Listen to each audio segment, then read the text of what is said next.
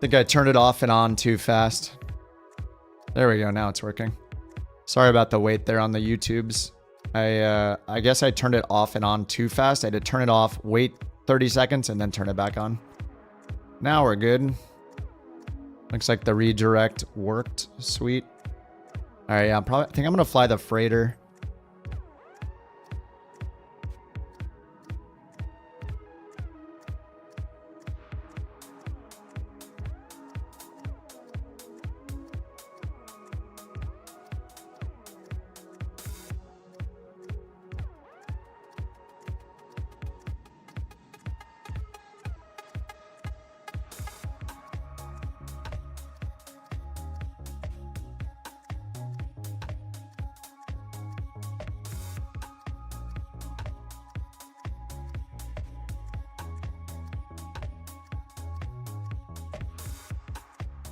All right, there we go.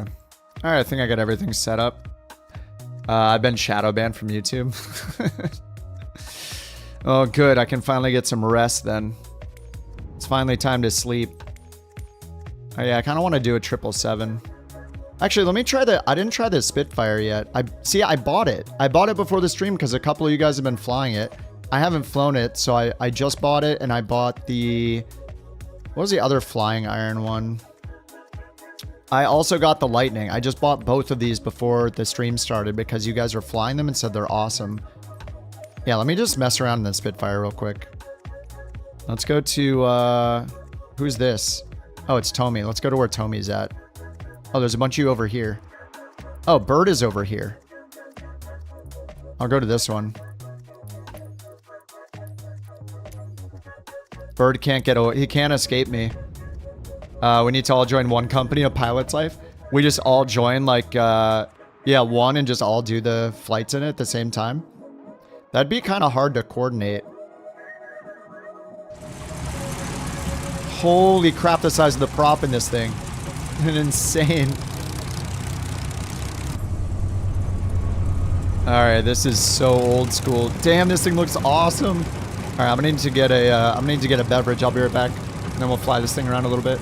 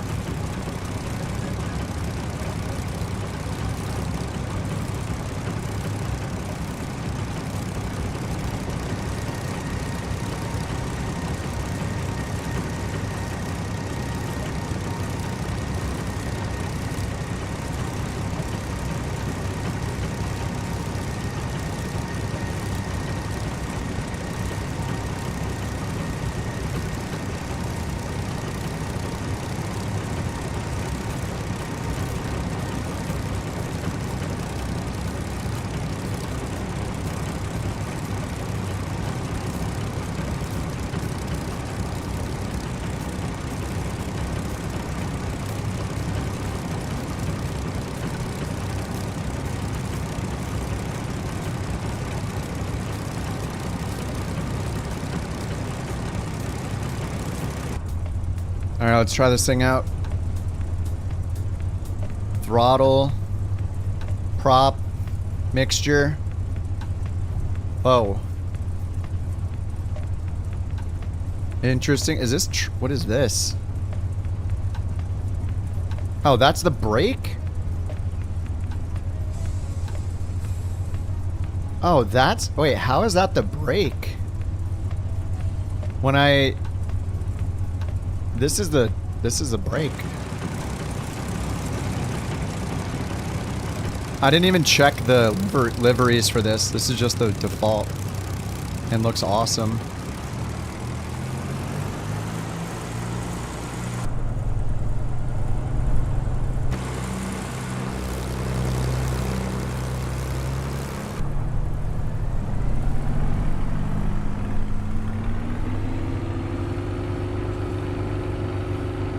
Whoa! What? Oh my god. Holy crap. What is happening? The crosswind. Good god.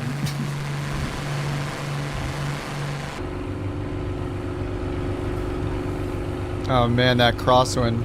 And we're back. What's up, Adam? Alright, we have trim on this somewhere. That's landing gear up and down. Okay, oil.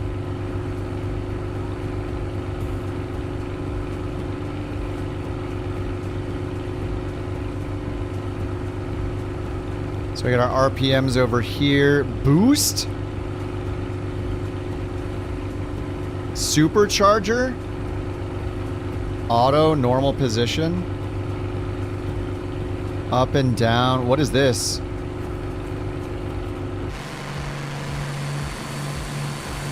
Oh my god, this thing is beautiful. Holy crap. I don't know what this is.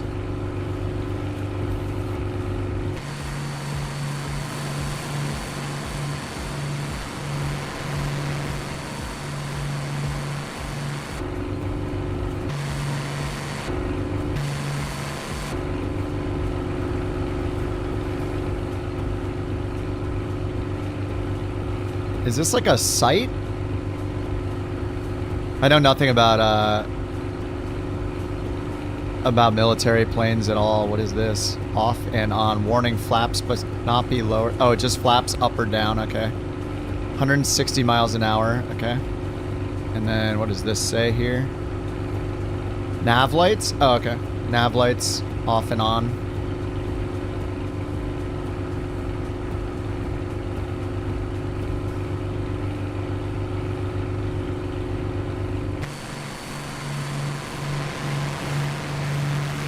Dude, this thing is so cool. What's up, Underdog? Where? Oh, I just loaded in the same airport that Bird was still at.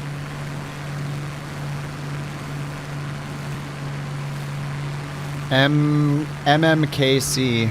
MMKC.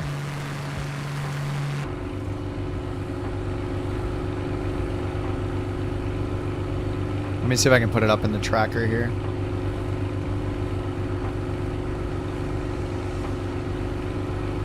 Oh no, MMKC is not in the database, so I can't.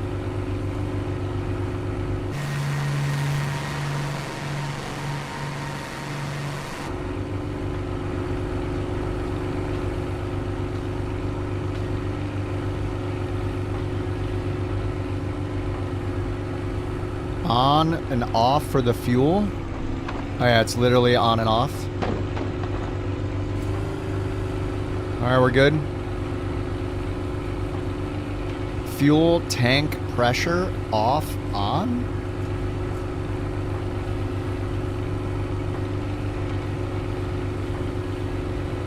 Chassis.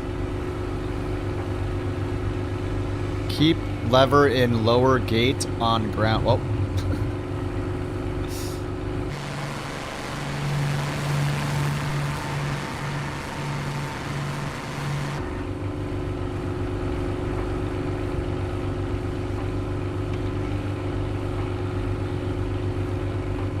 I don't know what this does. It says lower on ground.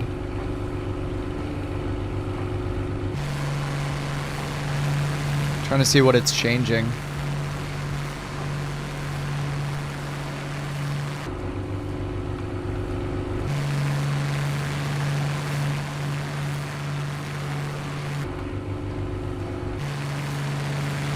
Yeah, I'm not sure what it's changing. Yeah, this thing looks incredible. Everybody said it was awesome.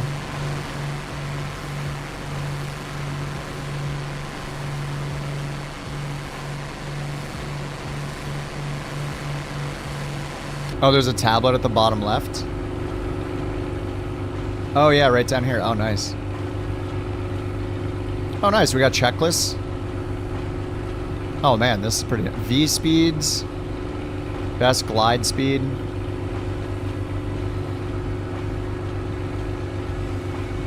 What's our speed in knots? Okay. Speeds in knots on this one. I assume some of the liveries maybe have miles per hour instead. Live data.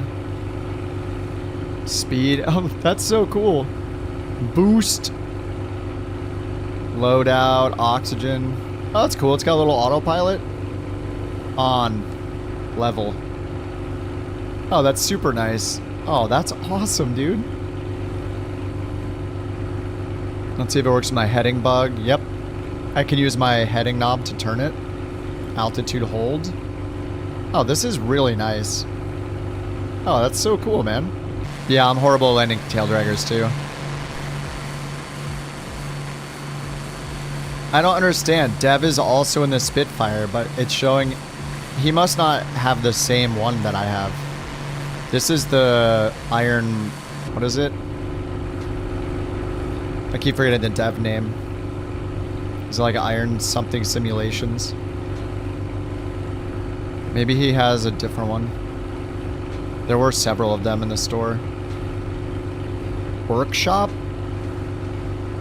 Oh, is this for failures maybe?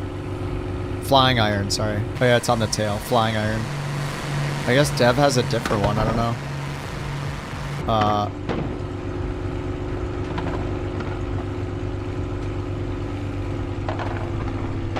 What? What's happening?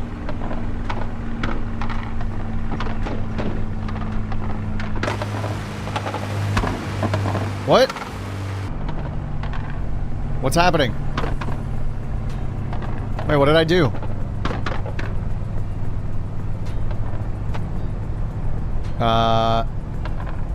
Oh, I'm out of fuel. Wait, how am I out of fuel already?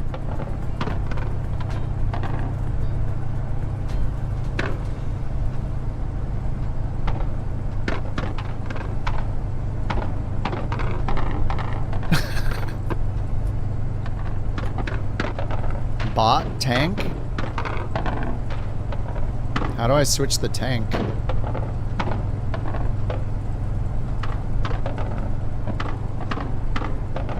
Magnetos.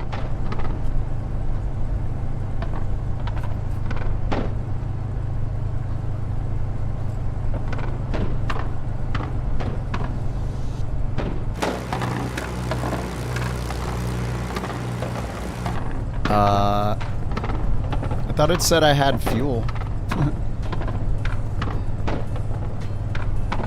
Keto heap. Rad flap? Carb air. Normal. Wait, I do have fuel. What have I done?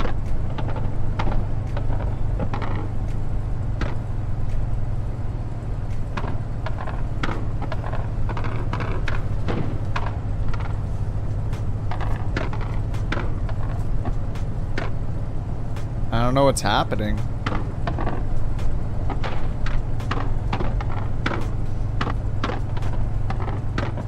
I don't know why this says fuel 0. And then if I hit bot tank, it shows fuel.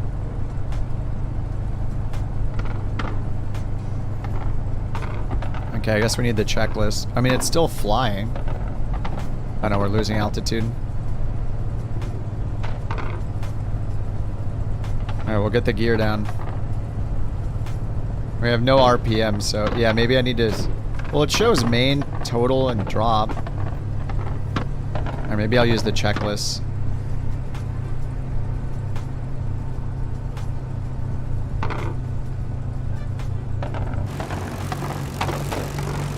The gear didn't come down. Oh, the gear won't come down.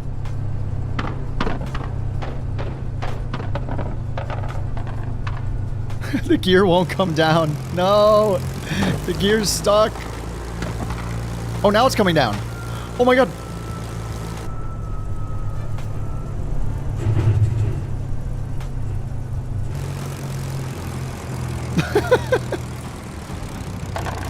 I pulled a mixture. Oh! Alright, I gotta turn off, like... elevate... Oh, the prop actually bends. Dude, that's so cool. Alright, let me try again with a different livery and let me read the checklist this time.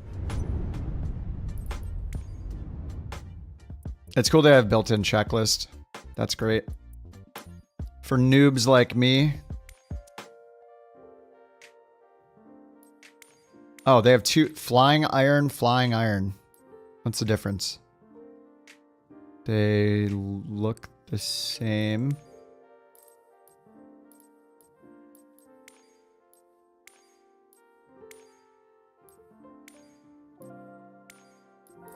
Dude, these are so cool. Ooh. This one.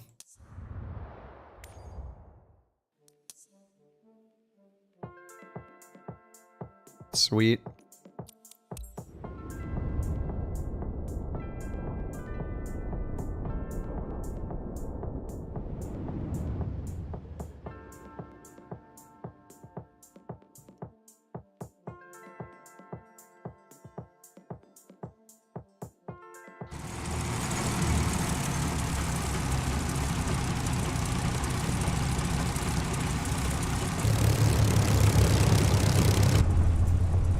Alright, let me check the checklist this time. Alright, engine start's already done, so we'll assume all this is set up. Take off. Throttle to +6. Is that the boost? I assume +6 is this boost number, which is right there. Lift off at 100 to 120. Landing gear raise. Elevator and trim. Door locked, canopy closed. Let's see where those are. So there's this chassis. This says before using CO2 set to down. What?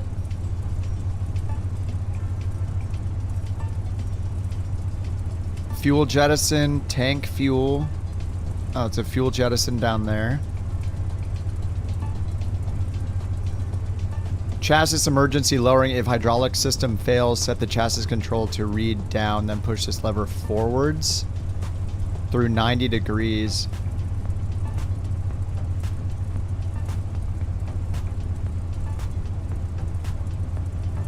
What is this?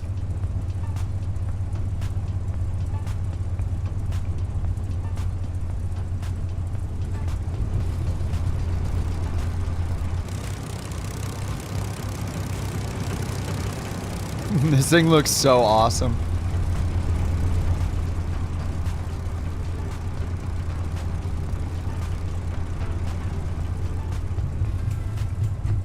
So, I wonder if it locks it automatically? Or if there's a lock somewhere. Oh, is this the lock? That looks like the lock. Let's see if it moves. No. Is this a door? Oh, it's a door. Oh, nice. Looks like that locked automatically. That's cool. Oh, maybe it didn't. Oh, there we go. Now it's locked. Now we can close. That's awesome. You're acting like I don't fly World War II planes every day? Yeah. Listen.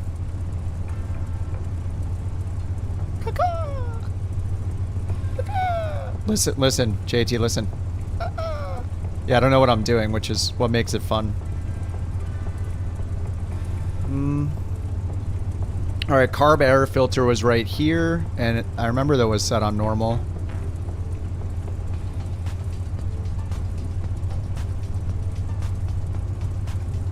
Was it down here? Yeah, it's right here. So that's filter in operation, if we need that. Landing gear raise, retrim lock. Okay, carb normal. Fuel booster pump off, which I think is this. It says fuel tank pressure.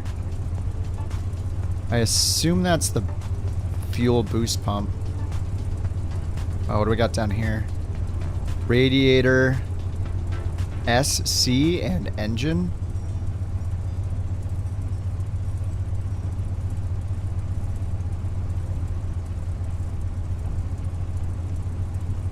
Okay, floodlights, boost coil, engine starter. This is our fuel on-off selector. We have a compass down there. Old school attitude indicator.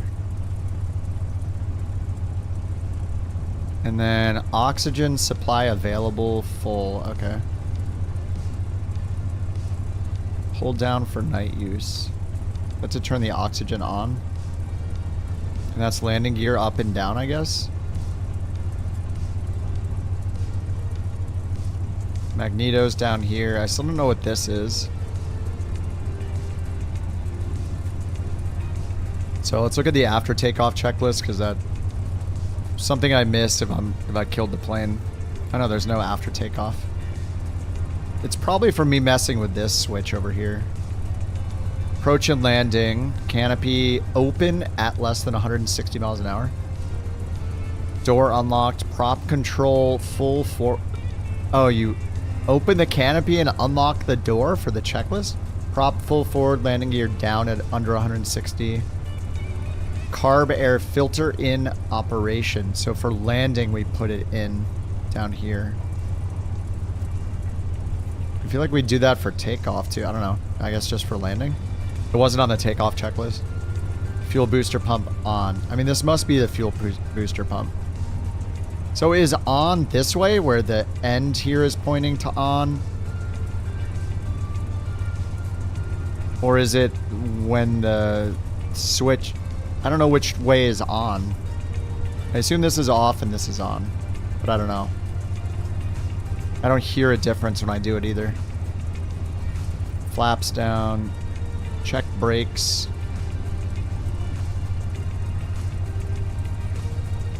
Rotation speed. 87 knots. VY 156. Alright. Oh, let's take off again. Ground loop number 2. Whoa. Okay.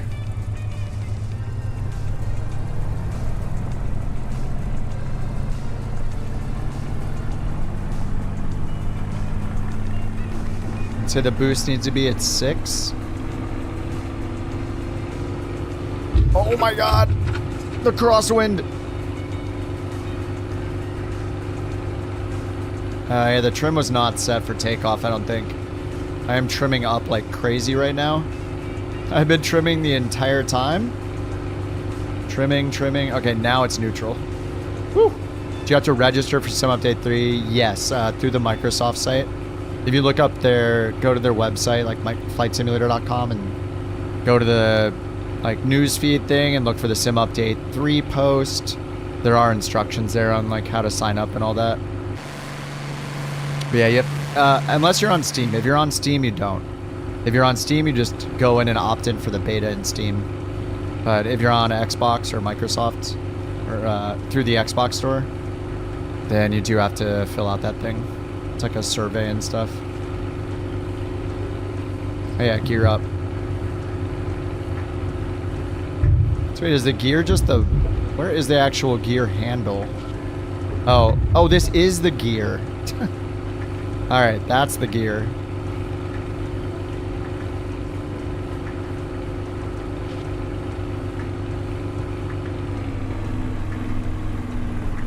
I'll pull the RPMs back a little bit, I guess.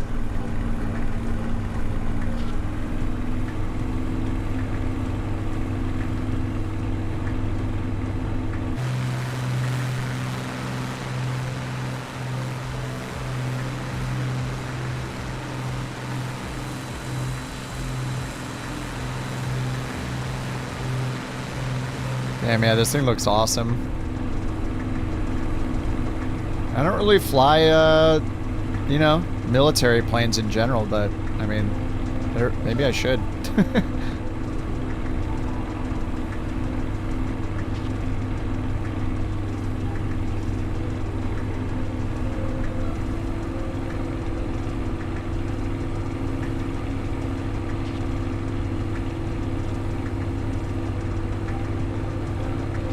Oh, is this knots on the inside? So is that 130, 135, 140?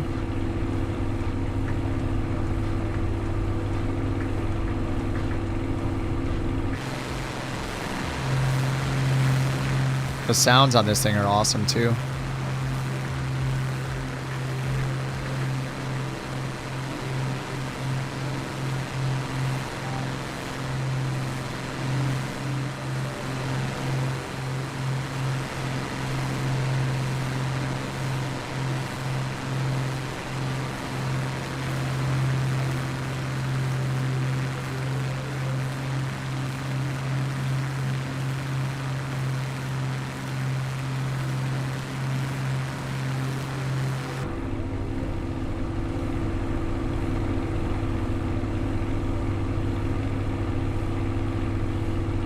Sister, what's up, Straubs? My sister's in the chat. I would say behave, but she's probably the one to misbehave, so. What's up, Nick? How you doing?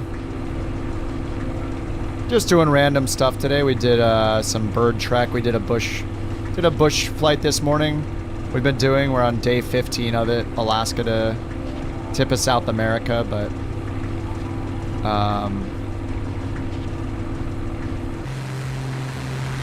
it's been a couple of weeks since we did a leg, so we did a leg tonight. And now I just grabbed this two flying iron planes, the Spitfire and the Lightning. So I'm just flying these around a little bit before I probably do some airliner stuff. I just want to fly the 777 again.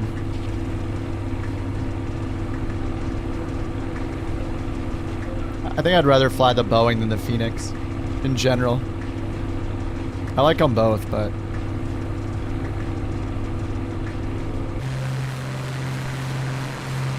oh, it sounds good in person. Yeah, I don't really fly the like just military planes at all. So this is very, very out of my wheelhouse. But yeah, it's beautiful. This thing is awesome.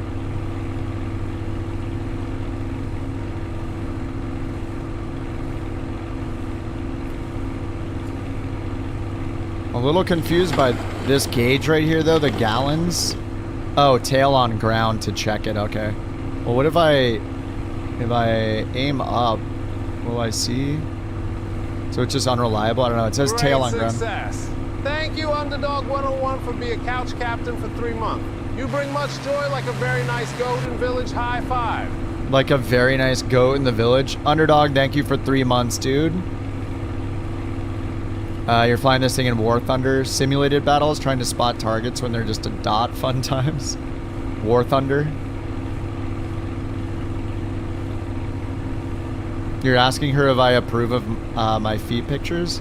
You're asking her about my real life job? Right off the bat? That's the first question. Rock, thank you for 14 months, dude. 14 months, holy crap. That's pretty much forever. Oh yeah, let's see if they have any good fixed cameras on this dude.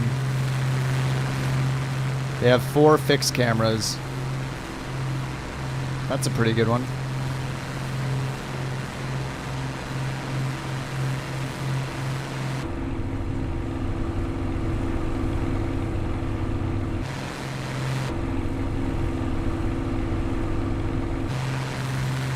Oh, they have more than 4. Oh, nice. Hey, that's a good one. Okay. Yeah, they have like 5 or 6. Wait, let's see. This is 1, 2, 3, 4, 5. Oh, they have 5. Come and visit you with some of the toe pick money. Toe pick. You want me to get on an airplane in real life? Oh, the red buttons on the left are for radio channels. You program in the EFB. Oh, I see. I thought it was going to be like smoke trail or something like that. Different color combinations.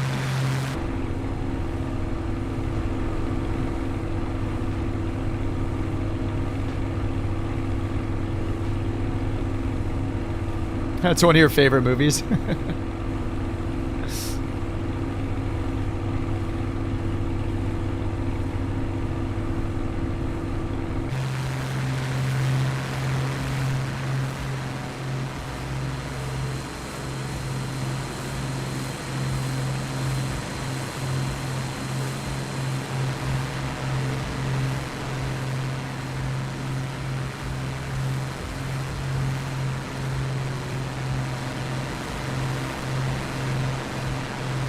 Going full vertical.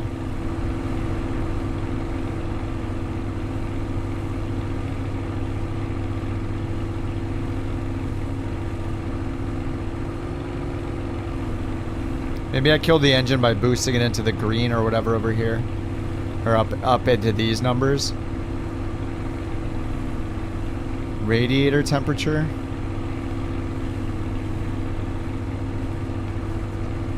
Be cool if this had guns on it like that other one. What was that plane that had the actual weapons on it? This is a brake, which is very interesting. No toe brakes. This is the brake. You can see the brake pressure go up. Oh, you can hear it too.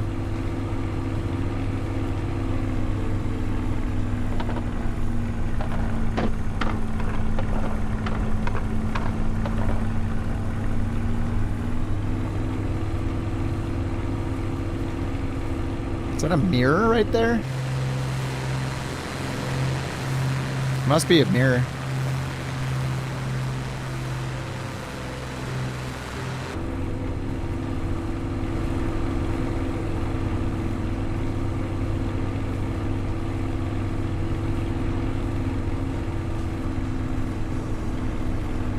That's shift 1, shift 2, 3.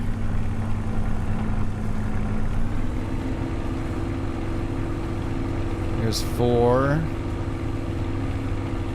5, that's pretty good.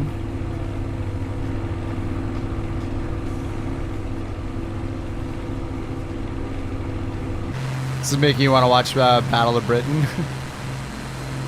Oh man, you know what I want to watch is, I haven't seen this movie in so long, The Longest Day.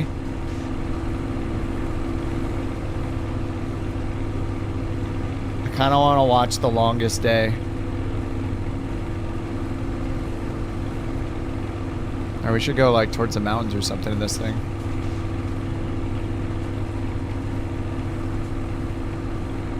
You're going to play Rivals? Alright, Strubs. Bye, sister. Good luck in your matches. Are you playing ranked? Is that what's happening? Is that the you should play with me emote? You should come and play Rivals emote? I just cracked a beverage and I got some more flying to do. You grinded for a while. You like Marvel, you like Rivals way better than Deadlock?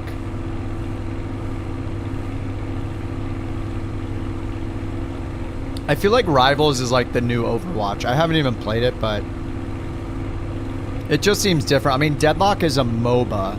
It's meant to feel more like Dota and League, whereas Rivals is more like... My perception is it's way more like something like Overwatch. There's no casual on Deadlock? Oh, really? That's new. What? What are these power lines doing?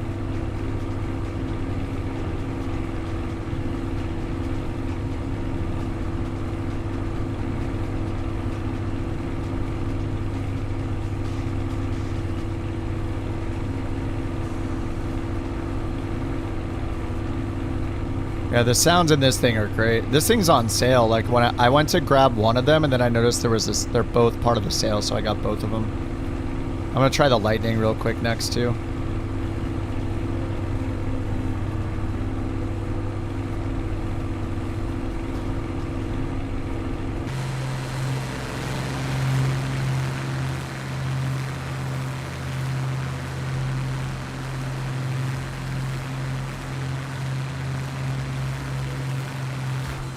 Oh no! Right, there's damage. RIP. GG, gents.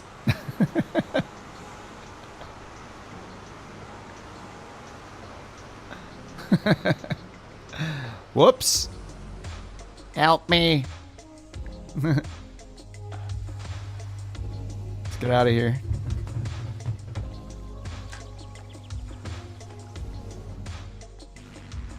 No.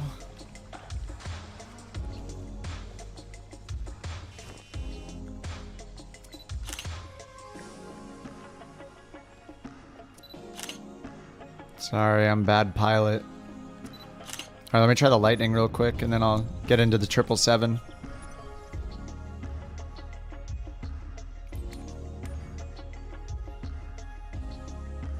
Iron. The P-38, one of you guys was flying this yesterday, I think.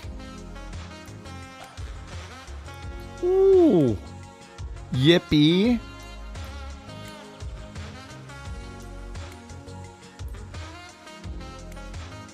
The Flying Dutchman. Itsy bitsy. Wishful thinking. The California cutie. That's me. Alright, I like the second one. This one. The flying iron. This looks awesome.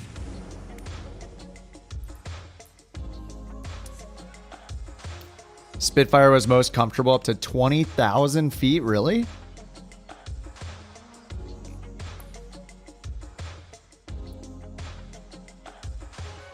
Oh, where were we? Was it like MMCX? Is this it? Oh, I don't see anybody on the map. Where were we? We were just over the border. We were like up here. Chihuahua? It was in Chihuahua. It doesn't show anybody right now. Do you guys know what the code was? MMKC. Okay, thanks, Tommy. MMKC.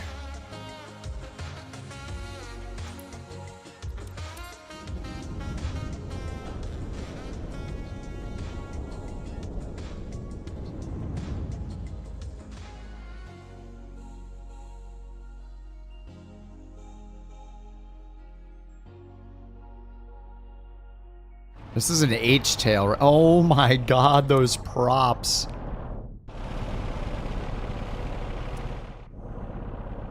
Yeah, I got out and back in so I could track it in bird mod. It'll remember the stuff.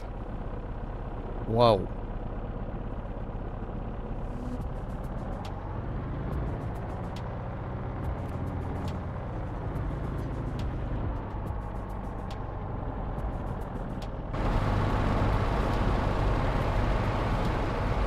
We only have differential braking in this thing? What is this? It was notorious for killing its pilots?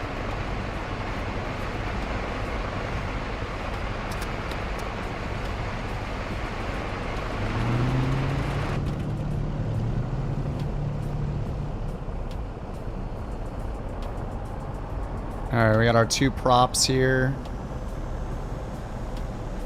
Double mixture. What is this right here? Okay, I gotta put the parking brake on. Okay, there is a little parking brake down here. Let me look around real quick. Shift 1.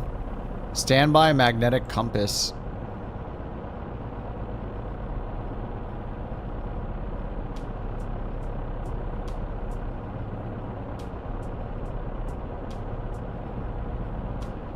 Okay, we got our manifold pressure, our RPMs. Coolant, carb air, fuel and oil, left and right. All right. These are the engine starters. Landing light, gun heater, gun heaters, primers, and I guess this is our fuel selector. Oh, sorry, the magnetos. Bolts, okay. Friction control. Oh, air filter? Air filter on or off. There's our elevator trim.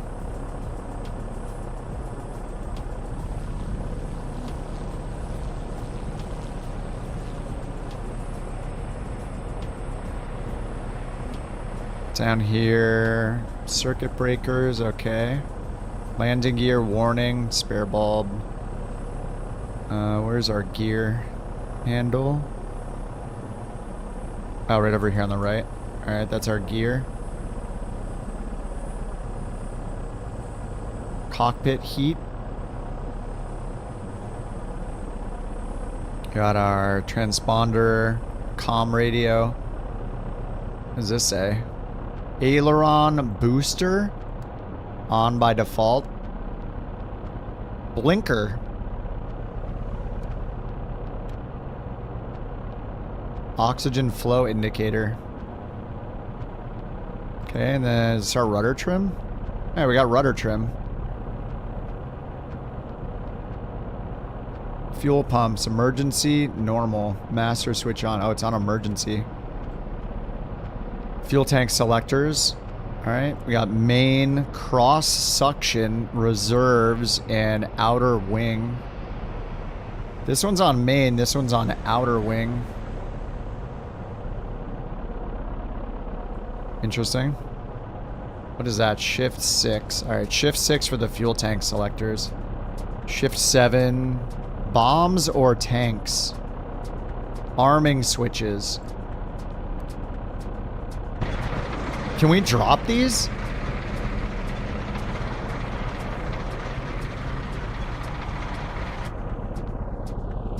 Gotta warm up the guns.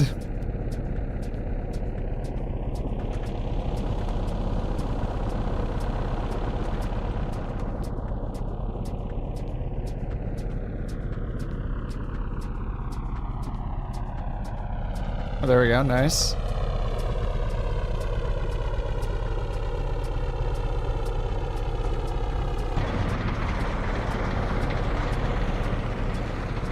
Dude, I love the all metal. Wait, what the heck? Looks like landing gear on the top. What is that? What? Why does this look like landing gear? We can land upside down with this thing?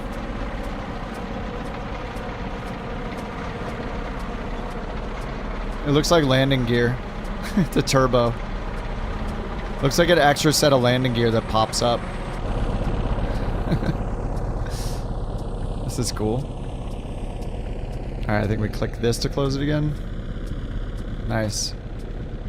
Give it a good old lock. Oh, whoops. Can I close this still? Okay, we're good. Nice.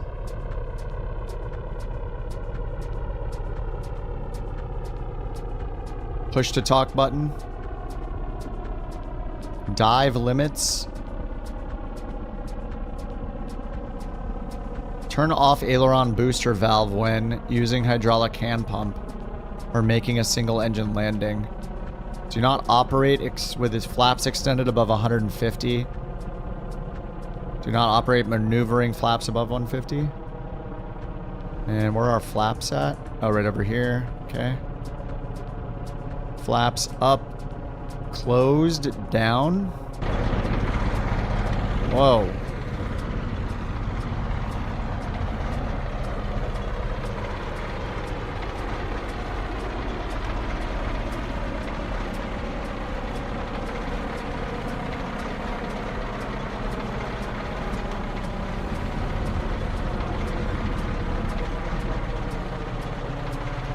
Cool. What's up, Deadly? Lurking while you audit? Oh, here's the gear. Gear's down here. Okay, that's gear up and gear down. That's flaps. Okay. Gear down here. Alright, sweet. I think I should finally fly it maybe a little bit. I'm gonna butcher the takeoff. There are good reasons its design didn't go further than this one plane.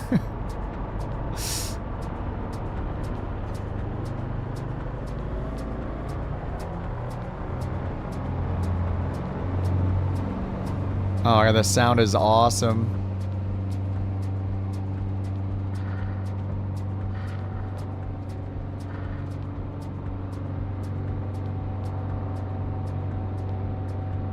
Oh, it's getting choppy. I think it's because of the wake turbulence. Let me turn that off. Alright, wake turbulence off. Oh, yeah. Alright, gear up.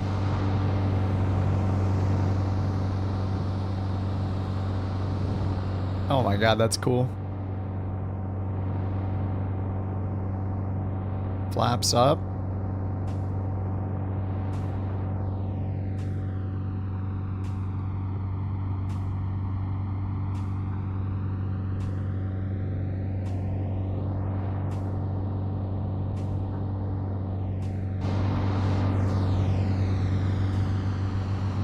Dev, look at us. We're beautiful. Did you choose the same livery, Dev, or is it just showing my livery?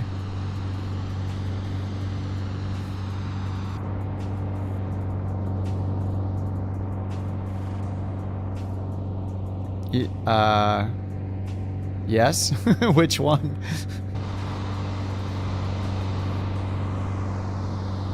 You chose the same livery?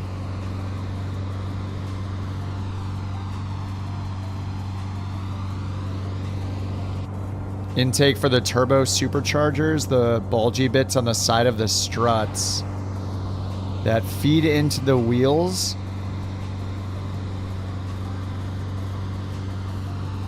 Which feed the wheel looking bit on top. Oh, right here. Oh, up here? Wait, is this is the intake? Or this looks like an intake. I don't know. Yeah, right up here.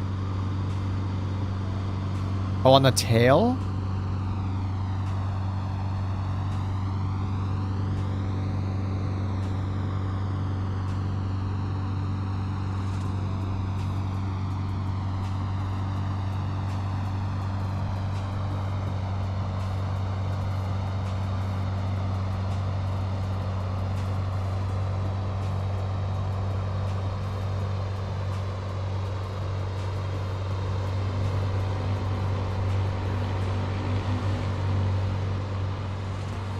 Oh, right here, these guys. She's called the Black Widow. Can you actually drop? Yeah, this is how you fly it. This is what it looks like after. This is what it looks like on your second flight. After you know how to fly the thing, this is what you can do. I'm new, so I can't. After one flight, look how talented he is. Do a barrel roll? Can we do a barrel roll?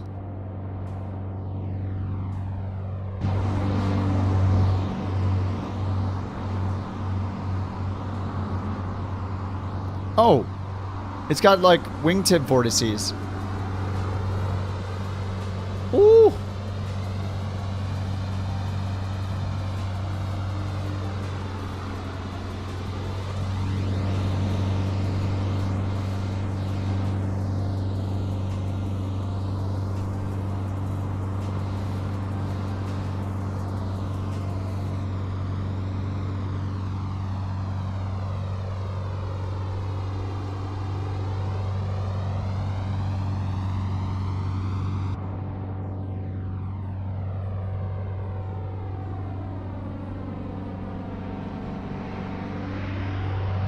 This thing is rad, dude. Yeah, this thing is really fun.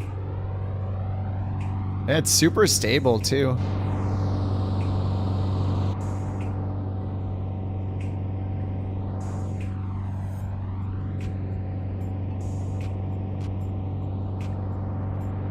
So let me open the canopy. Oh! It just broke off. That's such a cool detail. Do a loop.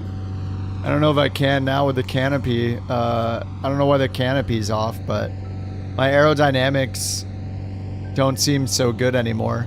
Look, it's shaking a bit. For some reason, it's a little less stable than it used to be.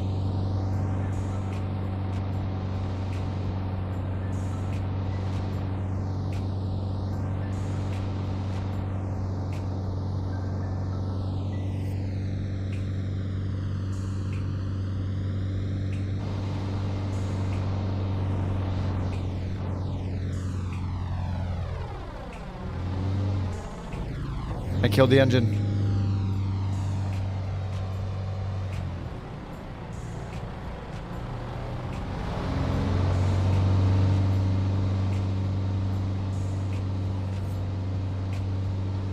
Yeah, it's doing this stuttering since the canopy is dead. Can I get a new canopy, please?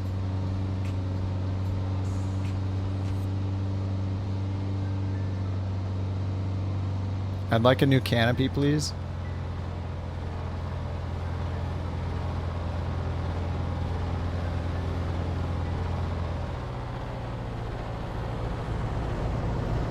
This is its happy place for the RPMs. Man, this thing is so cool looking. What an awesome plane.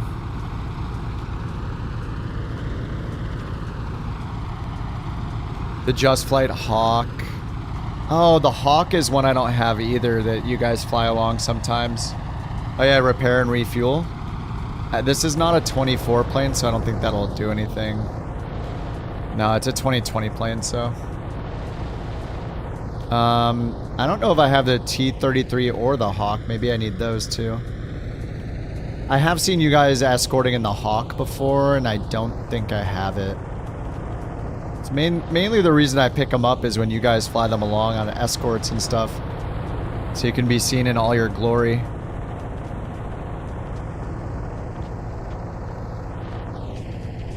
This thing is really, really cool. I like this plane a lot. They're both incredible.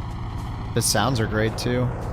I love that I opened the canopy and it just broke off.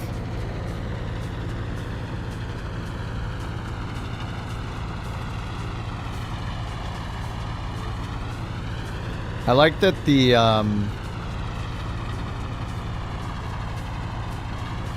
Spitfire has a little autopilot too. That just makes it really nice, so you can go longer distances, go AFK, you know, use the facilities, you know, take the dog for a walk, still make progress. What's up, Cookie? Sim Update 3. It's been pretty good for me overall. It's not so bad that I want to switch back to Sim Update 2. If you fly at nighttime and you do not fly in career mode, I think it's worth trying Sim Update 3. The nighttime light distances, runway lighting, taxiway lighting is all super improved.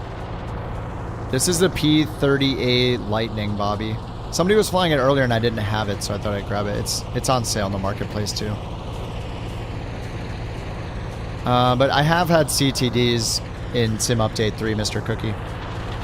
It hasn't been that horrible, though. It's not so bad that I feel like I need to go back to Sim Update 2. But the multiplayer and the career mode are separate. So if you're using multiplayer with people on Sim Update 2, you're going to want to... You won't see them in Sim Update 3. And if you're trying to use your flight sim career mode, the built-in one... Oh, there is autopilot on this? Is there a little tablet or something? Anyway, that's cool if it does. It has a little retrofit autopilot somewhere. And yeah, if you're doing career mode, you'll want to stay with Sim Update 2. How do I drop the bombs? Or the tanks, I guess.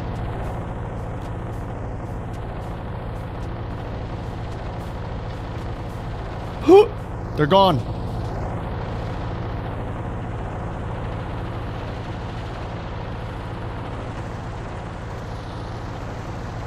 I dropped my fuel tanks.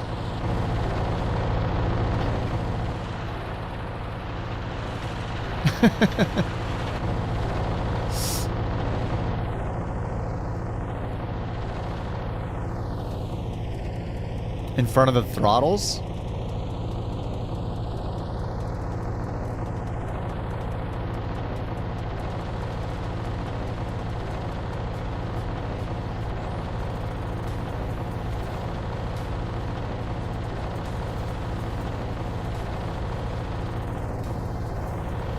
Where's the autopilot in this thing? Is there a little tablet? Or does it have an actual autopilot? Let's see, we got brake.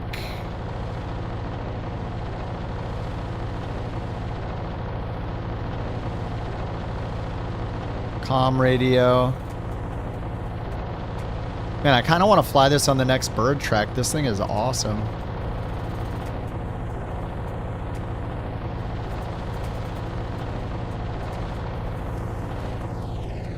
Just to the left of the red levers on the left side. What is this?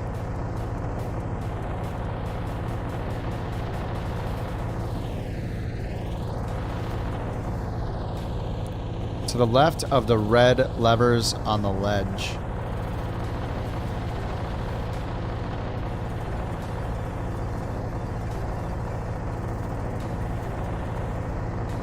It's a lot of red levers.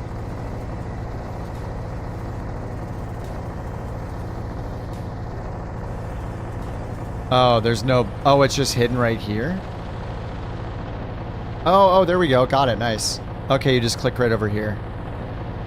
Oh, the tablet is back there. I wonder if you can click that too. Oh, okay. You can just click the tablet. Okay, I got you. Nice.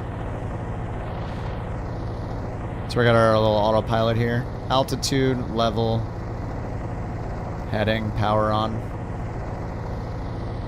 Oh, that's so nice. I love when they, even though it's not realistic, like this is stuff that, you know, people on Reddit would cry about that's unrealistic. But dude, how cool is it that you can like turn on the autopilot and chill? I love it. That's a great addition. This thing is really nice too. It's easy to use. I mean, you just turn it on, you can level off. You can choose a heading and just click, change the heading. Is it gonna climb for me, I wonder? Let's give it some power. Yeah, it looks like it even does a simple climb and descend for you automatically. Or do I have to control it with pitch trim maybe? No, it's doing the pitch trim automatically. Then you can take your glamour shots. That's the best thing about autopilot. You can stare at your plane as long as you want. No worries.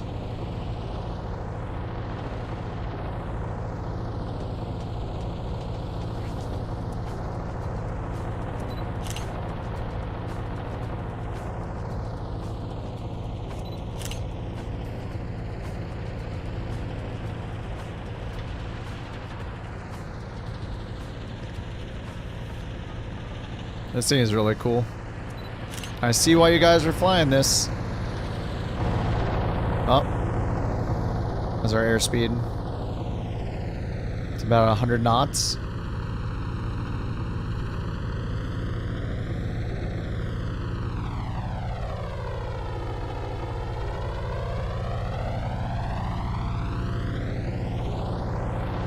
Now let's see if it levels off.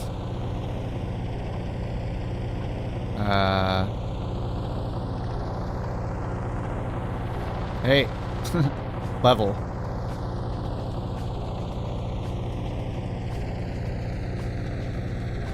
Unrealistic.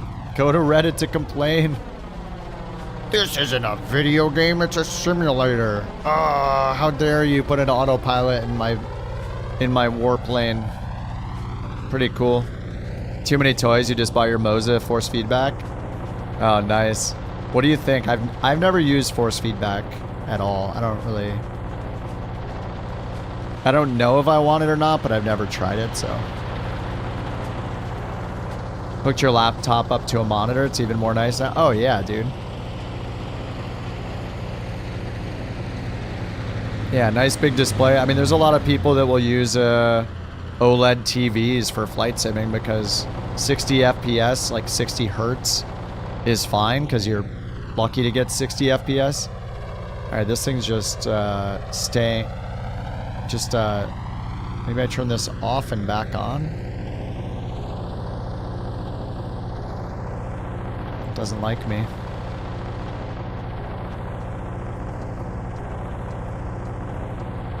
Okay, is it gonna hold the altitude? No. How do I get it to stop?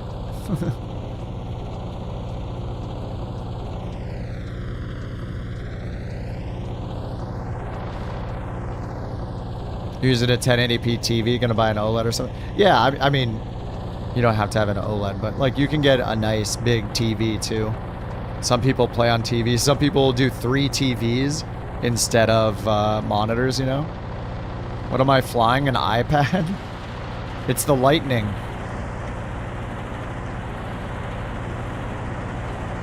Don't ask where the top of the canopy went.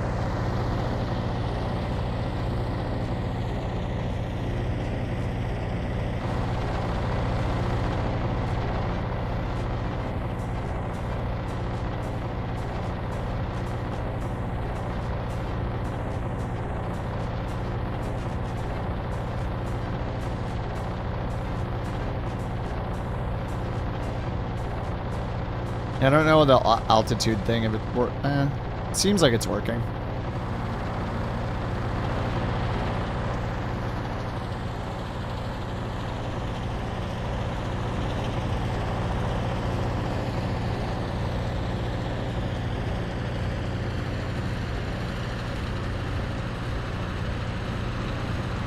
Tracks.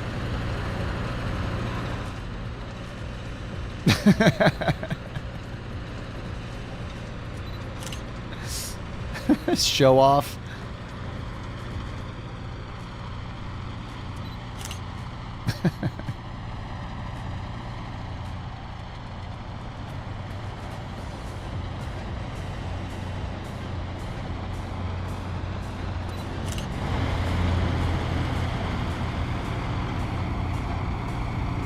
Or is there an airport nearby? Go set this thing down somewhere.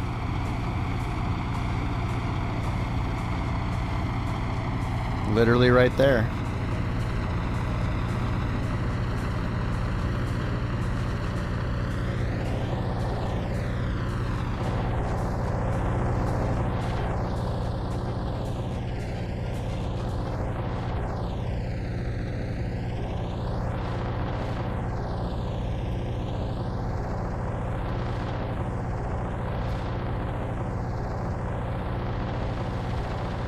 Where is it actually? Is that it? I don't think that's it. That's just a road. Over here?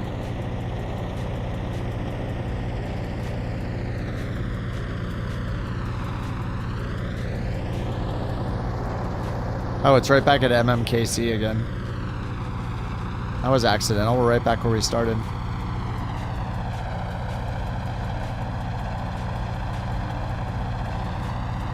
No, it's the lightning.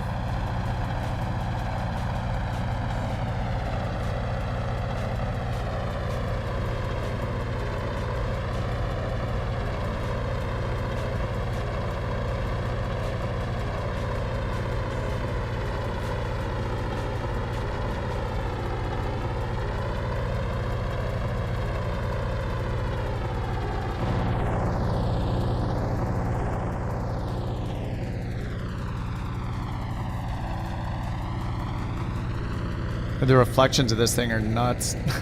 I can't see anything.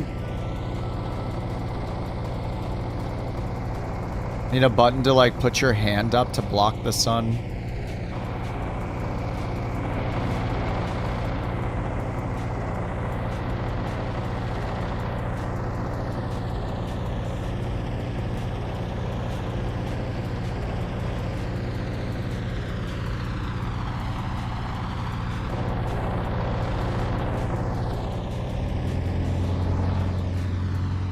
Yeah, the ghost hand. Engine wear? I doubt it. I don't know, there's something, it might, because there is something in the tablet. There's something in the tablet that shows statuses of different things, so it actually might.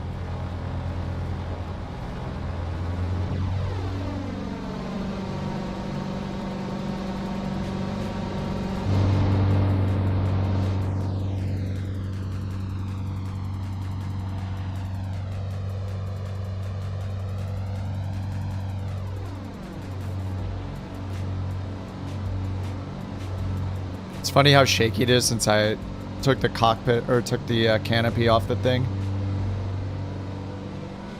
Predictions? No, we'll do one with the 777 though. Too many crabs.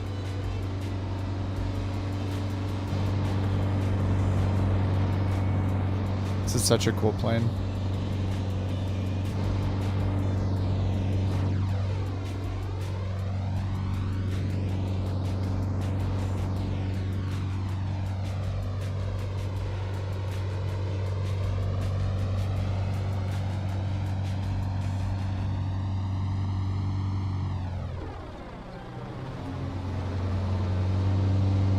And so the airspeed has a minimum of 100. It's just not going down.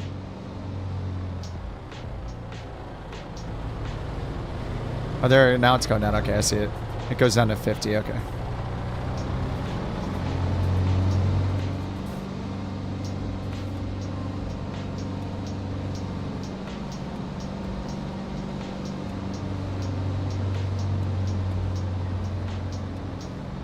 Whoa, whoa, whoa.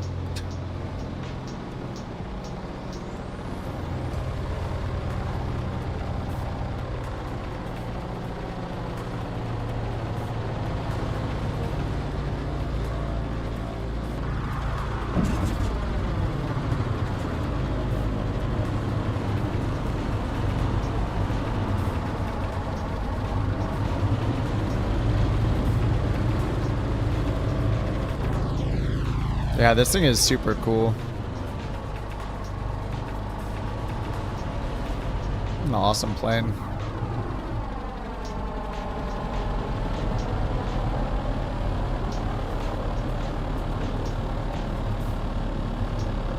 In the tablet, you can equip the GNS 430. Heck yeah. It's my kind of plane. Where's that under settings? Oh yeah, you can. Oh, there's a gun sight. Hide the yoke. Oh, dude, that's so cool. Yes, the retrofit. Is there a nav mode on the autopilot now? Okay, just heading mode. That's fair, that's fair. Tablet brightness. Oh, here you go. Dynamic engine stress, so it does have some realism settings. This is the Flying Iron Lightning. And then I was just trying the Spitfire too that they make. I don't know anything about these kind of planes, but it's still cool. Yeah, there's dynamic engine stress you can turn on here. Carb icing. So temperatures, RPMs, carb icing. How much is present, and it's shut down or temporarily fail at 100%. Pushback.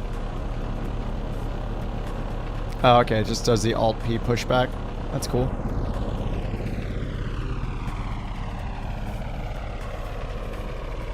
Yeah, this is a rad plane.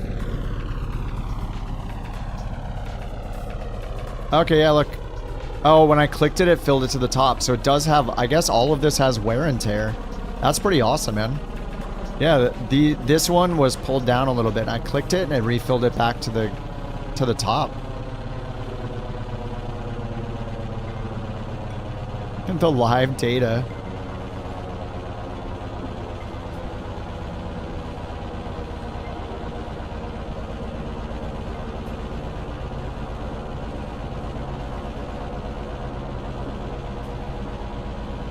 Above 10,000 check. Release drop tanks.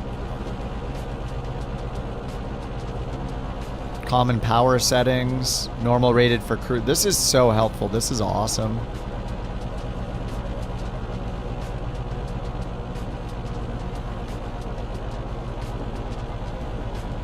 Dude, that's so cool. Man, maybe we should do a flight in these instead of the 777.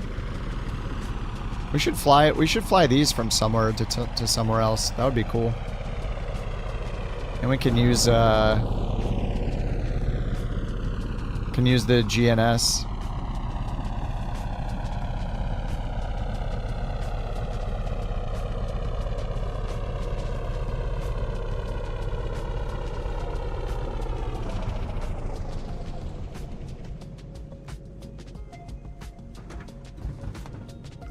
Gotta rearm.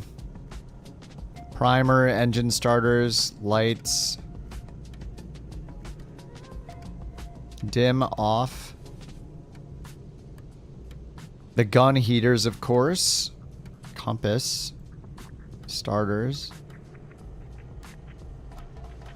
Okay, left.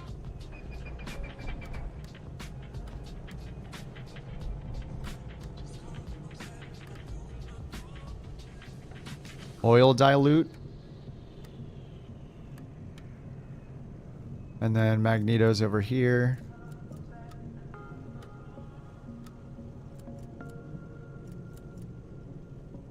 And then we had our fuel over there. Shift 6. Yeah, the fuel selectors. Whoops.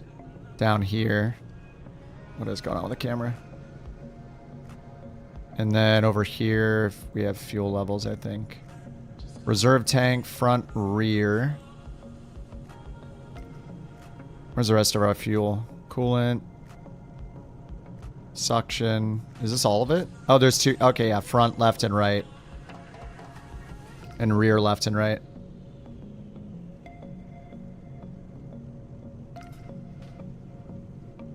Main tanks right here. Reserve tanks up there. Okay. Main, reserve, left, and right.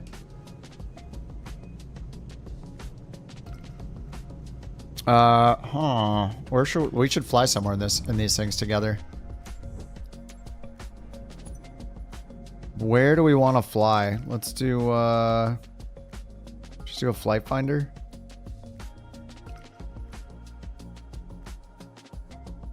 I want to fly this plane, like actually somewhere. And I'm going to use the autopilot quite a bit. Okay, stream.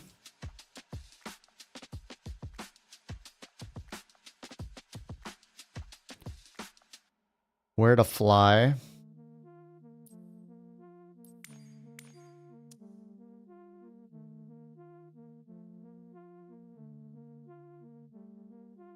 Now let me update the name of the plane. From the channel to Dunkirk.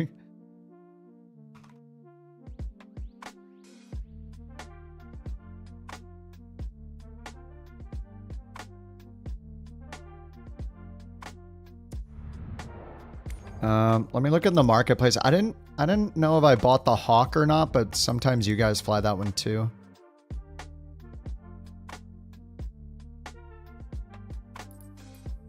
The Hawk T1. Oh, the Just Flight. Oh yeah, it's on sale. Dude, it's like almost half off. Oh, they updated it for 2024? Alrighty. On purchase, it includes the 2020 version of the item.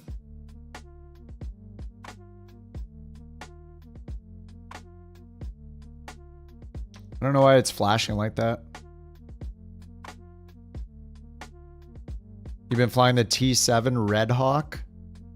Damn it. Just Flight's updating all this stuff. Yeah. They updated the Warrior, right? And the arrows.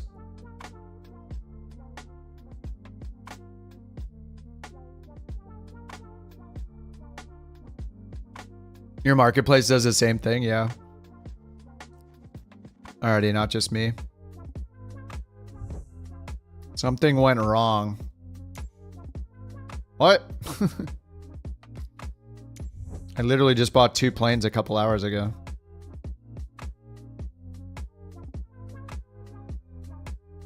Oh, it charged me for it too. Yeah, I got an alert on my phone. $29.99. Alright, it's the marketplace. It charged me, according to my phone. Oh, now I think it's working. YouTube shill bucks. Mm-hmm. Oh, and the Red Hawk? Top Mock Studio? No, I'm just gonna go with one of those. It's on sale, but that's a lot. Oh yeah, I had the Ghost Hawk. I have this one.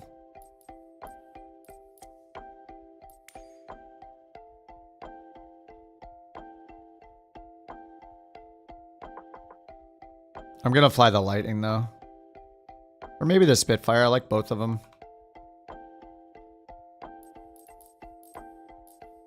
Hawk T1. Download.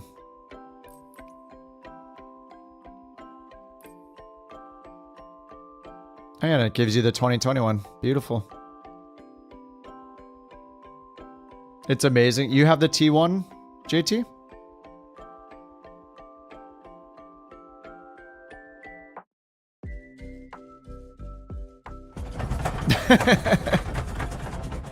Did I? BorkCoin had his credit card declined live on stream. Yeah. It got declined and they gave me the plane. It's hacks. They just handed me the plane. They felt bad for me.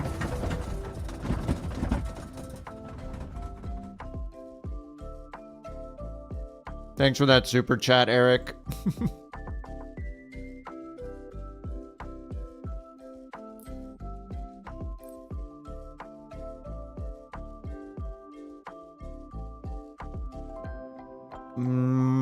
Sounds like Christmas music.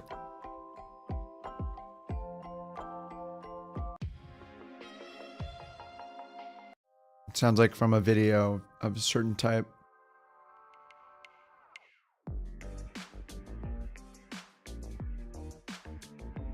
Tariffs.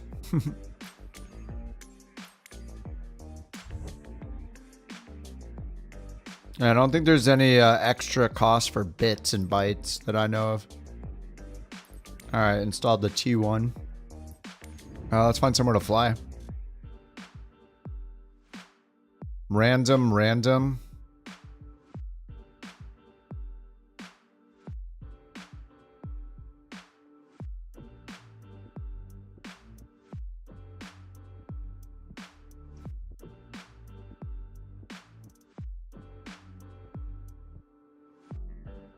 You want to fly him along across the English Channel? Somebody said.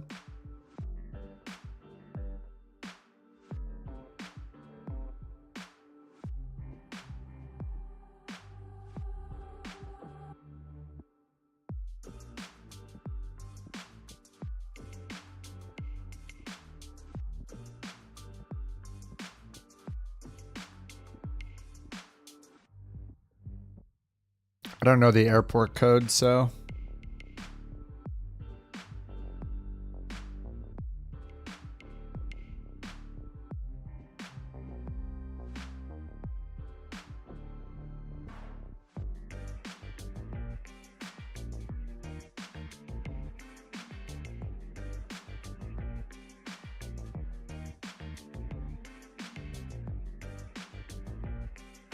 Alright, should we just do this? Oh, light rain.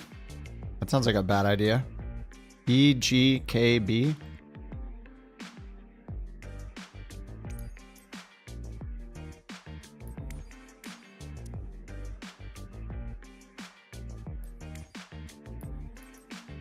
Should I fly the California Cutie? I'd rather have, I like the super dark ones. This is awesome. I think I'll do the Spitfire though. I like both of them. Yeah, I'm gonna do the Spitfire. I don't know the difference between these two. Oh, does this have like, are these, it's like bigger at the bottom? Is the whole plane larger? Oh, clipped wings. Oh, the wing length. Clipped wing. So it's more agile, I guess? Yeah, look at the wing length. It just looks bigger because it zooms in.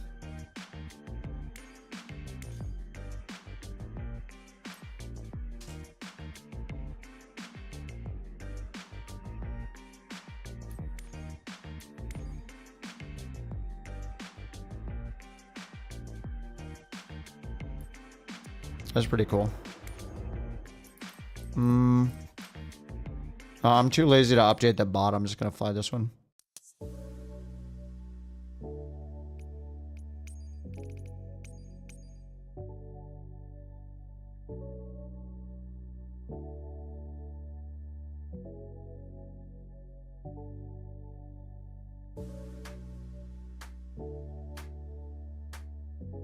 Maybe EBCI?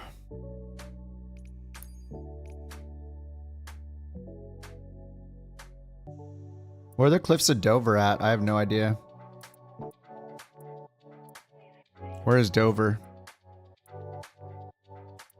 Is it on the southern coast? Oh, there it is right there. Oh, nice. We'll fly right past it. There we go.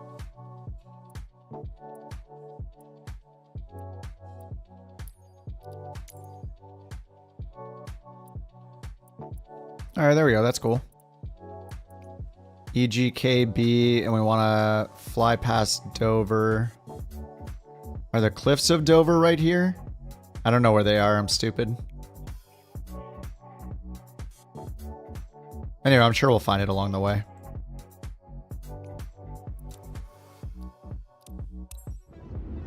$767? Is there a 767?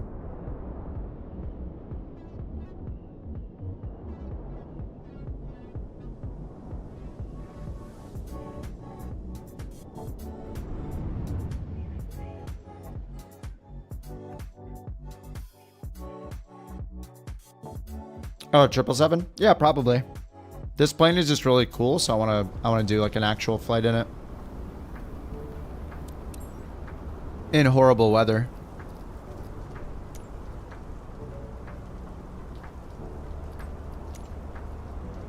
Is that a middle finger?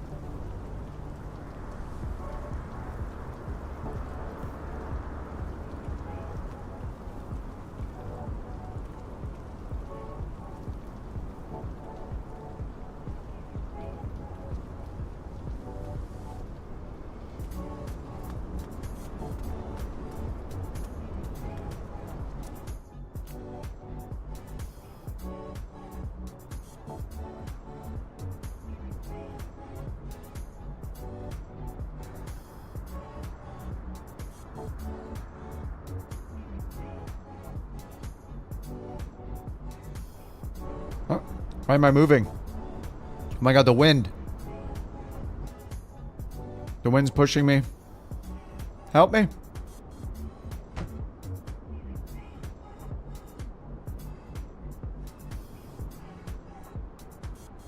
Alright, before start, parking brake. Set. Canopy close and lock. Done. Fuel selectors to reserve. Fuel selectors reserve on. Okay, reserve. Fuel pumps off. Throttles cracked. Let's crack the throttles.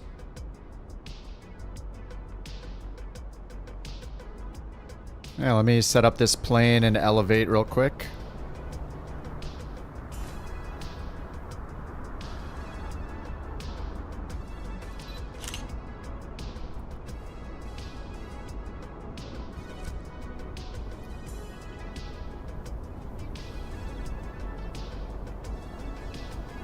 Okay, departure is EGKB.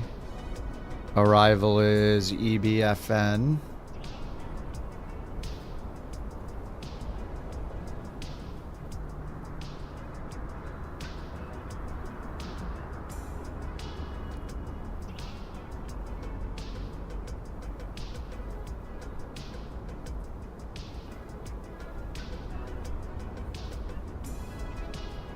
P38 Lightning. There we go.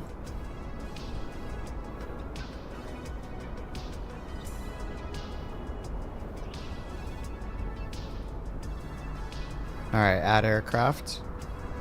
I'm just setting it up over here and elevate real quick.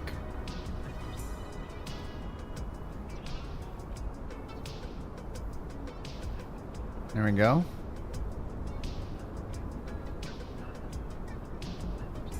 Upload image.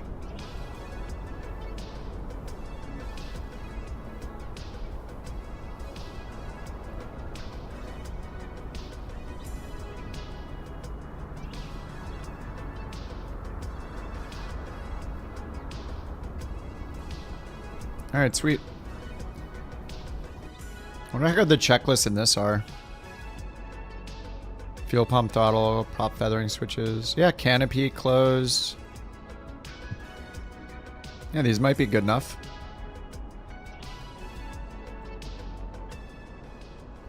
All right, before starting, engine, parking brake set, canopy closed, fuel selector reserved, fuel pumps off.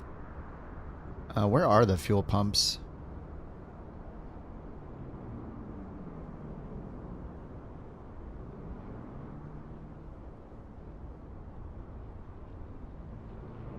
Automatic cooler. We got starters here.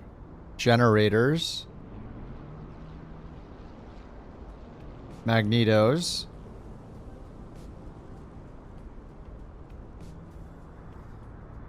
Where are the fuel pumps? They're down here. Oh, yeah, of course. There we go. Normal, emergency, master switch. Okay. Fuel pumps off. Throttles cracked. I just did that. Props are full forward. Mixture. Idle cut off, okay. Carb air filter. Oh, this works too. Nice. As required, I have no idea. We'll just leave it off. Prop feathering switch to normal. So closed is normal. Altimeter set. All right, we'll just hit comma. So that's set over here. Flaps are up. Dive recovery flaps up. Oh. I don't know which way is which. I'll just leave it where it was. Aileron booster turned on. And that's on by default. Okay, done. Engine start. Battery on. I think that's right above the magnetos. Oh no, it's down here. Alright, battery on. Magnetos both. Alright. Both and both. Generators on. Mixture full forward. Fuel pumps on. That's shift 6. Fuel pumps on. Left engine primer hold for 2 to 4 seconds. Primer. Okay. Done. Left engine, right engine primer. Left engine starter, hold up 5 seconds. And then left engine energizer. Left engine starter. What's left engine energizer? Oh, you do 1. And then 2.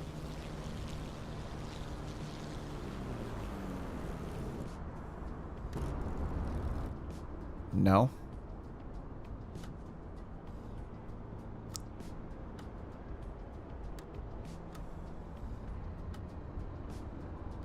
Oh, this needs to be turned on, doesn't it? Yeah. Okay, 1, 2, 3, 4, 1. Uh-oh. I don't know what I'm doing, guys. Left engine starter, hold up to 5 seconds. Left engine energizer, hold up to start.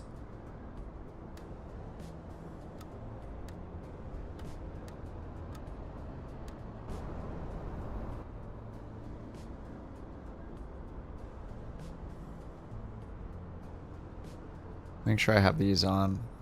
Oh, master magneto on. It did say that. And magnetos to both. And they're both on both. Yep.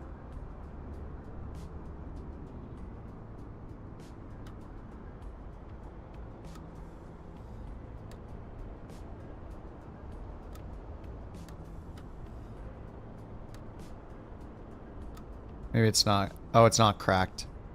I didn't crack the throttle. Let me prime it again. Now, do I pull this up or down? I don't see any gauges moving. Like a fuel flow gauge.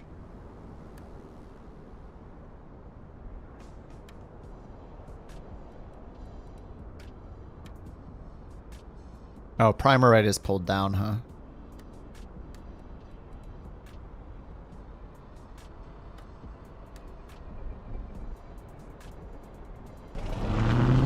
Oh, there we go. I think I didn't pull the primer down. I think I pulled it up.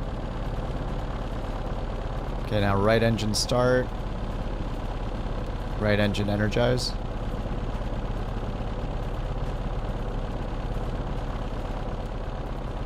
Need to crack the throttle more, maybe. Prime. Right start, right engage.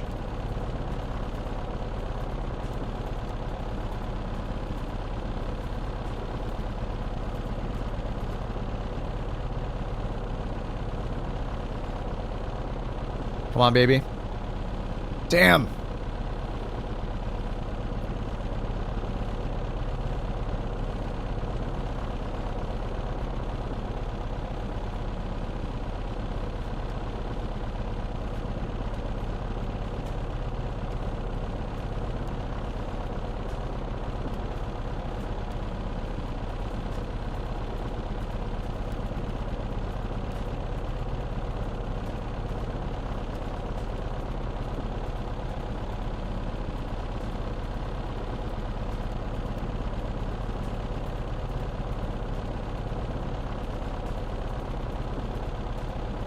Oh, it looked like it wanted to start so badly.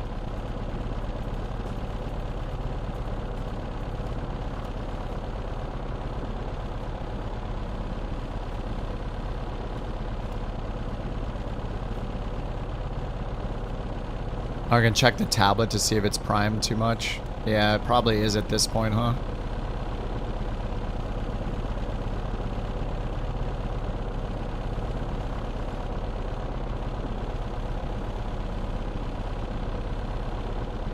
Live data, pressure, oil. Yeah, over primed. So I have to dilute then.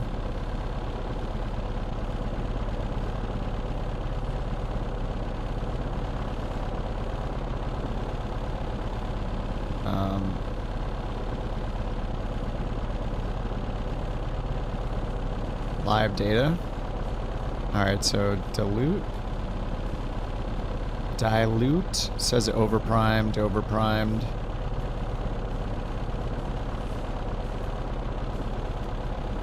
Dilutes for the oil. How do I unprime the right engine? If it's overprimed, how do I stop that? Just dry crank? Okay. So drop the mixture and energize right.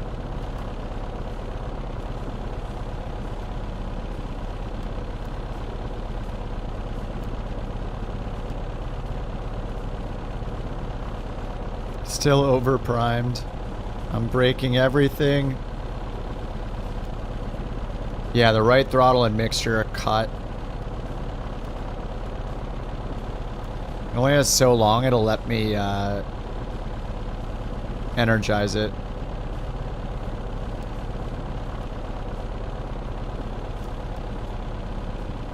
Enable nameplates. Alt 2 on your keyboard.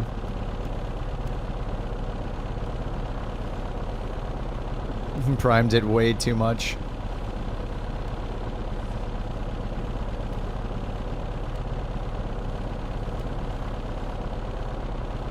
I'm learning here, okay?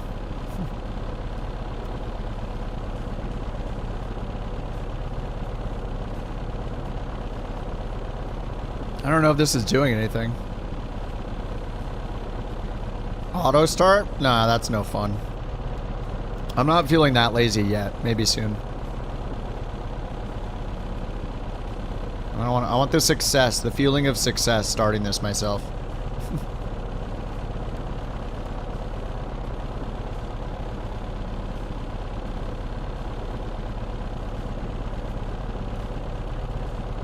Up to 10 minutes? What do you mean? There's no route, Johnny. We're gonna fly past Dover and then across the English Channel.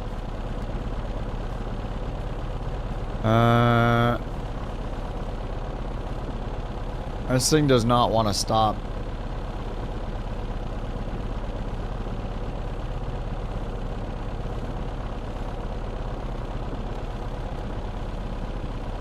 Whoops, I just hit the primer again. I killed it.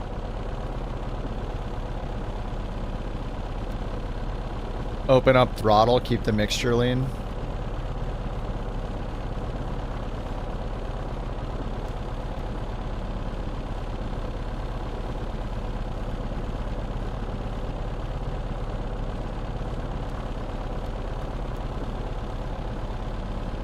Maybe I like killed it so much I have to go in here. No, maybe not. Oh, I hit the primer again. Don't overprime. We're already overprimed. We're past that. How to not... How do you get rid of an overprimed engine? Don't overprime the engine.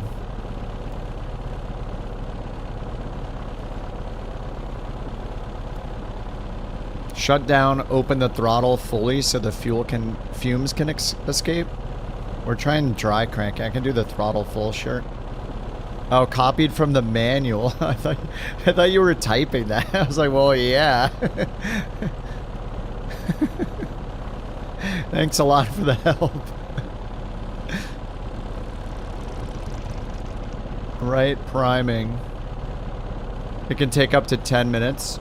Check the priming level. Yeah, I'm there right now. It just says overprimed. It doesn't... I don't think it says anything more than that, right?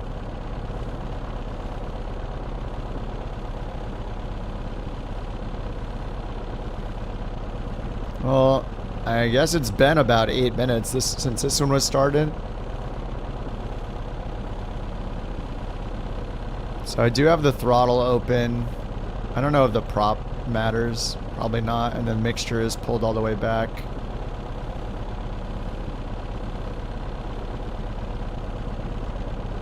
Mixture lean.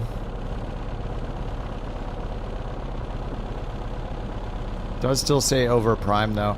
How do you know when you primed it too much or too little, you know? Oh, this is such a cool plane. I don't know I hardly know anything about a regular plane, let alone like an old school military plane, but yeah, this thing is really cool looking. It's really nice. I like it. I like that the developer added like modern features too for, you know, losers like me to use a GPS in it, you know?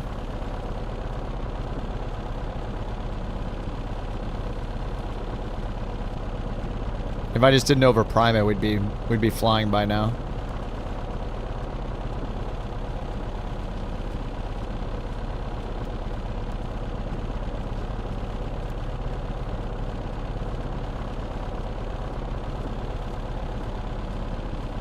It's probably like none of this actually does anything. It's literally just on a timer for 10 minutes. We're just waiting.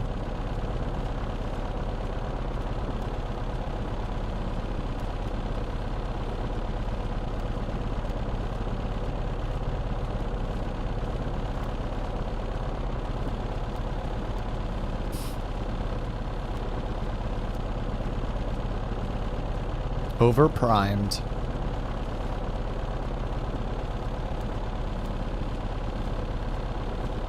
No, maybe I should just restart.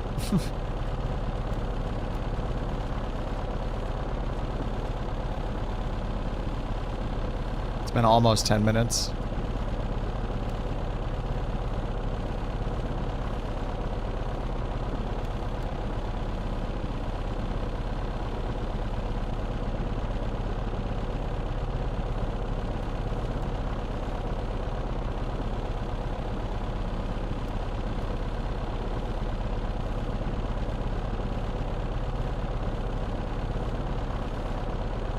I don't think it's gonna work. I don't know. Is there something else I can hit? I don't know. Coolant flap override. Do I need that? Flap closed. Off.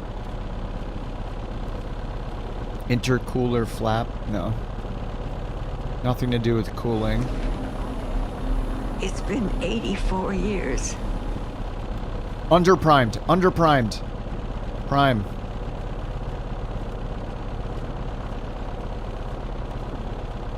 It was literally on a timer, wasn't it?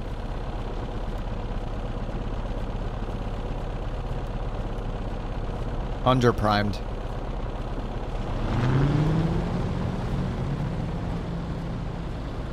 Yes. Oh my god, we did it! Oh, it's raining now too, nice. Alright, heck yeah. Oh my god, we did it! I think it was just on a timer. Underprimed, overprimed, and Amazon primed. Should I turn on the dynamic engine stresses so I break the plane? Probably. Who doesn't want to be embarrassed? Heck yeah. We did it. Alright, parking brake is still on. Let's go back to our EFB checklist. Starter's done, engine. Alright, we did that. After engine start. Pitot heat on. Is that down here? I think I saw it down heat. Oh, no, it's a little further back. Where's the pitot heat? 8, 9, 1, 2. Oh, right here. Pitot heat's on. We already have our gens on. Wing lights and tail lights to bright. Okay. Wing lights, tail lights, bright. Ooh. There they are. Done. Alright, landing light on.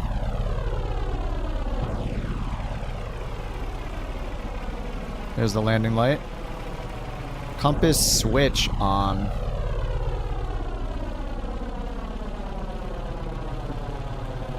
Gun heaters, soon. Coolant shutters, auto. Okay, yeah, they're on off by default. Oil shutters to auto. They're already on automatic. Intercooler shutters, open. Open, open. Okay. Release parking brake and then a run-up check. Heck yeah.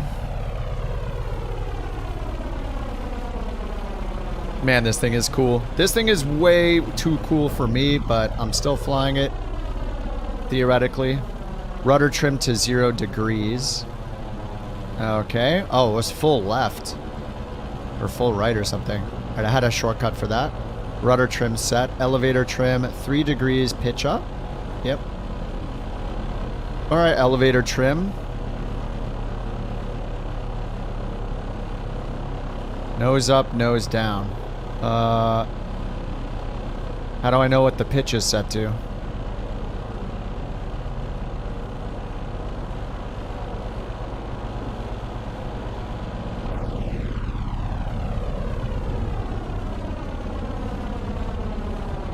Alright, that looks about neutral.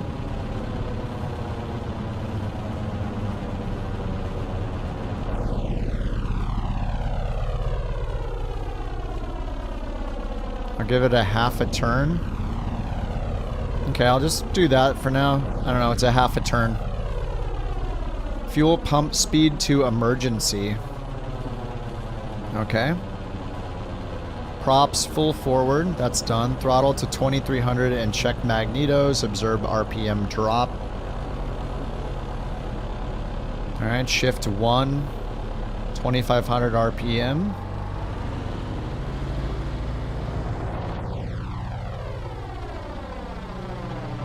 Okay, magneto check. We'll start with left. Yep, we got a drop. About the same on left and both. Back up. Right drop. Yep. Right. Left. Both. Beautiful. Alright, done. Check voltmeter, 28 volts. Where's the voltmeter? Oh, way over here. Yep. 28. Perfect. Ammeters 2x25. Right there, yeah. Exactly at 25. Window and canopy shut and lock. We already did that. Okay, sweet. Let's pull the throttle back. Rotate at 80 miles per hour. So over here we got our airspeed miles per hour. 50, 80s right around here. Lift off at 100. Raise the landing gear. Put the throttle to 45 manifold pressure within 14 seconds and 35 manifold pressure after 18 seconds. Okay, so it'll be like near 50, so then we bring it back to 45 and then back to the green. Okay, so red, in between the red and the green, and then into the green, which is... Oh, it looks like it's at, what, 35, right? Yeah, okay, into the green after 18 seconds. Climb at 155 to 175. So that's over here on the, pretty much the 3 o'clock position. 3 to 4 o'clock position over here. Okay, and then intercoolers get turned off. Okay. Alright, let's check all of this. Sweet. Okay, this is really cool. This is so different than what I normally do, so it's really fun. We're gonna turn the gun heaters on eventually, don't worry. Fantastic for general GA flight seeing. That's exactly how I felt as soon as... I mean, I just barely hopped in this thing. Yeah, this is really cool. Alrighty, which runway do we want to take off from here? Oh yeah, we also have... I retrofit the GNS in it, so let's just turn this on. So go to flight plan... Oh, it's got it in already. Sweet. So we're going EGK... B past Dover and then EBFN. I don't know. I just picked a random one across the channel. And let's check our weather. I mean, the weather sucks. We might want to turn on preset, but... Alright, it's got us going to runway 21 recommended with a 16 knot headwind, 6,000 foot runway. IFR, light rain up until 800 feet, overcast at 800 feet. Alright, sweet. Let's go over here to runway 21. Alright, parking brake off.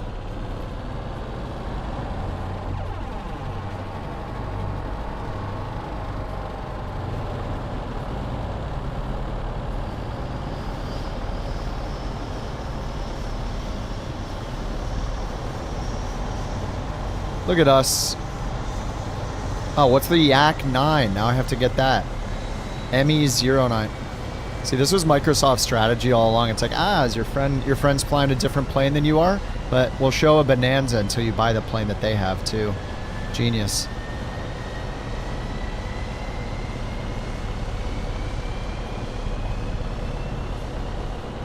You really wanted to hate this plane, but with a fully functional built-in checklist and other features, I guess it's alright. Yeah.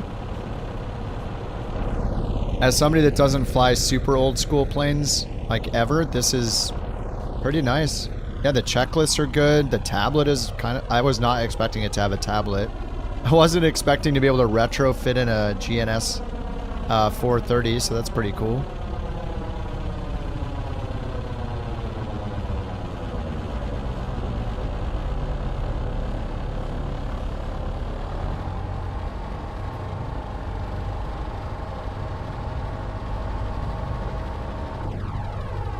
Oh, Dev, I see you in the Spitfire now. I think. Yeah, I mean, at least I see a tail dragger. It looks like the Spitfire.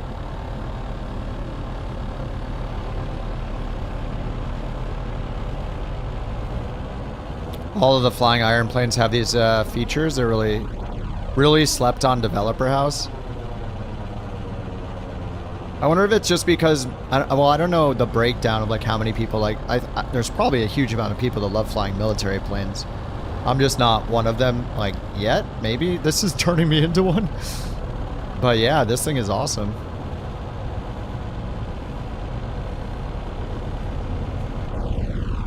Dude, the sounds are awesome too. I'll remember to not take the canopy off as soon as we take off this time. Okay, this one's got toe brakes, unlike the Spitfire that has that weird little handbrake thing. Pretty cool. The loop in the audio, yeah.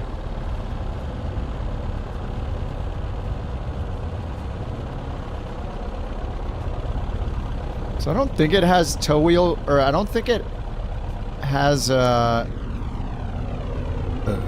excuse me, it's got very little authority over the nose wheel, so I think you have to use differential braking.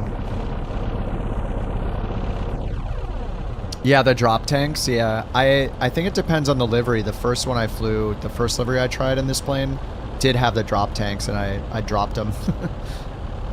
It's cool. Alright, runway 21. We're gonna cross the channel in this horrible weather. Rain or shine, we go.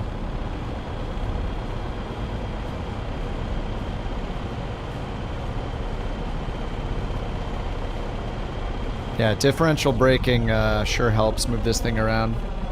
The Yak 9 has an EFB. This plane gives me Black Square development vibes, which I can respect. You can equip the tanks with a tablet and drop them in flight. Oh, once they're empty. Oh. So do you have a... Oh, is that why it starts on reserve? Wait, hold on. Oh man, these brakes are... Whoa. Parking brake. Here, let me do that. So it told me to turn it to reserve. This is reserve tank, isn't it? It says full. Is it just a cosmetic thing, or does it add another pushback on site loadout? Oh, the drop tanks. Oh, yeah. Medium, long range. Oh, it just added the drop tank. Oh, that's so cool. So how do I know when the drop tanks are empty? When my reserve tank fuel gauges start going down or something? Oh, no. Does it have its own gauge?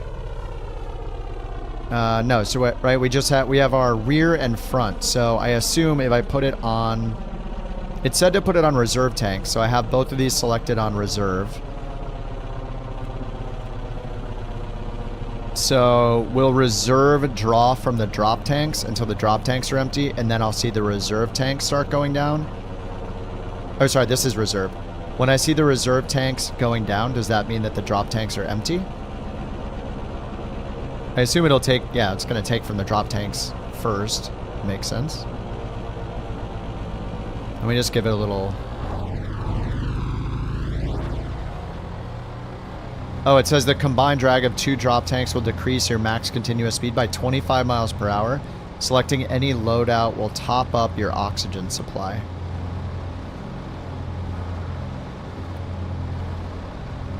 Okay, reserve is being taken from the lights to the left of the fuel gauges.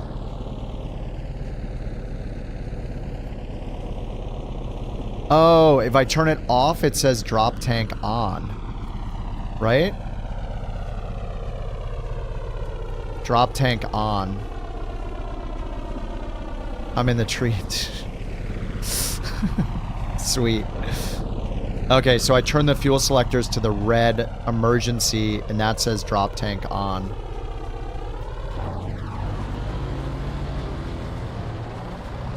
$745 total. So will we see the drop tank lose?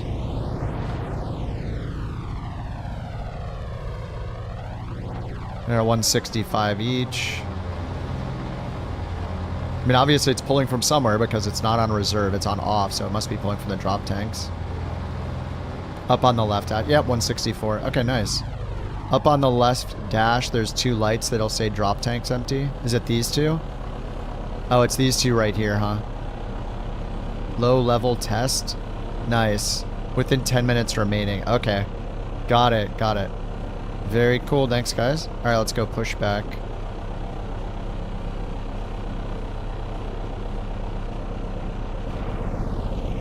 That is so cool.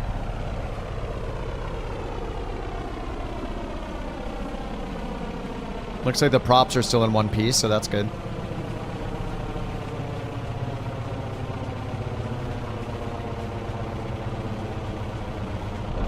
Alright, push back. Thank you. You've done your job.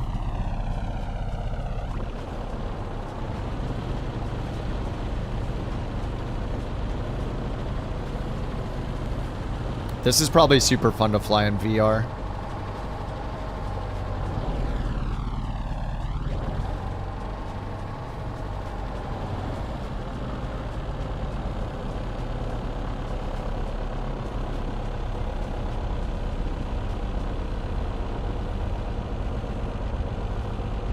Alright, whoever knows the way to the cliffs of Dover.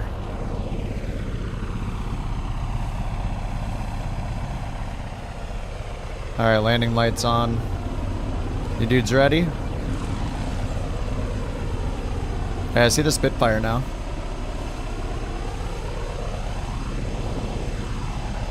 Tactical taxiing. Oh, you're in VR now, Trax? Nice. Alright, let's get out of here, dudes. Nice and rainy. We'll need to get up to like 1,000 feet to get above the clouds. Well, the bases are at 600, so... Alright, full power for the takeoff, and then we need to reduce to 45 within 10 seconds or so. Alright, we're already at 80 knots, 100 for liftoff.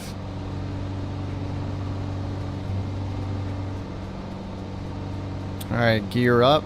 Good luck getting through this in VFR.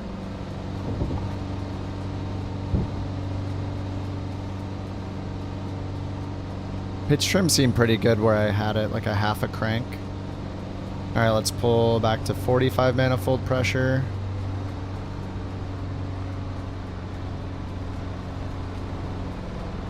Watch our instruments and our vertical speed and our airspeed. 150 to 170 for our VY speed. Okay, now we'll go back into the green on manifold pressure. Oh, we're getting out of the clouds already.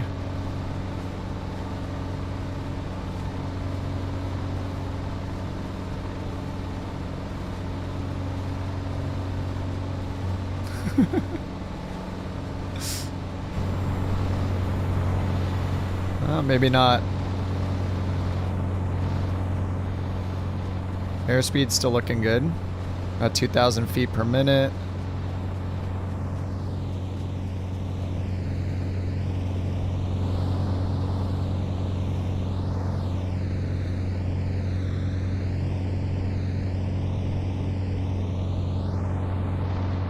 Alright, let's make sure we got... Yeah, manifold pressure's good.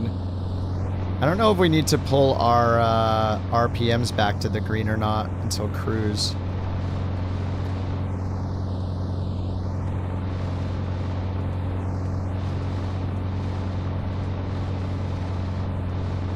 Intercooler's auto off.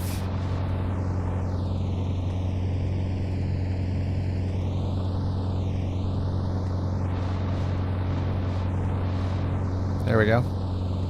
Okay, there is no auto for intercooler shutters. Right, intercooler flap. These are on auto. There's only open, off, or close. There's no auto.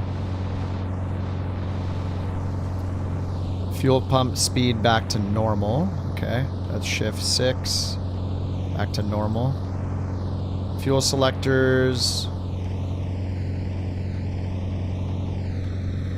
Drop or wing after 15 minutes. Oh, I'm supposed to take off with the fuel selectors in reserve.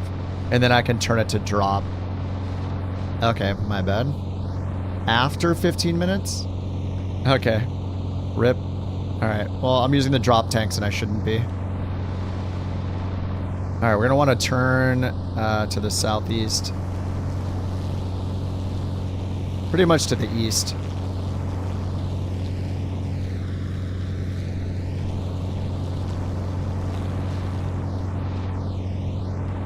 Alright, turn around like 090.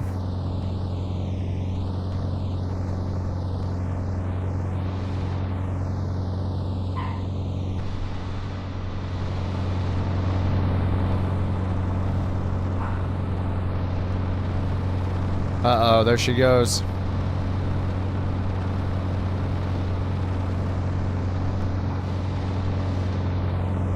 Alright, keep it turning here. And what else do we got on the checklist? Fuel selectors, dropper wing, fuel pump speed, emergency above 10,000 feet. What are we at right now? 7,000. Looks like we can stay about 7,000. We're in between these layers. It didn't say anything about RPMs in that checklist, but I'm just going to bring them back to the green.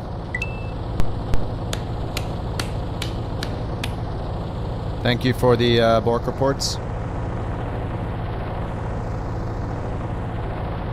Dude, look at this subtle shaking. It's kind of cool.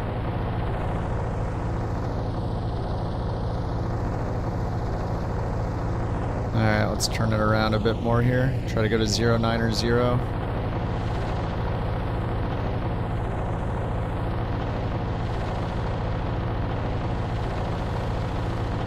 Do they have any good cameras? Let's see.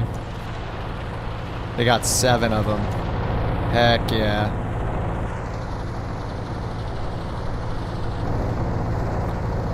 Yeah, I agree. Like the sounds are pretty good, but you can hear that like the different change when it like starts looping or whatever is a little weird, but the sounds could be improved a little bit, but they still sound kind of awesome. All right, 060.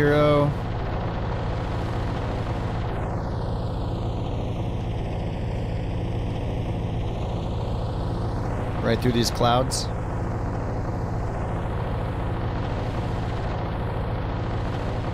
Oh, Bird got his first time out. Wow, you go after the man bringing us the Bird mod. Unbelievable. The disrespect. All right, now it's instantly time for autopilot. How lazy am I? This lazy. Autopilot on, level, heading.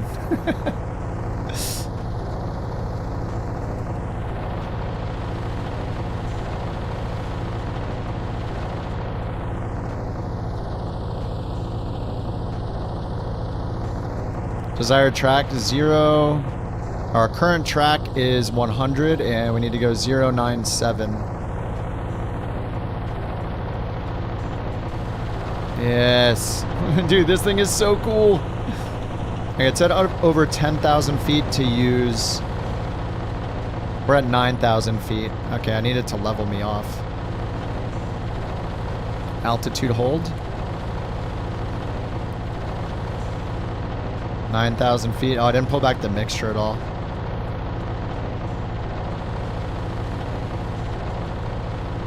We have carb air, coolant.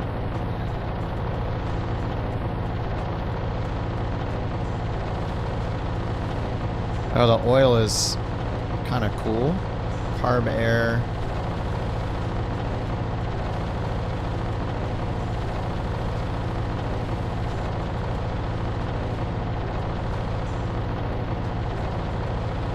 Got a standby compass.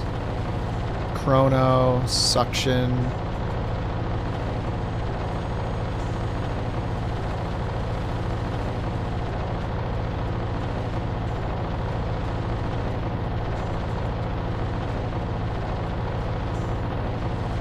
So weird. Why can't I? Oh, can I not click anything when the tablet is up?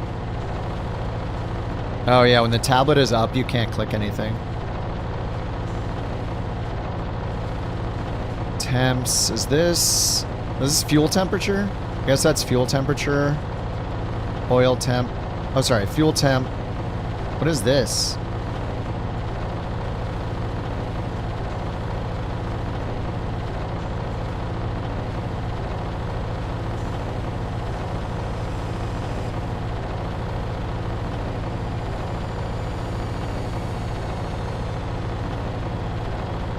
How do I lean this guy? That's something I need to figure out. Yeah, is that the CHT? Yeah, maybe it is.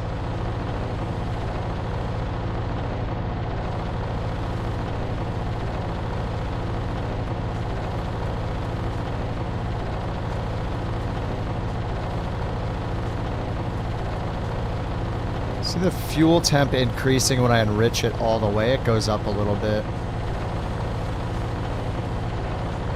Yeah, I'm not sure how to lean it. Oil pressure, fuel pressure, and oil temperature. Oh, these are the, yeah, okay. These are the pressures. That's the temperature. Okay. So, what do I use? Thanks, bird. Yeah, I don't know how to lean it. Maybe it's in the, tablet checklist. Run up, take off, and then approach. Fuel pump to normal. Fuel selector dropper wing after 15 minutes. Fuel pump emergencies above 10,000. Oxygen regulator, fuel pumps on. Check. Set RPM and mixture. Here we go. Normal rated max continuous. 2644 auto rich. What is auto rich?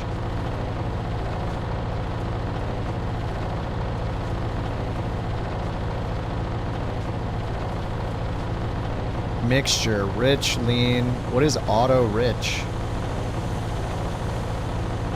Rich, yeah, it's richo.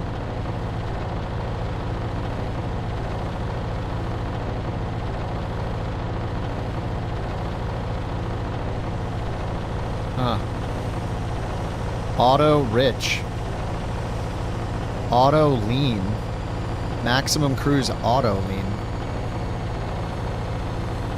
2335, which I think 2300 manifold pressure, or sorry, 35 manifold pressure. So we just keep it at the top of the green and the top of the green.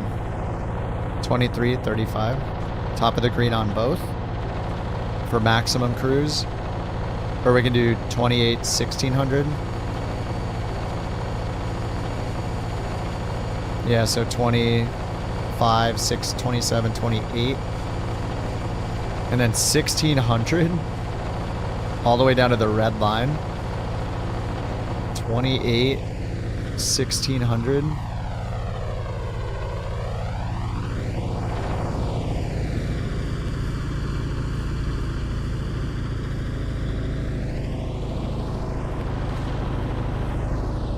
we go. Still at 200 knots. Oh god, that sounds so much better. Maximum cruise auto lean is a it's a hell of a drug. Takeoff emergency military. No limit. Okay, no limit to max continuous. So as long as it's in the green, the bottom of the green, or you can do minimum cruise 2816. I don't know the auto lean. It says mixture. Auto rich, auto lean. So do we have to do anything?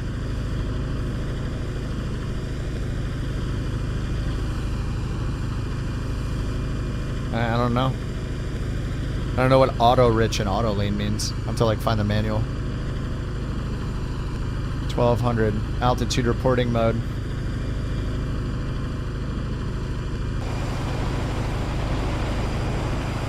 Let's go! Sorry, the weather sucks. How are we gonna see the cliffs of Dover? Oh, actually it's getting better. We'll just have to get down below. I'm probably off course at this point. Oh, not too bad. A little bit to the left, maybe. Oh, nice. So I have a left-right heading increase decrease knob, and yeah, turning it does turn. Without opening the tablet, I can move that left or right to change my heading. That's convenient. So then I can just go here and compare my current track to my desired track. 91, 98 desired, 22 miles until the gliding club. Alright, let's get the autopilot off and go break through the clouds, I guess. Let's get the prop back up into the green. What was the green again on the RPM? Okay, 20... 23. My god, dude, this looks so cool.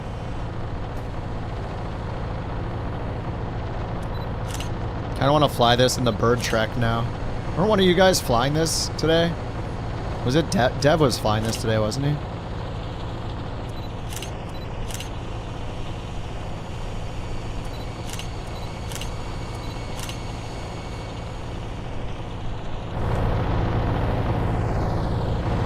Looks so epic.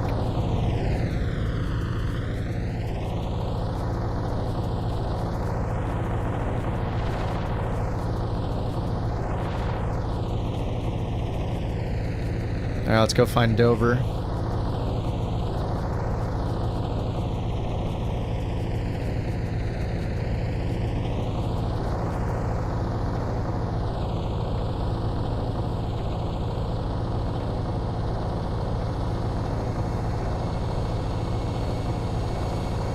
Oh, they're just east of Dover? Okay, nice. Thanks, Salty. If you nudge the two prop levers out of sequence or set the two throttle levers slightly differently, it should reduce the engine resonance. Oh.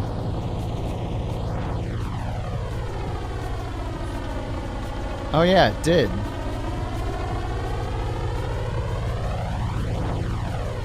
Okay, that's them in sync. Now I'll pull the left one back a little.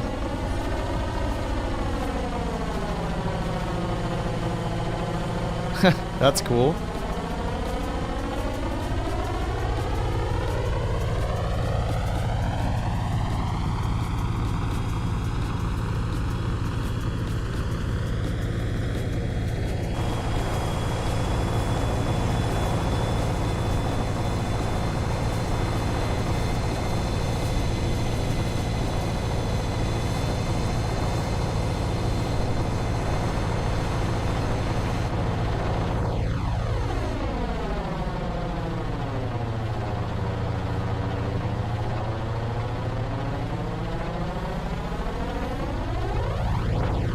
Alright, let's pop through this hole.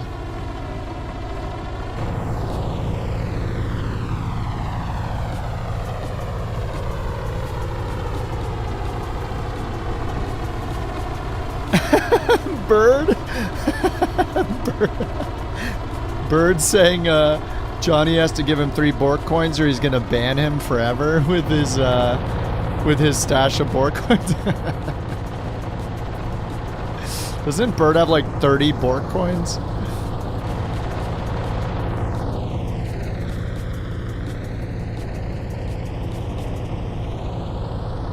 I accept payment plans. 24. Oh man, the weather's not too great down here, is it?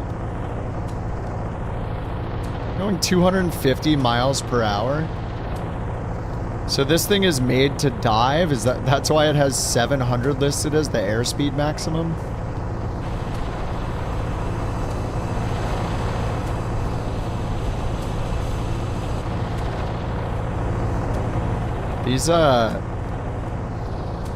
These drop tanks are so cool.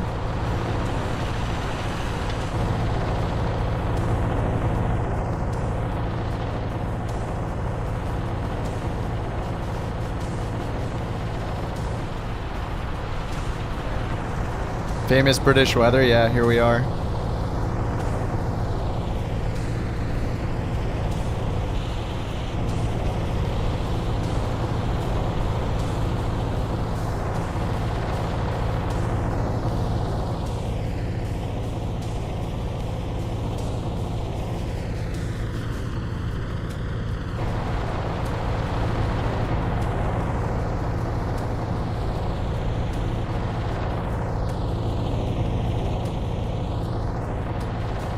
Or we should be close, right? It's just east. We just follow the coast to the north.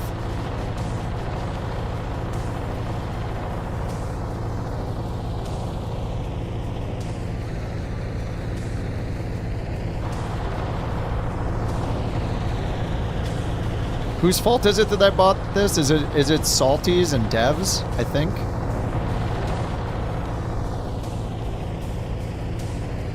It's all their fault. This thing's so cool, man.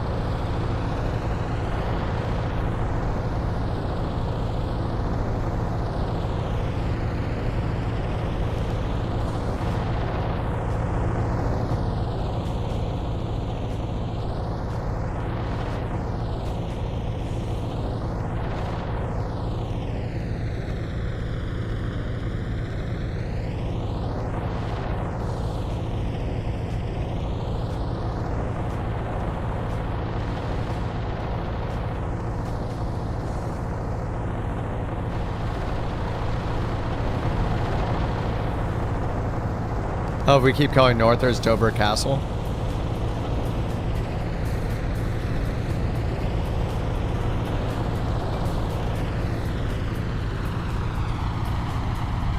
Oh, it's behind me. Are the main cliffs over here, or is this the main? This isn't the main part, is it? I guess this is the main part, isn't it?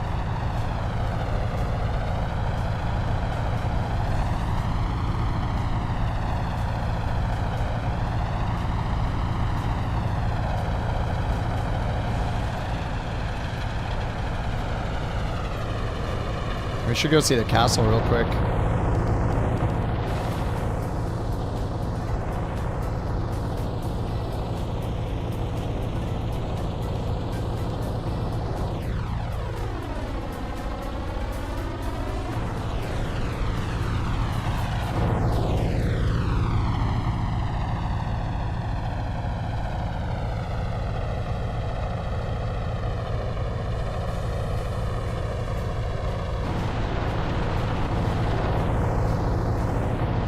We're in England, Curb.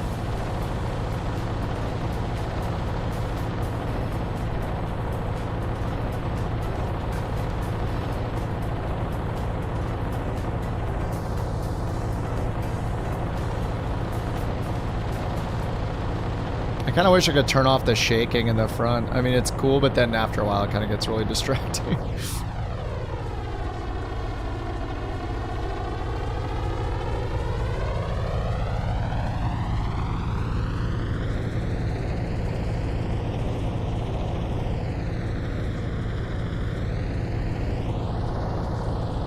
Do the Bork commands no longer work? Mostly they don't because I don't want people to do things anonymously, and I don't know what that they were the one that did something if they do something inappropriate or whatever. England? We did the bird track already. We did 4 legs. Oh, I didn't update my Twitch. Didn't update the Twitch title.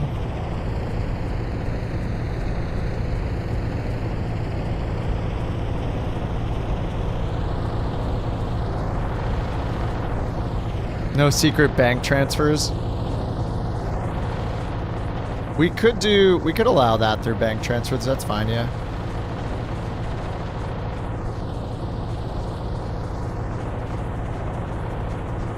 That's fine. That one makes sense. All right, done. The Whisper is now usable for bank transfers. Keep it on the DL when you're blackmailing people or whatever. Whatever you're doing with your Bork coins.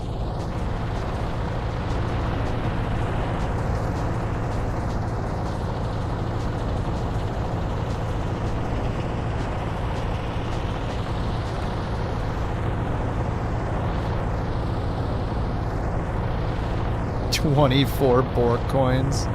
I guess you should be able to whisper for BC as well.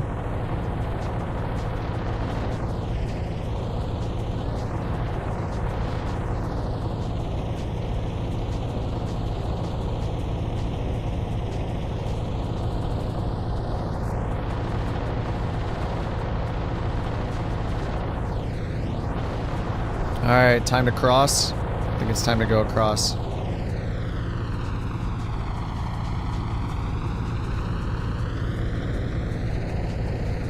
No, Maddie, you can start wherever. You don't have to unless you're like trying to track it somewhere, but no, you can join whatever. We just happen to be in Mexico now. Well, we went Mexico a little bit, and now we're in Texas, and then we're gonna go, I think, back into Mexico.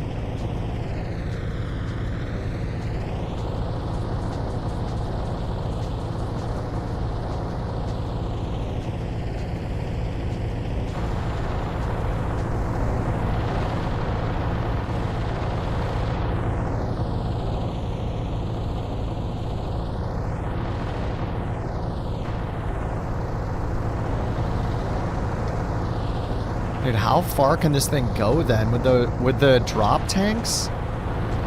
It was like 150. Is it gallons? I assume it's gallons.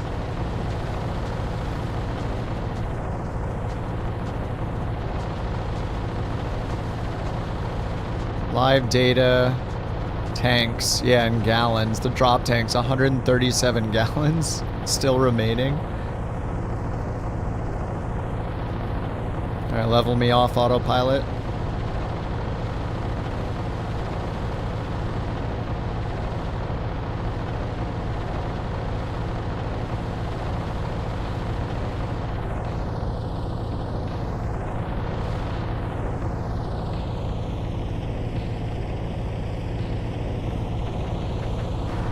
Dude, I love having autopilot in this thing.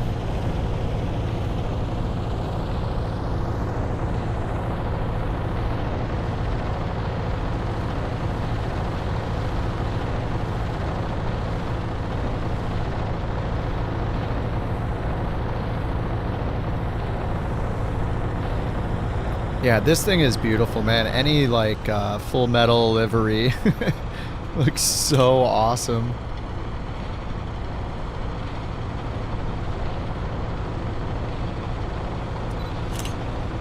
The itsy bitsy.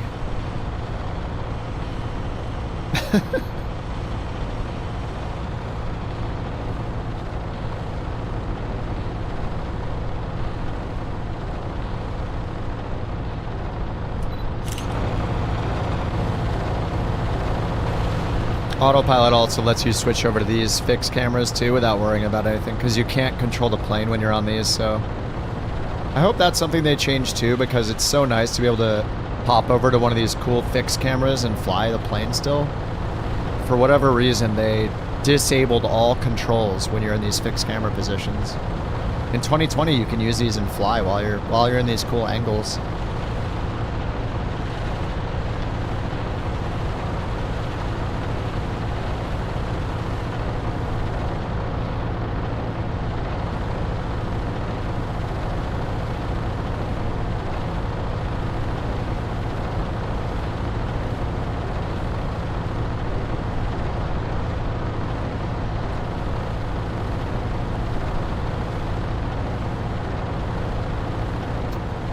Because people kept bumping their yoke trying to get a shot. I mean, you can always hit P though and just pause. They can active pause at any time to get a photo, so... And the photo mode does that by default, so I don't think that's a problem.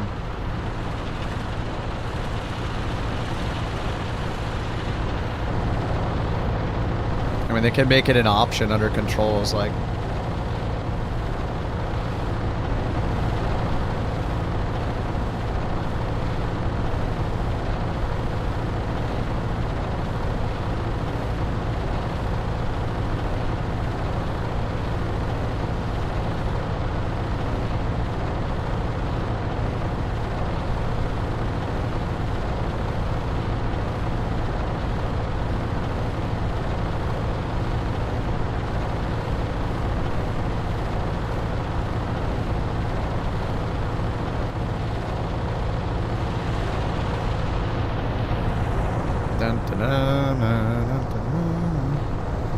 We go.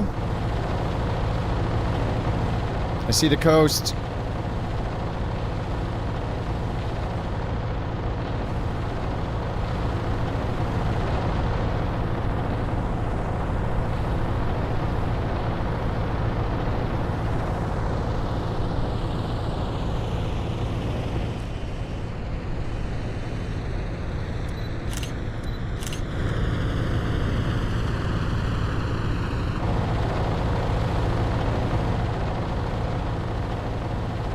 I'm gonna drop the tanks. They're super full, but I'm gonna drop them. Outer wing, main, reserve. Probably go to main. All right, we're gonna ditch these tanks in the channel. Master arm. Left armed. And drop it. Oh, look, it imbalances us. Right armed. Goodbye. 150 gallons of fuel. More like 300 gallons of fuel. Alright, we're lighter now. More agile.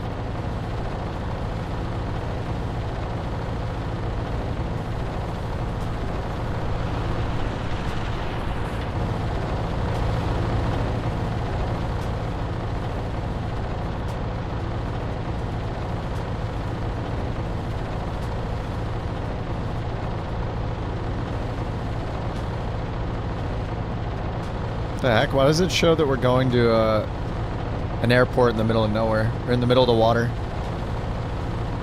What does it show over here?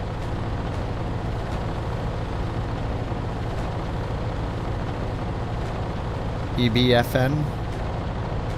EBFN.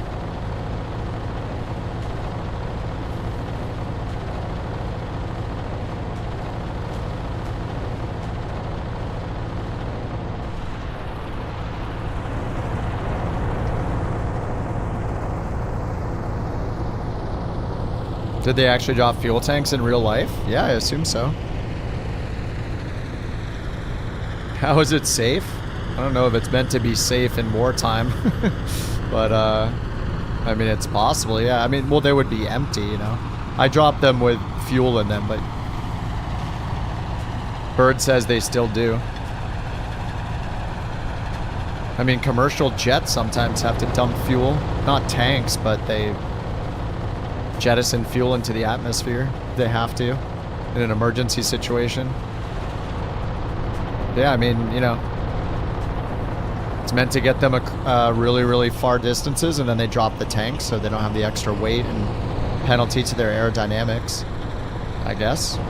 I don't know, I'm not a military buff. But yeah, it makes sense.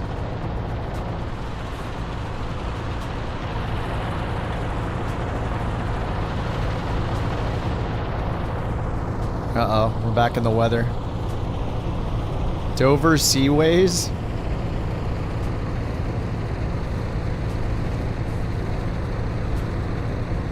Not an everyday thing, yeah. Makes sense. There's a Dover Seaways ship down here.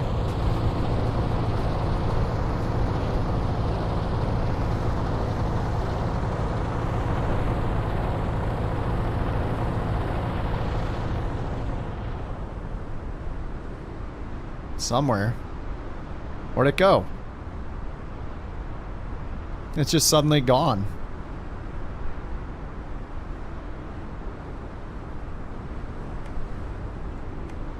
Oh. It disappeared.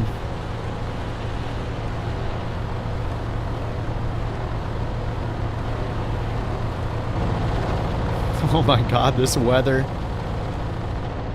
Whose idea was it to go over here?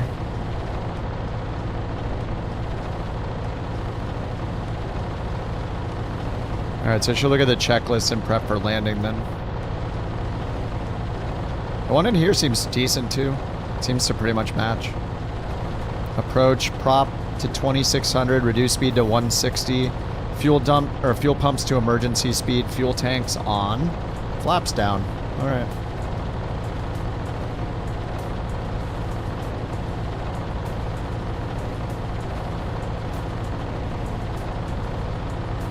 Cockpit heat. Definitely need that. Cockpit heat. Is that on or off?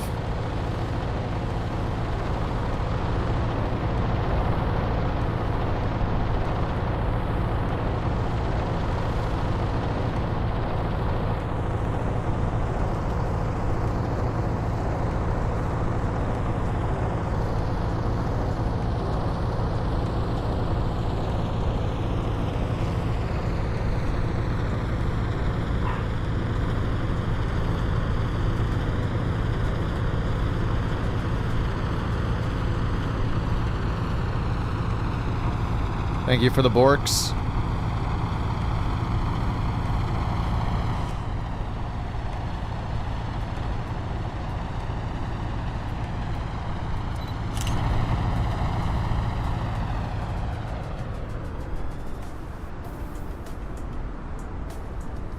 Oh.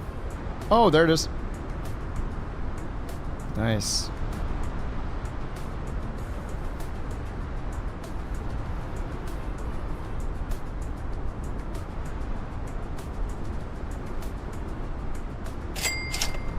The BorkCoin was won by Flatsvoset. Hello and goodbye, Dunkirk.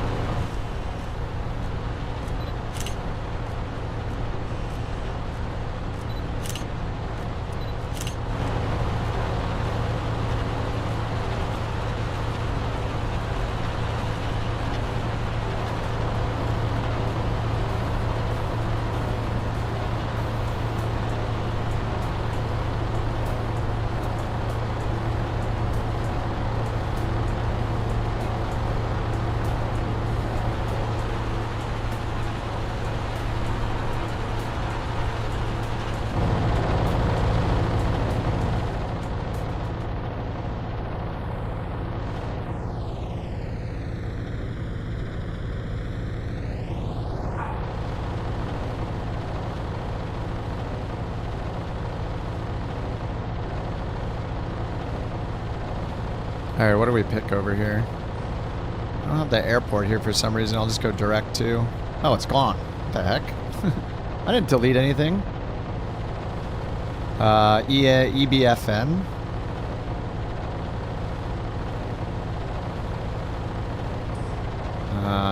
This thing's bugged.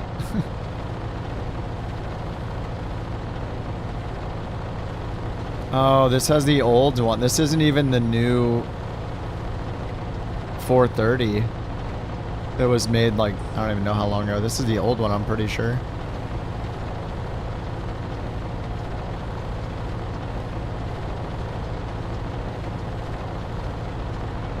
And it doesn't like me.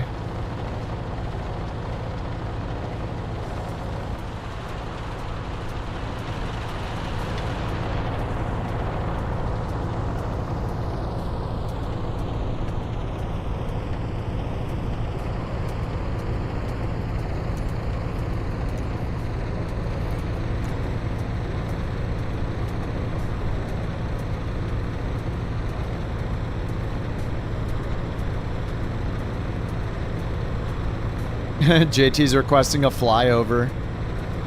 Authentic World War II GPS. Oh yeah, 100%. The tablet too. Every pilot had one of these.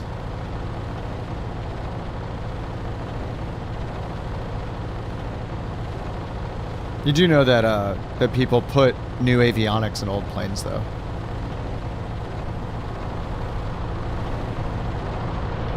We do know that.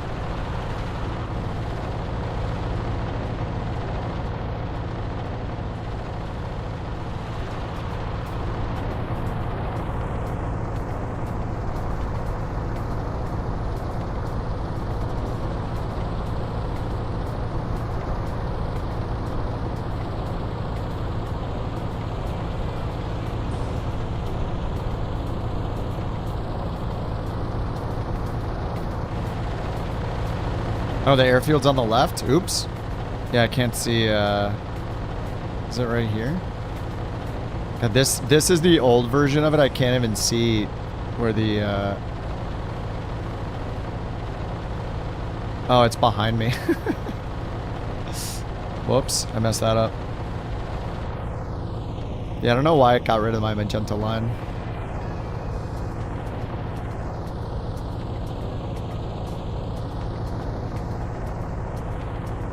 So do we have a comm radio here?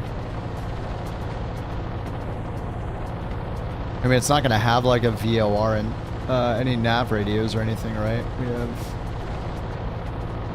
I mean, just GPS is the only option, really. Oh, I know you're kidding, Anderson. Just in case you weren't, though. People say that kind of stuff, not kidding, pretty often.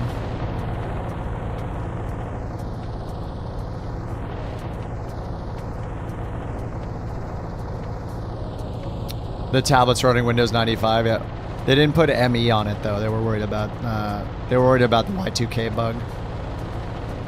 They couldn't take the risk.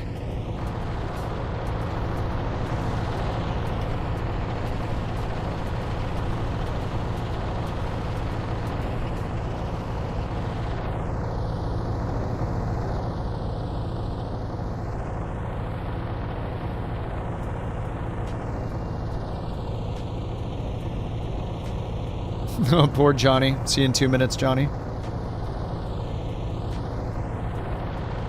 P-38, yeah. Some people were flying it earlier, and I was like, all right, I'll check.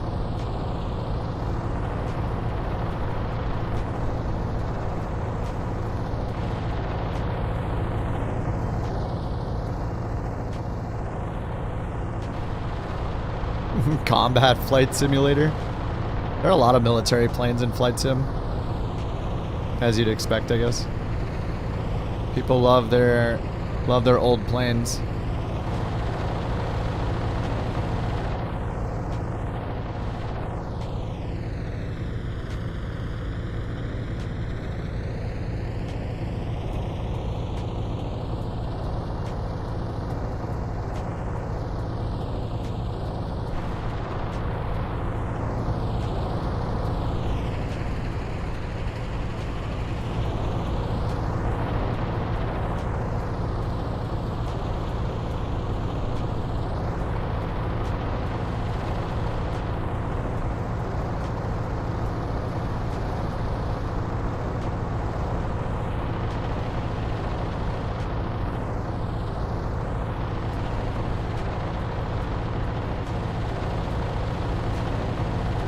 Alright, winds are very strong out of the west. So I should actually go all the way around, do another whole traffic pattern, do a traffic pattern and land into the west, I guess. Or I guess Yeah. Landing to the west seems like a good idea. I'll just turn around here. Carrier landings.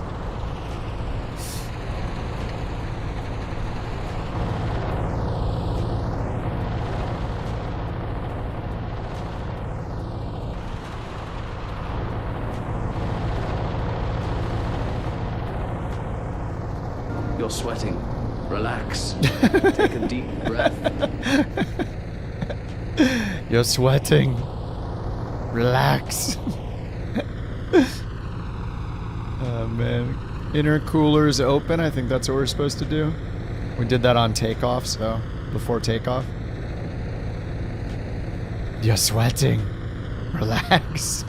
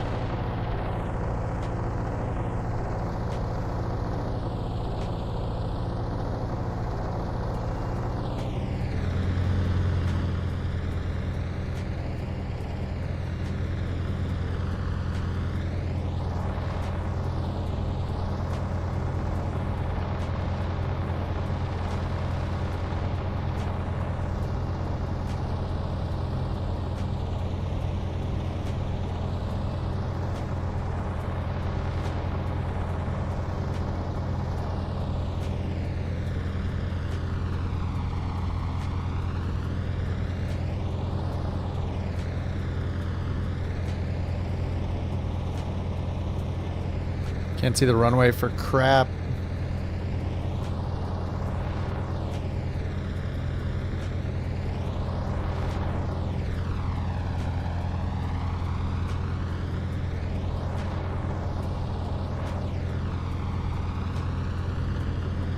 Oh, I see it out there.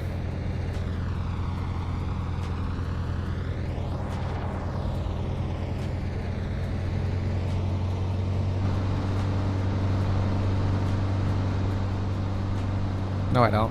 Where is it? Help me, name tags.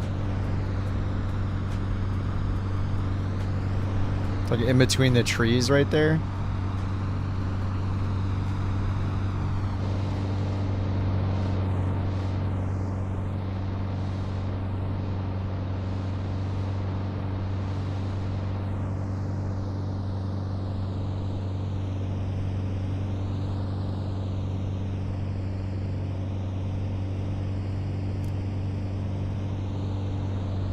I feel like I can't see where the airport is.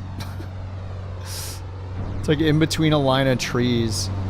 It's right here, I think. Oh, I see the pappies now. There they are.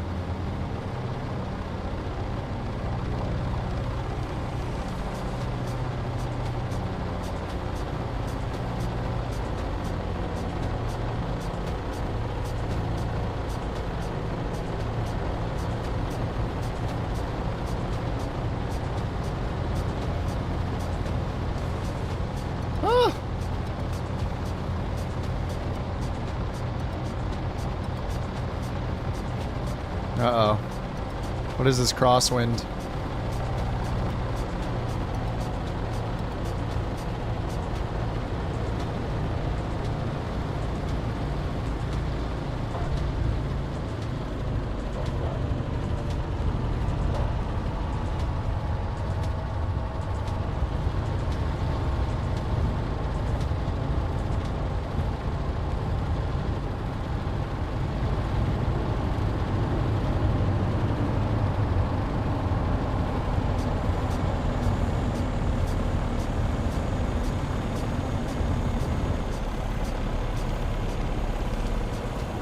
It's a runway right here.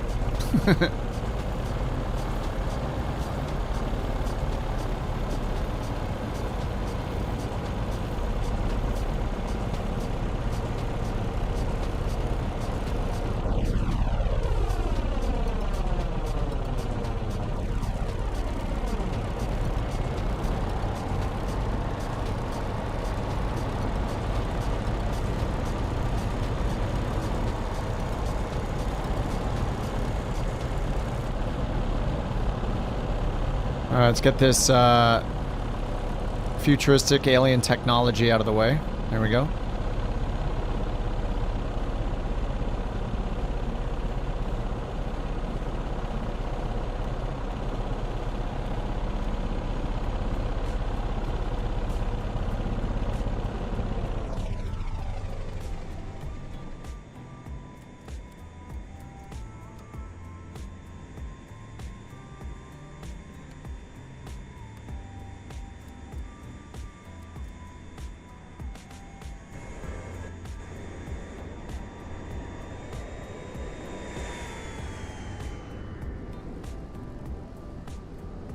This was me earlier.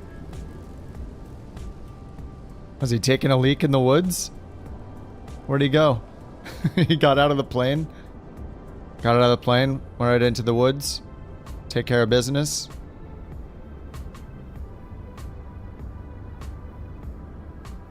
Oh, Atlas incoming. That was pretty fun.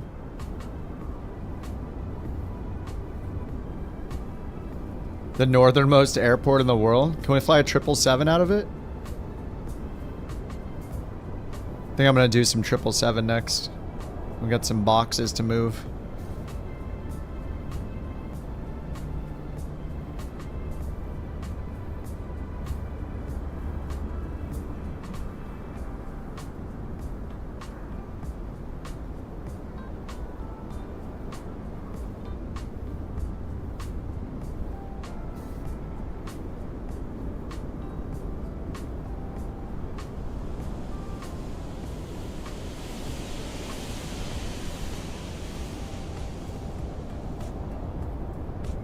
Yeah, that crosswind is pretty insane. Right brake only. Left props only. Oh, we just put the skis on the 777? Toga 55. I think we can do 5500. As light as as little fuel as I've been taking the 777, I think I've been taking off in like 4,000 feet, maybe less. Been a little ridiculous. Not even with the Toga power either. I was doing D-rated 2 takeoffs with like, cause it's like absolutely minimal fuel. Uh-oh. What the heck? What? Where's the name tag? What is that? What's happening? Is that New Sky?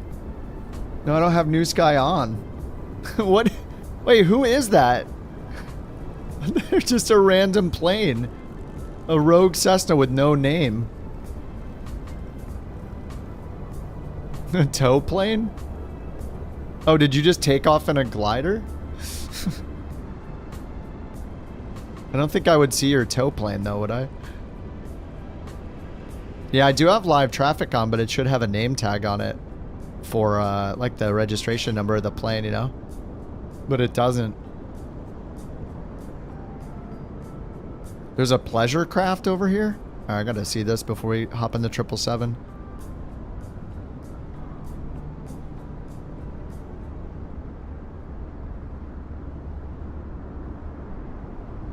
Pleasure craft.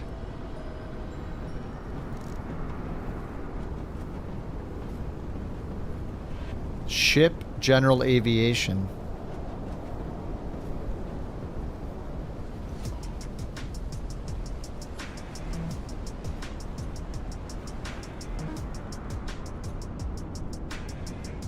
We survived the crossing. A real one IRL? I'm not sure if they use real tail numbers or if they like obfuscate them or not, but it's possible they use real tail numbers, yeah. All the ships are GA. Interesting.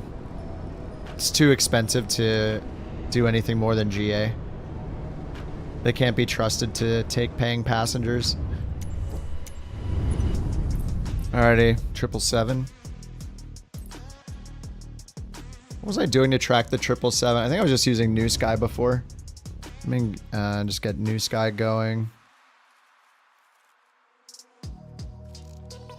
New Sky, I don't know why this is a thing now, but every time I open it, it makes the window really, really tiny. New Sky? There we go. Alright, it's couch freight time.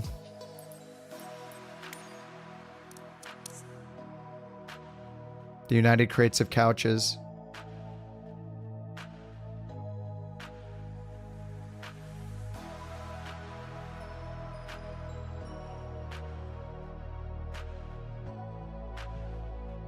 Where to fly. And now we observe a most peculiar and telling migration. Twitch users, rightfully struck by the firm but fair Bork bans, are seen slinking away not in repentance but in evasion. Rather than accept the consequences of their actions, they flee to YouTube seeking shelter from accountability. Oh, that's easy. Yeah. I mean, JT does it all the time. What's interesting though is that, you know, I'm just gonna recall a certain bird that at one point was using Twitch. Excuse me, using Twitch to their advantage to cheat the BorkCoin system of days yonder. Interesting, them calling this out. Very interesting.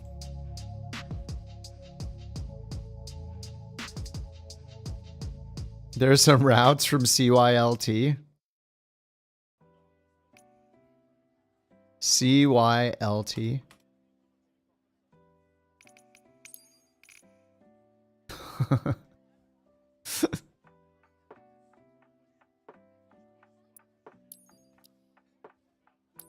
It's a 4,800 foot dirt runway.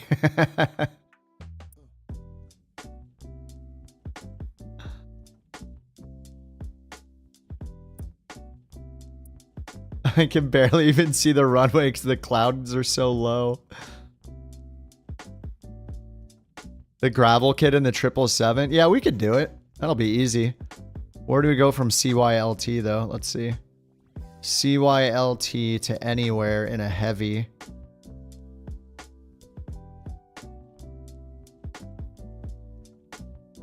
Okay.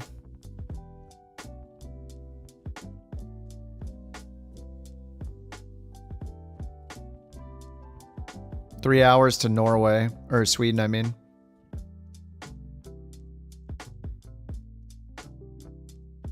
Need to be flying a sleigh? I think we could take off. It's just snow? Yeah, I think we could do it. Where do we want to take these packages? I mean, the shorter route, the better, so we can be lighter, but we could go to Norway. Norway's got some crappy weather. Fog, horrible visibility.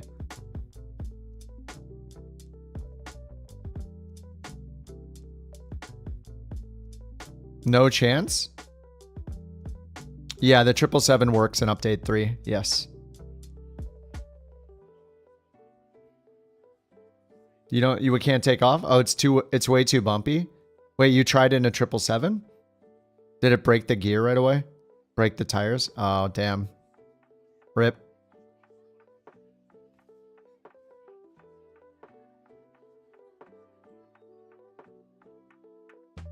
And we could pull out the DC3s or whatever. DC6.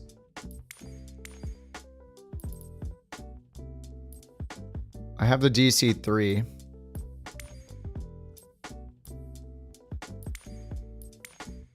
Nah, let's go. Let's do 777.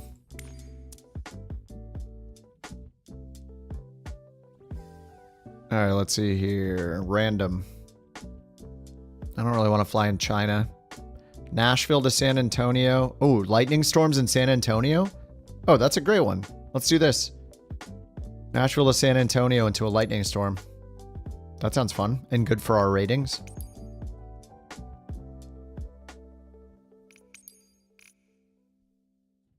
Yeah, thunderstorms, crosswind, gusting wind, 2-hour flight. Light thunderstorms and rain broken at 2800. Cumulonimbus overcast at 7000. Heck yeah.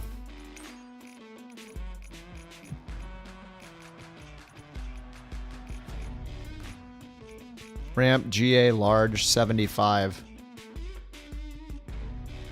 I'm going to tomorrow morning.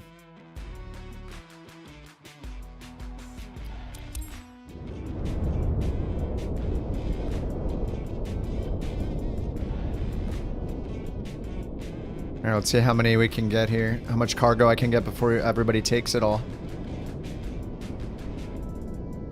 Wait, did somebody... did we add another 777? 534 on the cargo. Almost full cargo available right now. Alright, let's go 335. Book the flight. You need to set parking brakes to request ground services. Alright, generating the flight plan.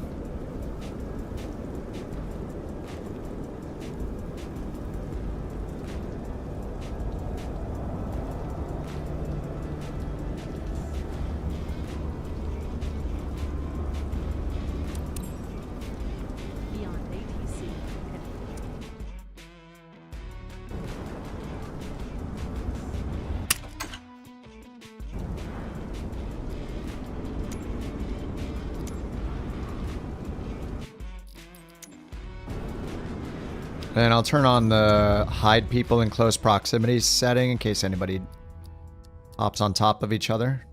Or turn off show multiplayer in close proximity.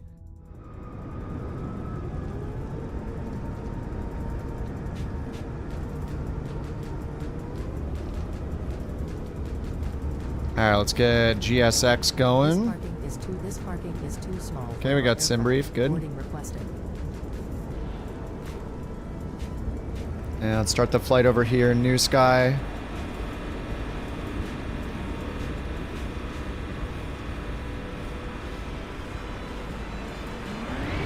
Now we experience yet another atrocity on the 4-month anniversary of January 26, 2025. Oh, there goes the sim. It's the wrath of the wealthy people against the average folk. Maybe Bird deserved the time out for his hugely deep Bork pockets. Another atrocity. Oh my god, it is 4 months. 4-month anniversary of January 26th. Never forget. Let me check my Windows logs. Yeah, it was just a normal application error. 00. Oh, this one's different. This is an exception code 409. That is a new one. Let me Google it. ucrtbase.dll. No, mine says it was in the exe.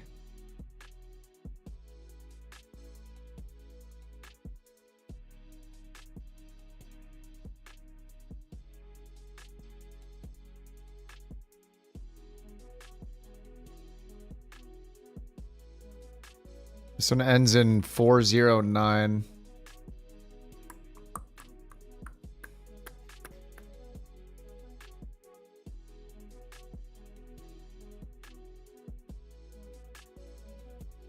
And this is from, this thread is from January. Faulting application. Conti! Holy crap, what a massive raid. What's up, Conti? How you doing, man? Thank you for the raid, Conti. I just got a CTD, classic. Switching over to the 777 right now while I restart. We did some bush flights today on our trip from Alaska to South America, and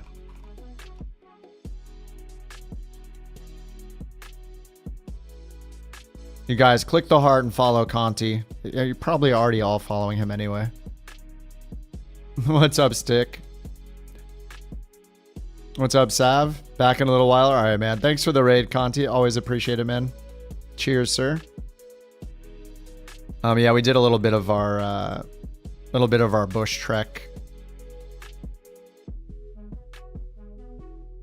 Did like 4 legs of that, and then I just got the Flying Iron P38 Lightning. Is it P38 or is that this? Yeah.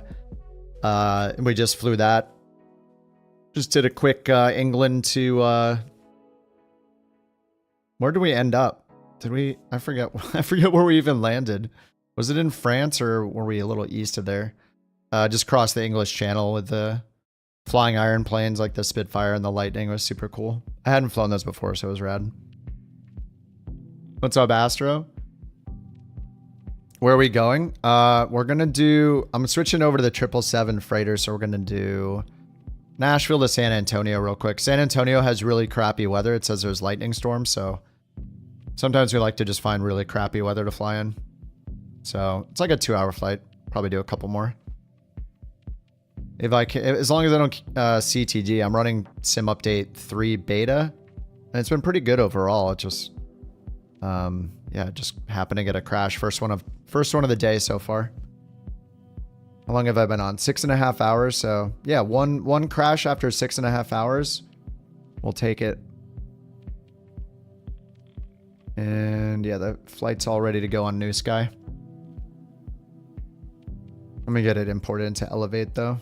Get the tracker going.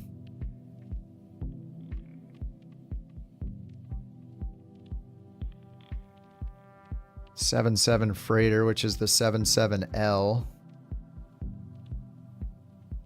And our alternate's DFW.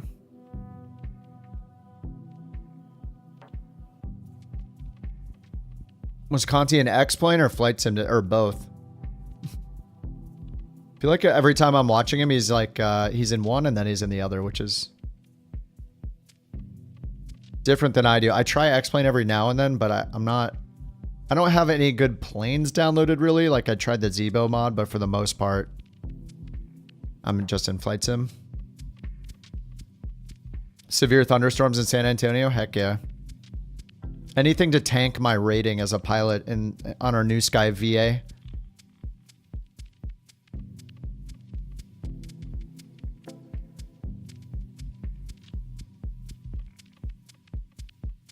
Oh, we end up in Brussels, thanks. I just kind of picked randomly.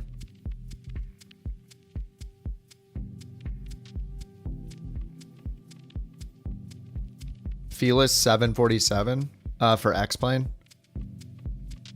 Yeah, I tried. Everybody said to do the Zebo mod one, and I tried it, and it failed at even doing my VNAV descent, so it kind of put me off from even trying it again. I was like, maybe it was just an anomaly, but... Alright, let me try this again.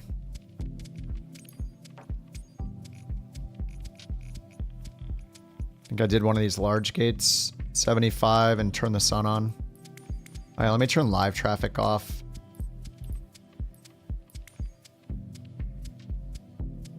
Turn the sun on. Up at parking.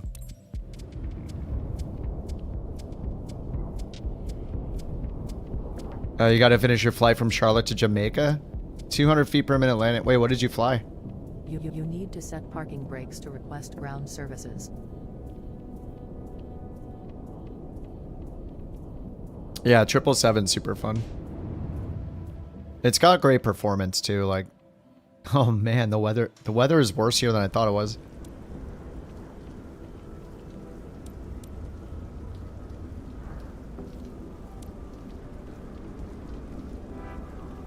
All right, let me get Beyond ATC started up again.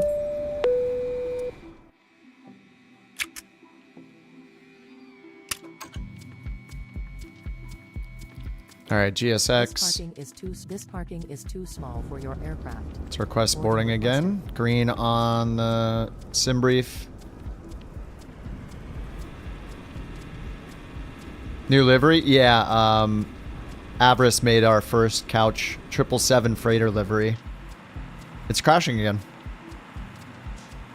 There it goes. I don't understand. Is it GSX? Is it... What the heck? Is it an air traffic bug again? Something is wrecking it. I don't understand. Yeah, Av did such an awesome job on the livery. Is anybody else crashing?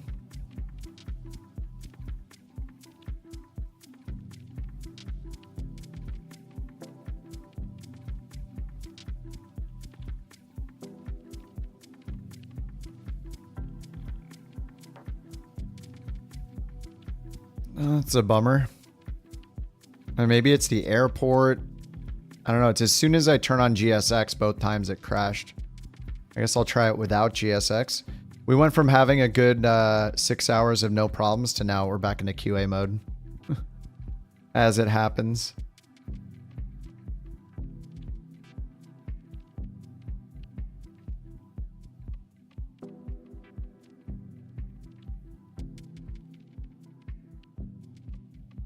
Yeah, it's the same error. 000 blah blah blah 409.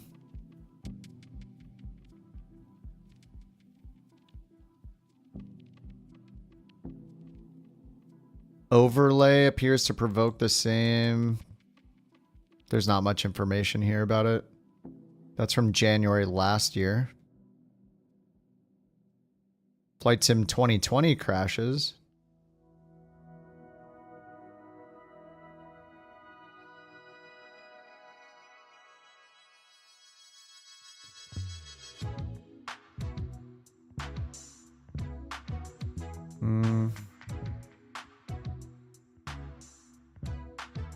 English US, that's such a funny one. You have to install the English US package, but I have that in. I haven't installed anything new either. Too many people online. No, it'll limit it to 40 people if there's a lot of people there. It could be loading in certain... Like maybe if I turn air traffic down to low or something, that could be part of it. It could be GSX maybe. I don't know. I doubt it though. I've been using GSX. I'm just looking at Googling a little bit still.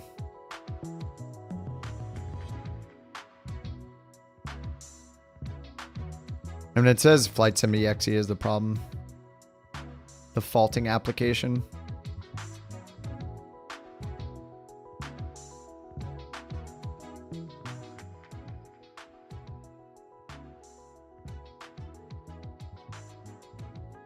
The overlay is, it's Elevate X. I just use Elevate X, but I customize the overlay in with CSS and OBS. Just learn a little CSS, just use it to hide all the things you don't want, change the colors, change the font.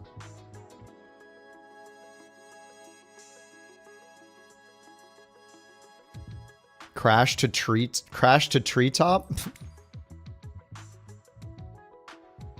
I don't know what to turn off. You think it's not the, I mean, I've flown the 777 so many times, so it's not the plane. It's not GSX because I use that all the time too. I bet if I go into...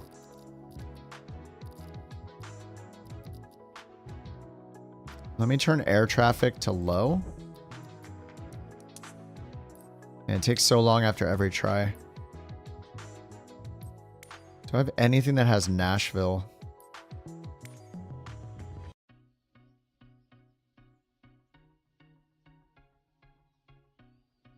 Yeah, I've flown all day with the 777. KBNA or Nashville. Nashville's disabled. You know, sometimes like somebody's plane will crash us. That's happened before. So if I force it to low, maybe I'm worried I'm just going to crash again.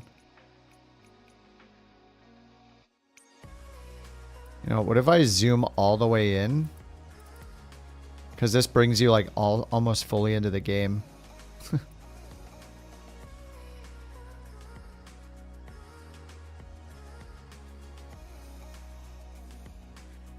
Okay, that's not crashing.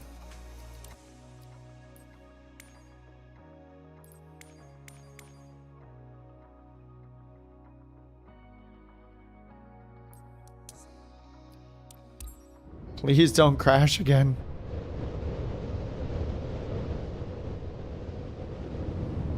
Oh, elevate is still shown, sorry.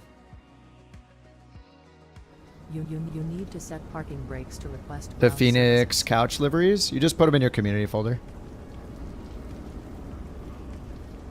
If it's the airport, then everybody should be crashing. Yours crash? But there are people here that are not crashed, so...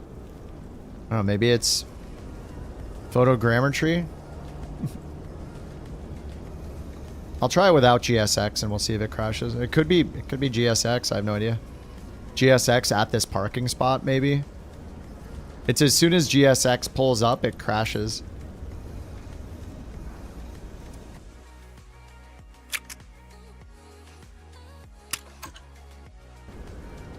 I feel like we're fine right now.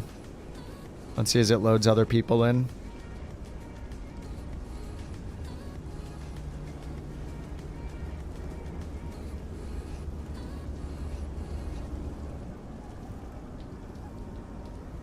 Yeah, it's fine now. I don't know. I'll just won't use GSX and we'll see. Maybe that was the problem. Hopefully that's all. I'll get Beyond ATC going. We'll see if that was the problem. That's loading right now. Beyond ATC connected.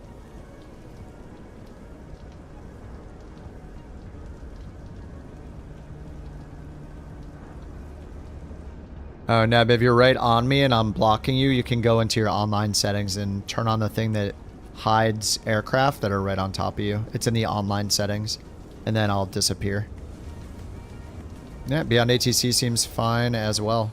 Yeah, it seems to be just GSX at this specific parking spot maybe is the problem. Alright, ADIRU, emergency lights. Let me track this. Okay, restore state. Alright, we're tracking. Alright, we're aligning emergency, it's freezing. It's crashing. I don't understand.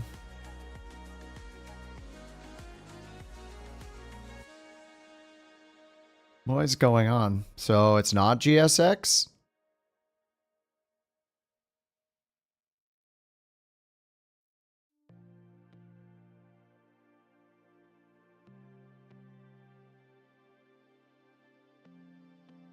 Clear the cache. Try a different plane.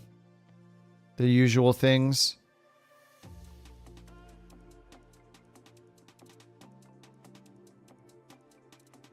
Alright, cache, scenery index.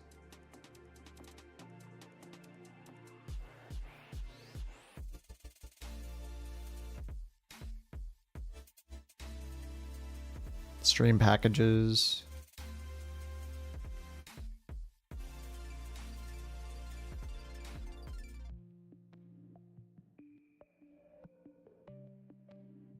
Alright, let's try again. Just after I connected New Sky. Yeah, I also just added Beyond ATC and I also... The other time I just used GSX when it crashed, but I don't know. I thought that was the problem.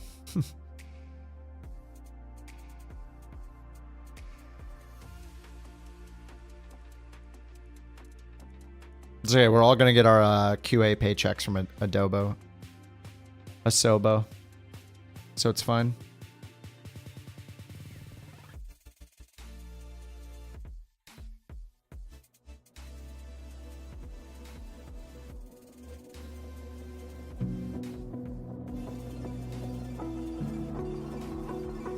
Now we're getting the music. What the heck? It's not a good sign when you're getting the music in the game. It's like, okay. Haven't heard that in 5 years.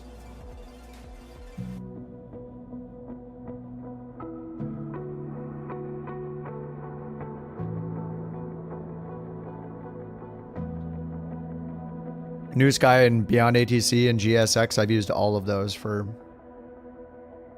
over and over again.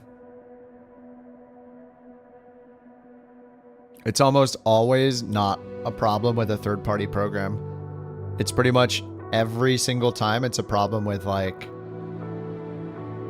some add-on or some plane that's an add-on.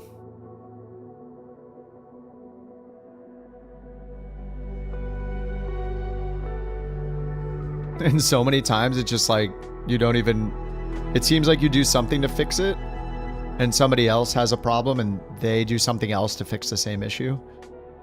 It's kind of weird. There's just no way to investigate, you know? Imagine if Microsoft could like actually tell us what caused the crash. Like, or what happened in the seconds leading up to the crash. Like, oh, it tried to load these 3 things. Okay, well, thanks for helping me narrow it down.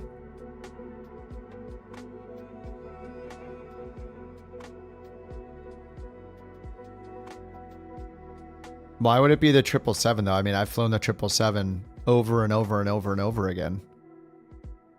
So, I don't know how it's the 777, how it's New Sky, how it's Beyond ATC, how it's anything that I've been using for days and days and days just fine.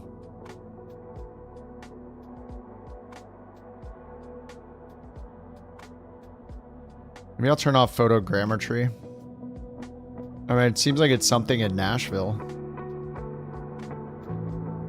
You know, I have those Modern Cities add-ons I installed, right? Maybe it's one of those. Modern Cities Volume 1, 2, and 3. Let's see. I wonder if one of those covers Nashville.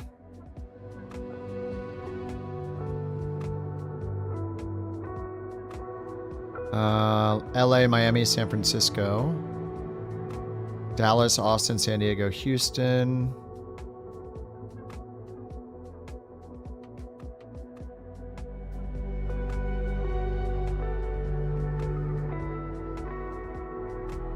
San Francisco, Atlanta, Charlotte, Honolulu. What's the other one? Boston, LA, Philly, Miami. Yeah, I don't think it's one of those.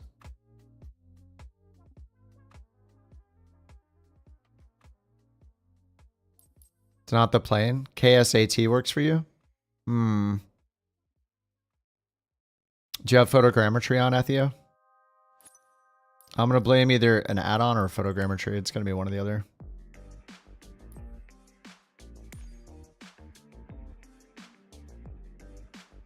And I don't have anything for Nashville. So if I type Houston, okay, that doesn't show anything. I do have the Modern Cities one installed. I'll just get rid of those just in case. I mean, these are set to, it says that they work. Modern Cities 1, 2, and 3. You crashed 2, Neb? And it's fine so far in San Antonio.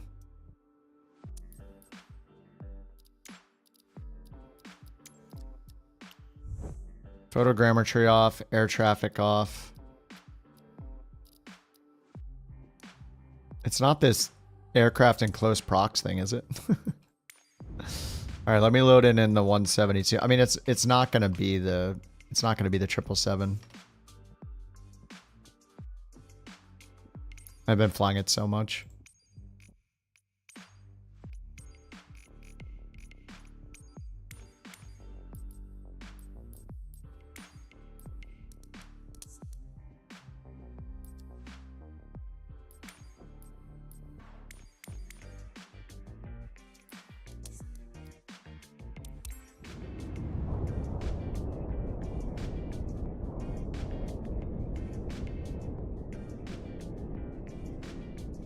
Yeah, but repeating the crash though, remember when BB was joining in the Comanche and I was convinced that the Comanche was causing my crashes? And then we tried it the next day as well to double check and it didn't happen the next day.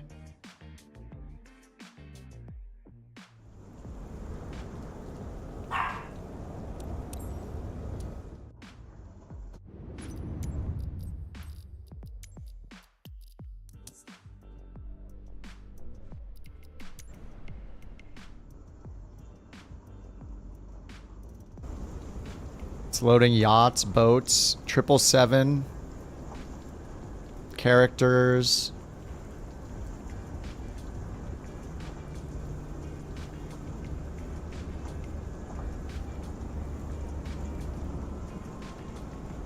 Helipad.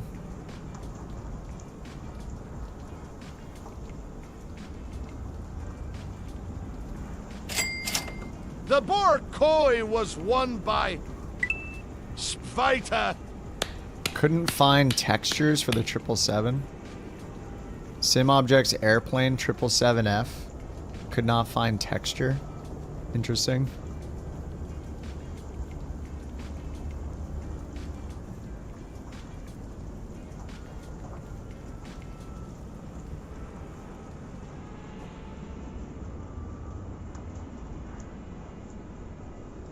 Power lines, taxi sign, jetway.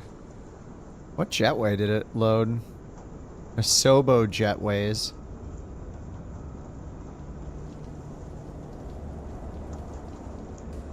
Now if I use GSX,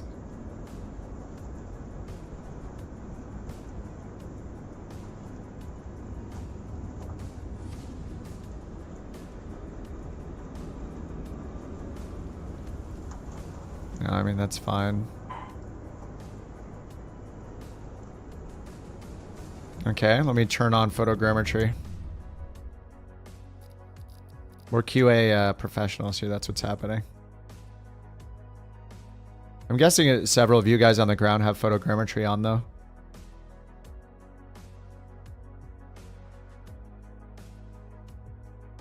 Just a little Monday night QA testing.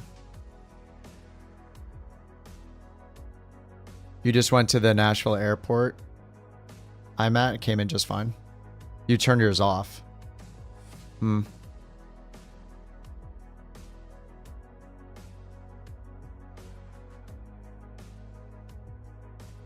Maybe there's some weird photogrammetry bug.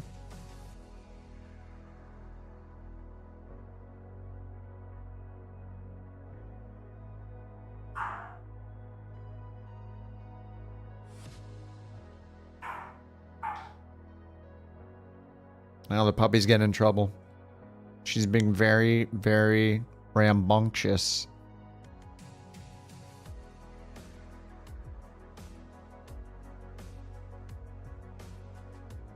Thank you for the Borks.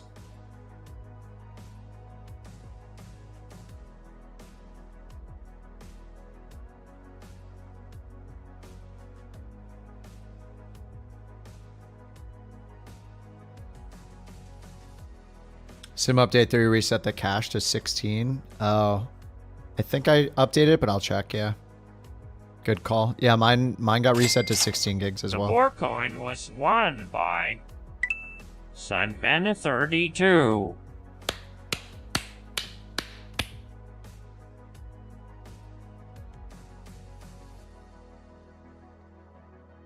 Yeah, photogrammetry sometimes. It's got to download all the rock trees. Just give it a minute, it'll look beautiful.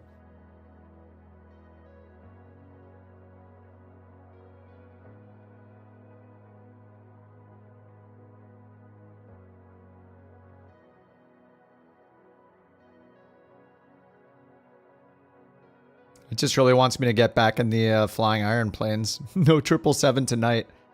Hey, you actually became classy for a moment. You were flying an old warbird. We're just gonna, yeah, the Jersey cows. Jersey cow loaded.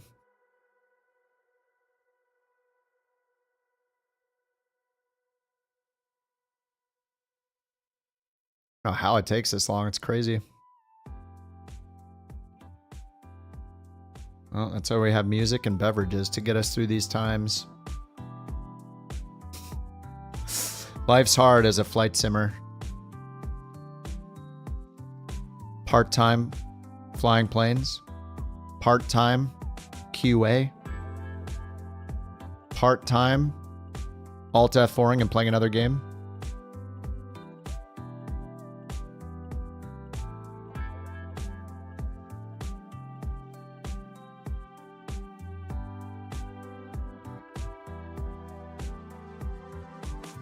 It'll drive us all into GTA. We'll just fly the one plane in GTA. Or there are two, I don't even know. Is there a helicopter? I haven't played that game in so long. As long as it's stable. How is this taking so long? This is it's not making me happy right now. As real as it gets, yep. Yeah, in real life, I don't understand. In real life, I see all the trees and terrain instantly. How is this a simulator? How does this take time? I don't get it. Like, I just turn and look and bam, everything's there. There's no loading time in real life. How is this a simulator? This doesn't make any sense. Now, every now and then we have had CTDs in real life. It's fine. Sometimes it happens after a long night. So that's realistic, but it taking this long to load photogrammetry in one city. In Nashville, yeah. We're kind of in the in-between world right now. Still on the ground in Nashville, but I keep crashing, so it's either something in Nashville. I'm testing the photogrammetry because I loaded in properly. So now I decided, okay, let's turn on photogrammetry, see if that was the issue. Your life has always been loading. It's stuck loading.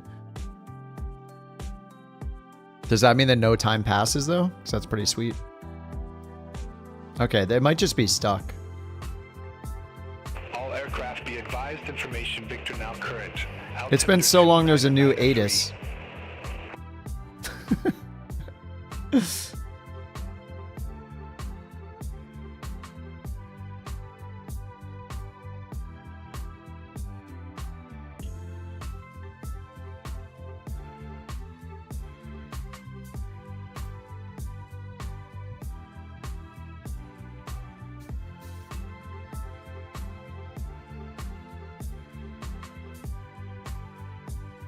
I don't know whether to stop or wait. I think I'll wait a couple more minutes.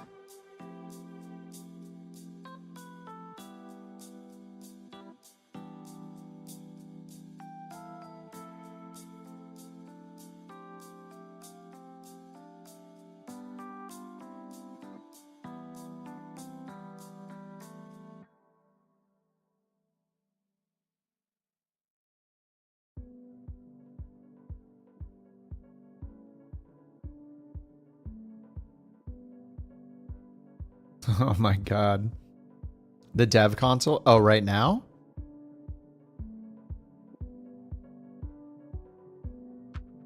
A Sobo navigation graph pilot default config not available for FSLTL 788. That's just a warning.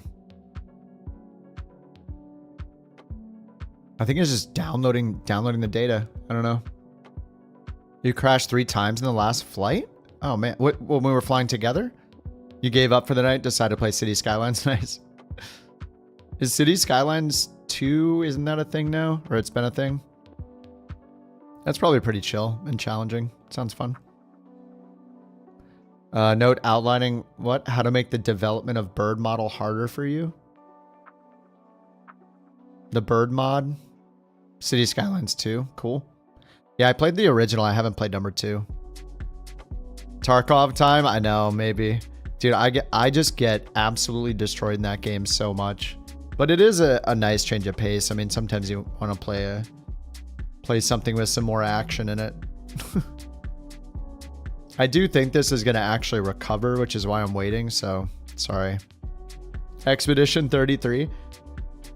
Yeah, I do want to do at least one 777 flight though. I love the 777. It's great. Oh, Blueprints. I've heard of that. It's like a puzzle game, right? I love puzzle games. I feel like the last like difficult puzzle game. Oh, I know what I played. I played, because I never beat it, I played Braid again. I only got to like halfway through, but I replayed Braid and beat it. That was probably the last puzzle game I played. Braid I love that game so much. It's just so clever. I had a really good time playing Braid. DCS. Oh, it looks terrible now after playing so much Flight Sim. Yeah. I've tried DCS before. I know that I do not enjoy aerial combat or space combat. I just don't care about it. I don't like it. Like, I like flying planes in flight sim, obviously, but for combat, like turn, pull, turn, pull, turn. I'd rather play an FPS or literally any other game type. I don't like space combat. I don't like aerial combat. It just doesn't interest me. I've watched some videos where it's really exciting though. Like I totally get it. It's just not for me. But to be fair, I haven't really spent any time trying it big time. Like, you know, I have friends that play Star Citizen. They're all about the space combat stuff. And I'm just like, yeah, I get it. It's fun for you because you like space combat. But for me, the only appeal of that game is if it's actually an MMO someday, which it's not. And it may never be.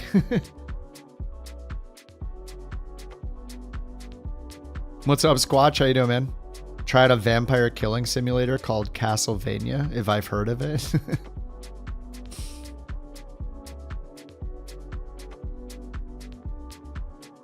Oh, ground pound in DC. Wait, like tanks are...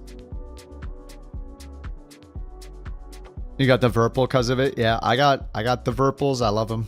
VIRPIL's great. What's up, rookie? You've had this happen to you constantly the whole month on Flight Sim 2020?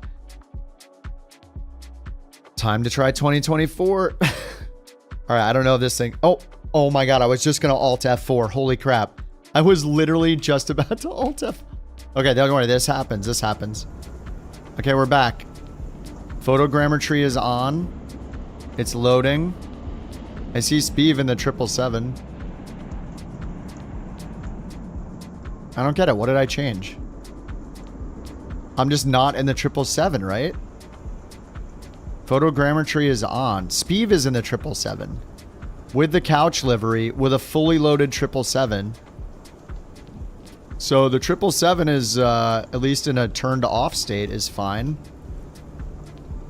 Here's his full 777. With the couch chairs. Here it is in all its glory. Maybe it's a 777. Maybe it actually is. And I need to just kill the WASM folder or something. Now let's try something horrible. Let's go up here to aircraft selector and load the 777. If this doesn't crash it, I would be shocked. It's a 77L. 777. 70 years. Load. This should crash the sim.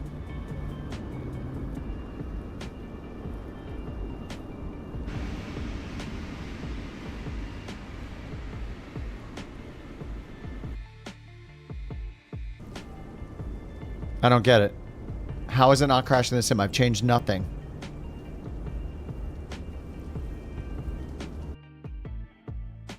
Up. No.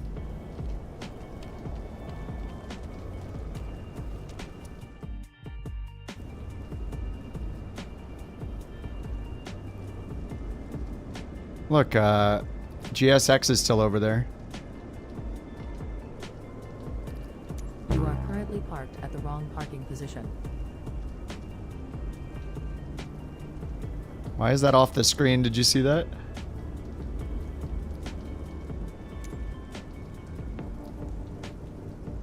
We'll get a flight in tonight, I promise. This parking is too small for your... I don't know if it reloaded the WASM or what. Reposition here. I mean, I didn't even try to use GSX last time. Okay, so if I go to New Sky and resume. Probably should leave these off for now. Zero fuel weight is wrong, I guess.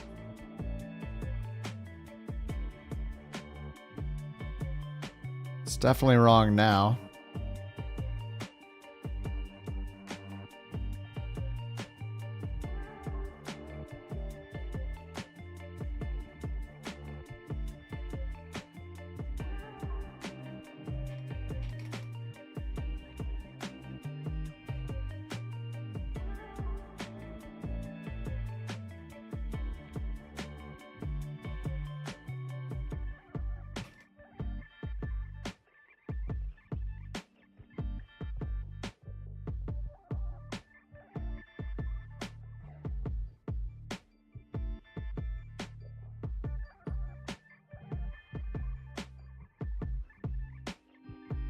I'm just trying to get New Sky to let me go here.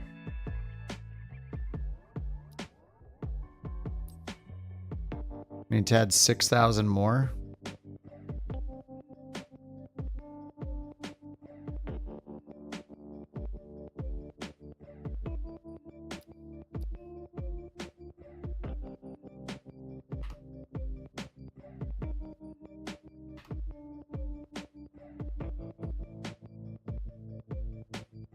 It wants me to make the plane 248,000 kilos.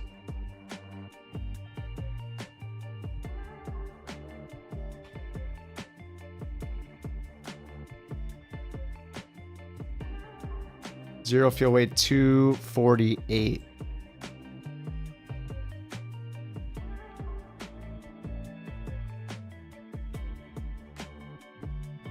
Right, that's like impossible. Yeah, I can't do that. It's broken. All right, I'm just gonna start a new flight. It's telling me to add an impossible amount. It doesn't make any sense. All right, KBNE, KSAT, 777F, done. There we go. 746 units of cargo, 350. It's 337. Sure, that's fine. Book flight. Start the flight. Import weight and balance. Good.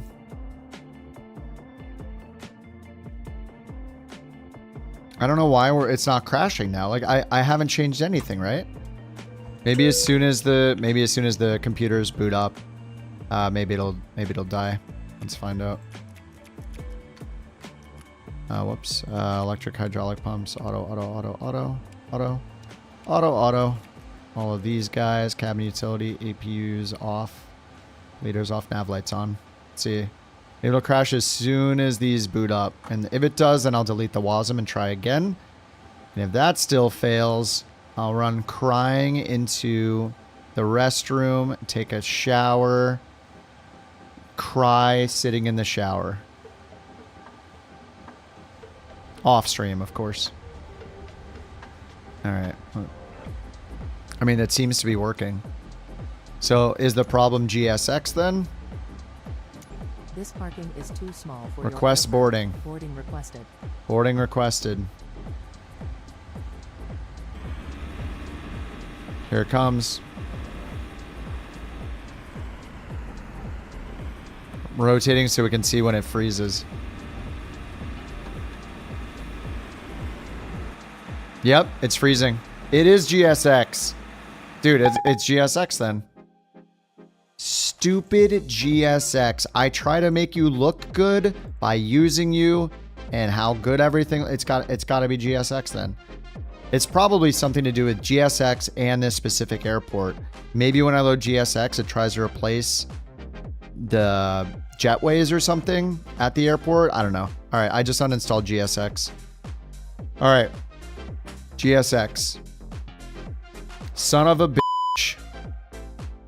Or GSX and that plane. I don't know, because I've been using GSX since I've been using the 777. Over and over again. Like,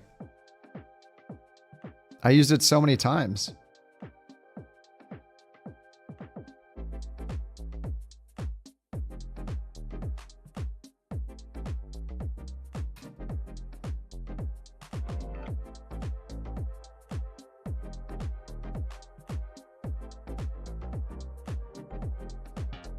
I don't know. Maybe that's it. I don't know. I uninstalled it, so we're fine. GSX, another plane. Nah, now we're gonna do the flight. I don't want to bore everybody more than usual. Please, no failures. Never had problems with GSX. Usually GSX is fine with me. You know, it's just, I don't know, it's just the nature of flight sim. I mean, there's so many moving things, so many add-ons we use. So it's not a surprise that these kind of crashes happen to all of us pretty often.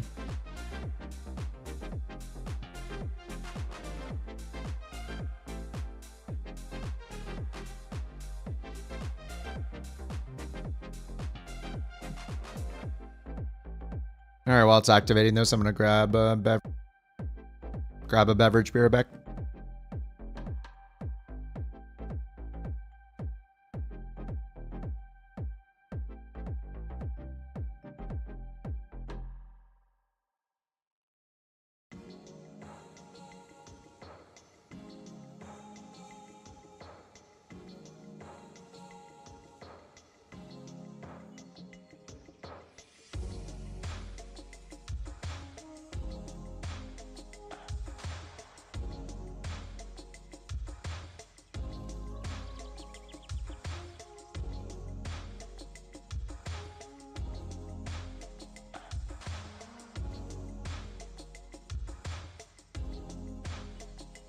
All right, I'm back.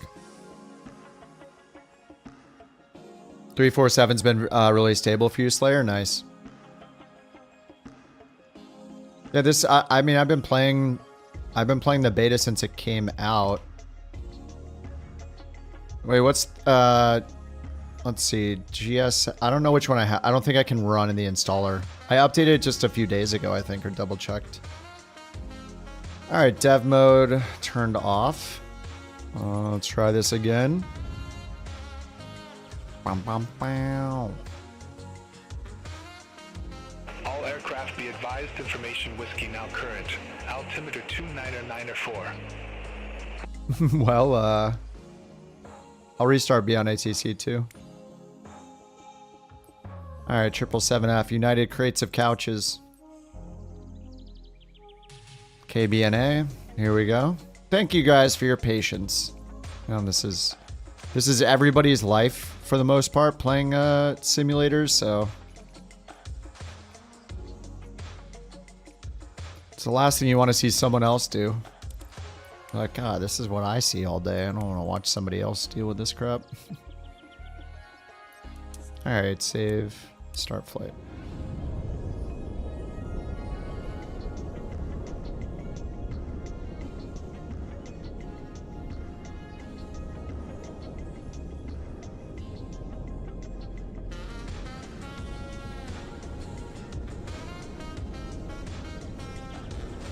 Today's beverage, I got a Deschutes Fresh Squeezed. Again. Your neck of the woods. What's up, Hack? How you doing? Alright. Hopefully everything is good now. Alright, let me resume it over here. Restore. Okay, it teleported me. I got the injector on in case you guys are not on the beta. You can turn on New Sky Injector. You don't even have to start a mission or anything. And then we'll see each other. Alright, let's get Beyond ATC going. Watch Beyond ATC crash it somehow.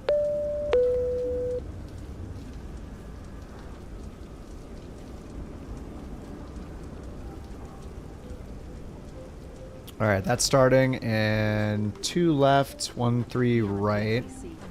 Daniel's 3 and the Curvo 1 Windu. Mace Windu? Alright, just no GSX today. Less pretty than normal, I guess. Alright, here we go. Available. On. Batteries. Alignment. Cabin utility.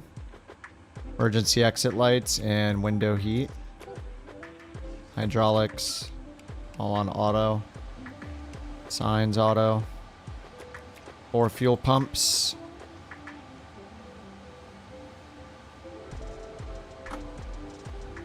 Alright, down here, EFB, request data.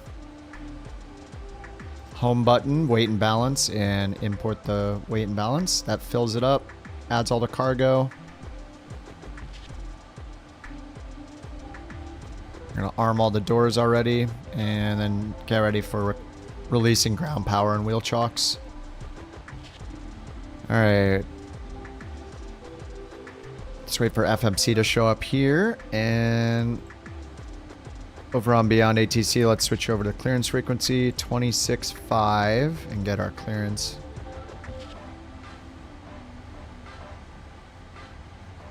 Alright, up here on the EFB, sim brief, view. Import route, we'll sync it with this EFB. So we got a flight planner. Southwest 2116. Route. Ready to pick It's up got the IFR route clearance here. to Phoenix Sky Harbor Airport. Can collapse all this and go to the knee board and grab all our charts. Southwest 2116. All right, ground chart. Nashville clearance. Cleared to Phoenix Sky Harbor Airport. So we're already on. Let's grab the ATIS 35-1. Then as filed. Maintain 5,000 feet.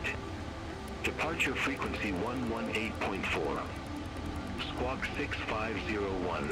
With 065 and 7. Visibility Clear to Phoenix Sky Harbor Airport. Missed. Scanner at 900. Ceiling 2,300 broken. 3700 overcast. Temperature 18. 2.16. Altimeter 3004. Landing runway 02 left.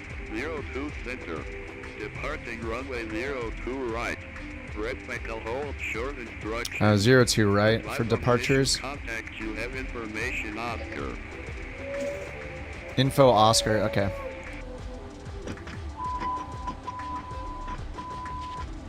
All right, we got information Oscar, and they're departing 2 right instead of 2 left, which was in our sim brief, so they'll probably switch us to 2 right. All right, we got our fuel and payload done. FMC position. We'll use our GPS position. Route request through sim brief to San Antonio. Great, and then we don't have to do set payload and fuel because we did it in the EFB, so we'll do select route. Routes requesting. Nashville Couch 323 Heavy IFR to San Antonio. All right, load the route. Get ready with our clearance. Couch 323 Heavy, Nashville clearance, cleared to San Antonio Airport. Daniels Tree departure, then as filed. Maintain 5,000 feet. Departure frequency 118.4. Squawk 3101. Clear to San Antonio, Daniels 3 departure, then as filed, climb maintain 5,000. Squawk 661.69. Departure on 118.10 million. Couch 323 Heavy. Negative. Departure frequency 118.4 and squawk 3101. Squawk 3101, Couch 323 Heavy. Negative. Departure frequency 118. I am not happy with Nashville and GSX. I don't know what's wrong with them.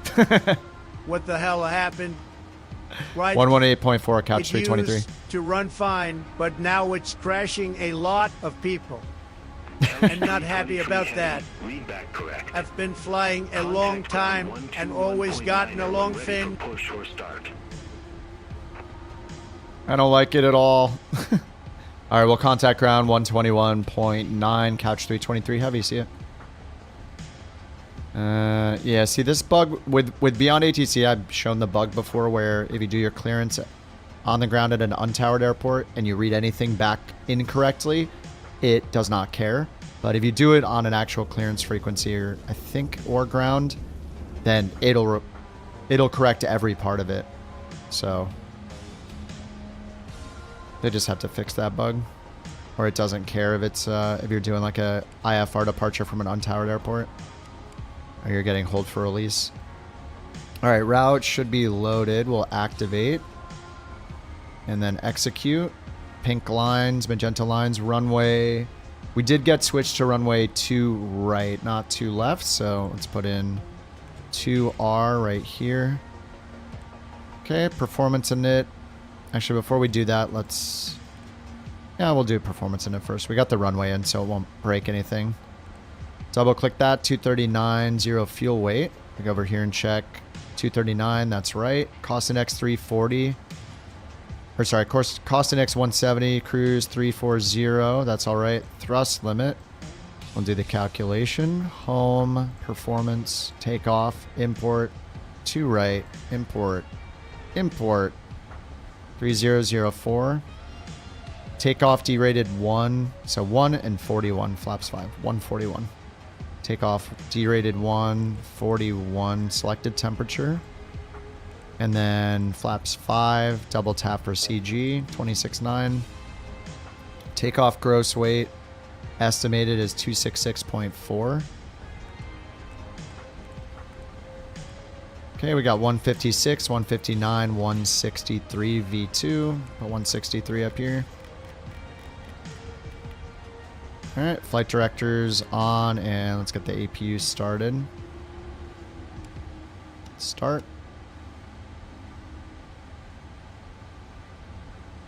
Alright, and then I'm going to hit comma. It should be 3004. Yep. Alright, departure runway 2 right, and we have the SID. So we got we got maintain 5,000, and then squawk 3101. We got 3101 on the transponder, 5,000 selected altitude. Excellent. And then if we take a look at the departure up here, Daniels 3, 2 right. All right, we're just off on a vector until they vector us to our initial waypoint, which is Daniels. I guess for us, it's LIT. It's just, we're just gonna fly that until they tell us to proceed on course, I guess. All right, ground chart. I don't know where we are. We'll see what they give us for taxi. But we could go up here, Navigraph, or sorry, just to home and zoom all the way in. Actually, even without Navigraph, you can do full screen here, I think. Well, I'm not 100% sure because I haven't uninstalled Navigraph, but these taxiway charts, I don't know if these are Navigraph or not. They might be. Because if you hit Navigraph, no, it is PMDG. Okay, yeah, this is the Navigraph one. So without it, I think we all get this for free. So it's got uniform 5 kilo there. This has kilo. Yeah, uniform 5 kilo. So I guess without Navigraph, you're still fine with this taxiway chart over here. Then you can plop it over here. All right, I think we're ready for push and start. Oh, we need to choose our departure arrival. All right, Daniels 3. We do not have Spiker as the... Whoops, we don't have Spiker as the transition, so we're not going to choose that. So we'll hit execute. San Antonio, we're expecting 1-3 right. Windu transition for the Cuervo. Windu. And we don't know the transition waypoint. But Queso sounds good, so we'll pick that. Alright, 021 heading, and then we'll get vectors eventually, so we'll put in 021. Alright, 021. APU is on. Let's get the beacon on. Natural ground couch, 323 heavy, ready for push and start. I don't really need a push. Maybe we'll do Alt P. Couch 323 heavy, Nashville ground. Push back and engine start approved. Face northwest. Push and start approved, face northwest, couch 323 heavy. All right, northwest, here's north, here's west, so nose right. Oh, we're not using GSX, so we're just gonna start it up. All right, engine number 2 first.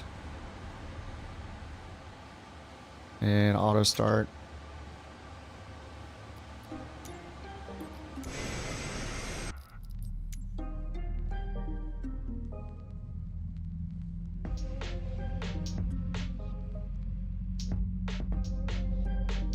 Yeah, JT, exactly. Yeah, contact on 6987 6969 420, couch 3 100 million. And then if it's say intentions, read back correct. Yep. Yeah, but people don't expect to read back. People don't expect it to actually care about what you say, though. So please stop having high standards. Tower 118.6. Contact Tower 118.6, Southwest 2116.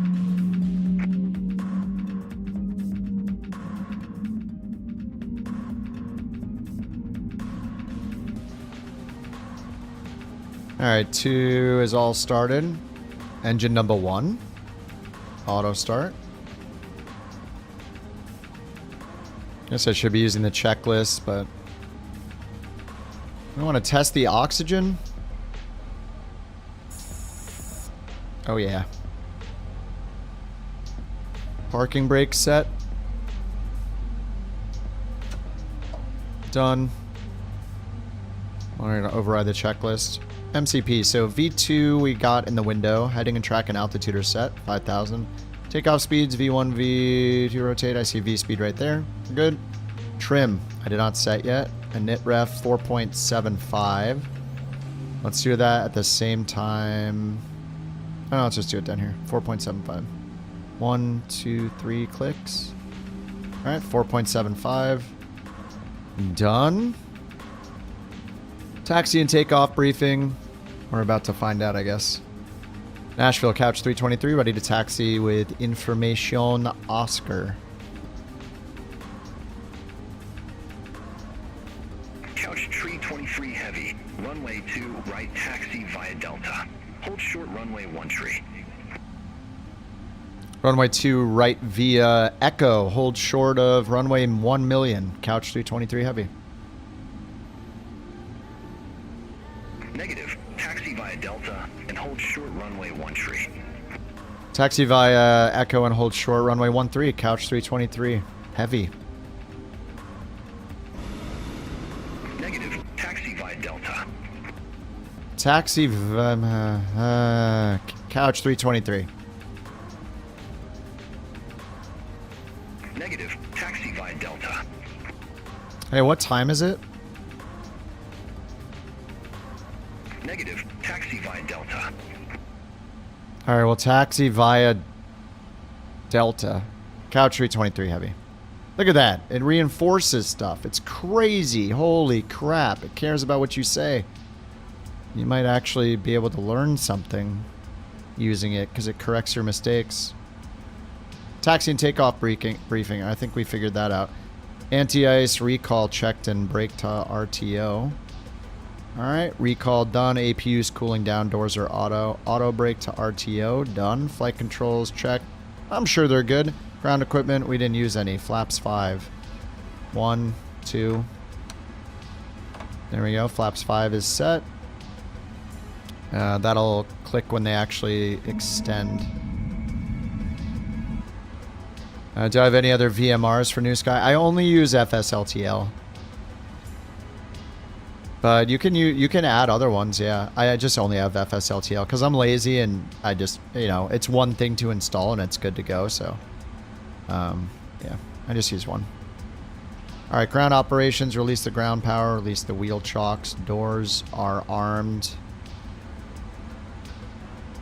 Alright, sweet. That's all you have too? Yeah. Just want to see if there were any others to use. I mean, I assume you could use like AIG or... I don't know if FS Traffic by Aerosoft gives you those files or not. Maybe you can find them. I haven't tried it myself, but I've just... yeah, I mean, you could try AIG. That's another one that... Supposedly it has a lot more models for GA planes. But I only have FSLTL, which I don't think FSLTL has a lot of... Or maybe any GA planes? I don't know. Alright, parking brakes off and taxi lights on. Information pop on now current. Altimeter 3004. 3004 still, we're good.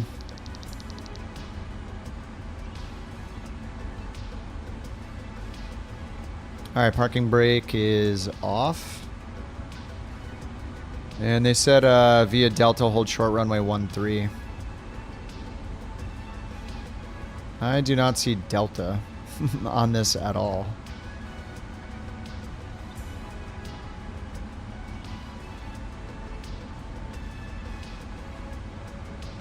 Yeah, I'm not sure where Delta is. Let's just use the...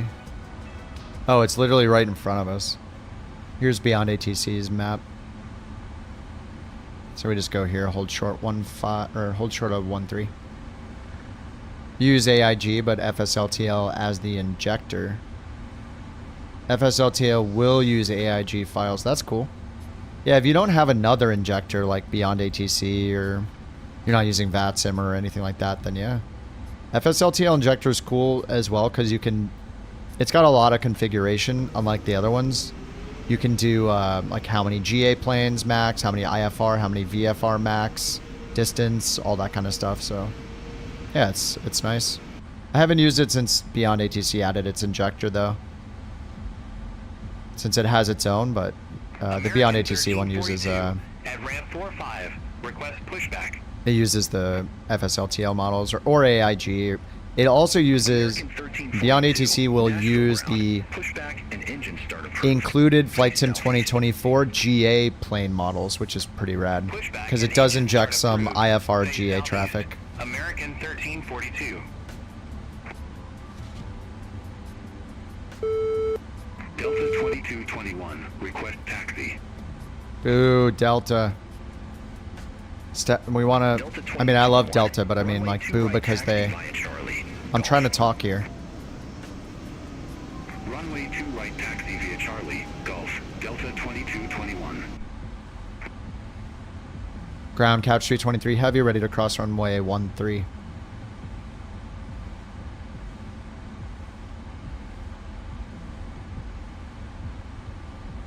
Couch Tree 23 Heavy, cross runway 13. Continue taxi via Charlie, Gulf.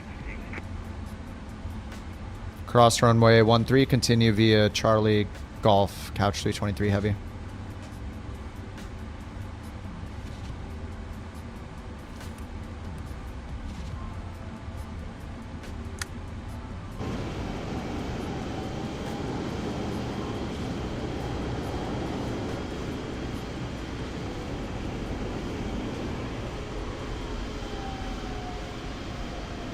Av, if you're here lurking, thanks for the amazing livery again, dude.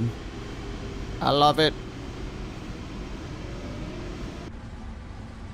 Landing lights off. American Strobe 1342. off. Request taxi to the active. Whoops, is that where we're supposed to go? It says Charlie Golf. Yeah, I don't see Charlie here at all. Runway 2 right taxi via Oh, Charlie's to our right. Rip. Alright, we're just going to turn right and... Runway 2 right taxi via Charlie, Golf, American 1342. Supposed to be on the inner track here. Yeah, these are just all wrong. Well, it's the problem is the scenery is... Actually, is this Charlie? No, it's Lima, it says. The sceneries...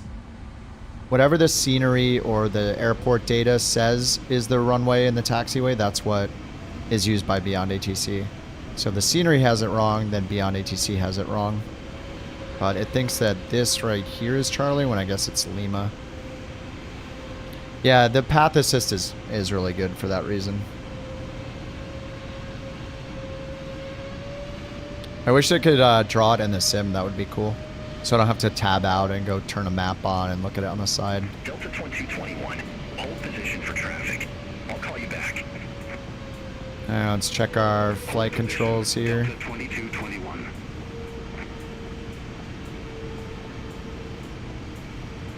Delta 2221, continue taxi. Elevator still does that weird Continue taxi, Delta 2221. still does that weird flicker thing when you do full full nose up elevator.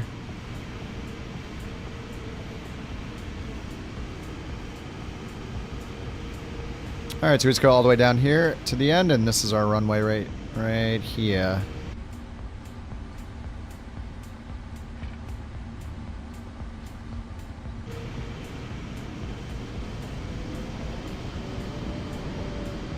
Now we're getting followed by an American and white rice.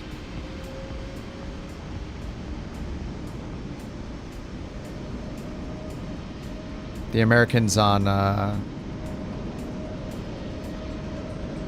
which I don't know if that's, is that Mike on New Sky? It might be. No, he's a mile away. So yeah, this is Beyond ATC traffic then. It would be so cool if Beyond ATC made a cloud-based traffic thing. So any Beyond ATC user sees the exact same traffic. They could still decide to like hide or show a certain percentage, maybe, but it would be really cool if you could see the same traffic at the same time. I just think they're not interested in any of the cloud-based stuff, though. They just want everything like local. Contact Nashville Tower 118.6. Have a good one. Over to Tower 118.6, Couch 323 Heavy. Sim Update 3 default injector. It is pretty good, yeah. I wish they would give us options for how much traffic it injects, though, because it's just like all or nothing. But yeah, the model matching seems to be a bit better. And if you have FSLTL installed, it will use those liveries now, too. So you can see a huge variety of liveries. It's really nice. Nashville Tower, Couch 323 Heavy, holding short runway 2 right, ready to go.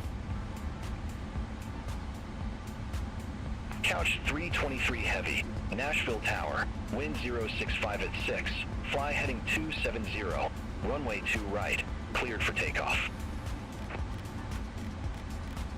Fly heading 270, runway 2 right, clear for takeoff, Couch 323 Heavy. Alright, let's get VNAV and heading select. We'll turn autopilot on at 1000 so we can start the turn. Lights are on. APU's off. TARA. Checklist complete. Flaps are 5. Brakes RTO. Alright. We're good. Good to go. Good to go. 2 right, clear for takeoff.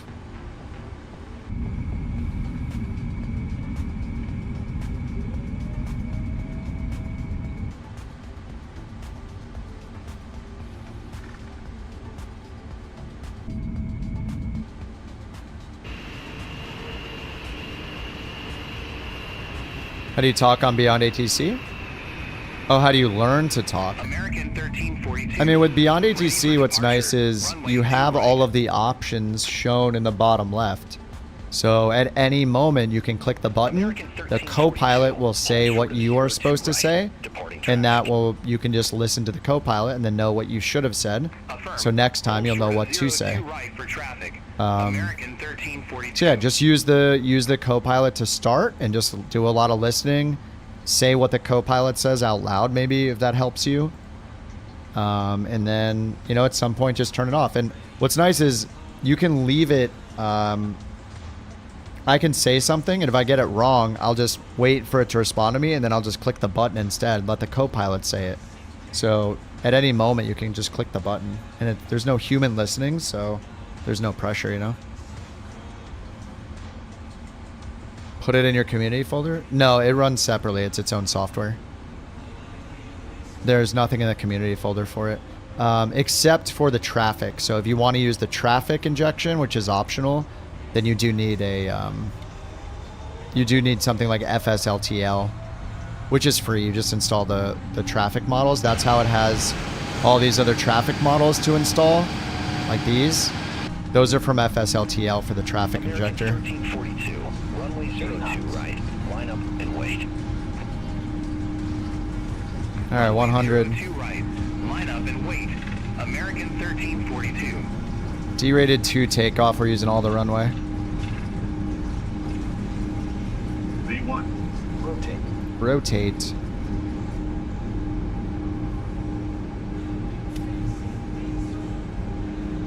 Positive rate of climb. All right, gear up.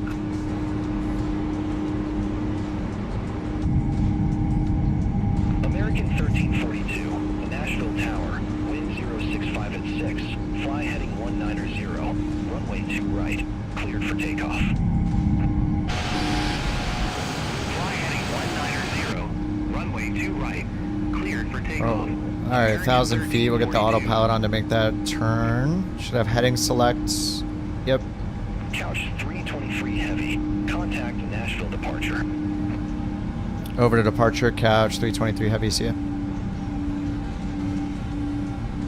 All right, trending towards flaps 1. All right, flaps 1.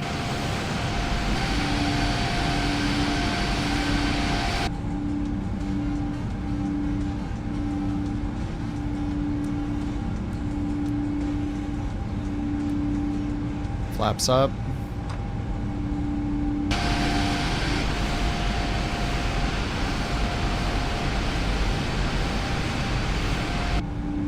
Nah, no LNAV. They told me to go heading select. They gave me 270 for the heading.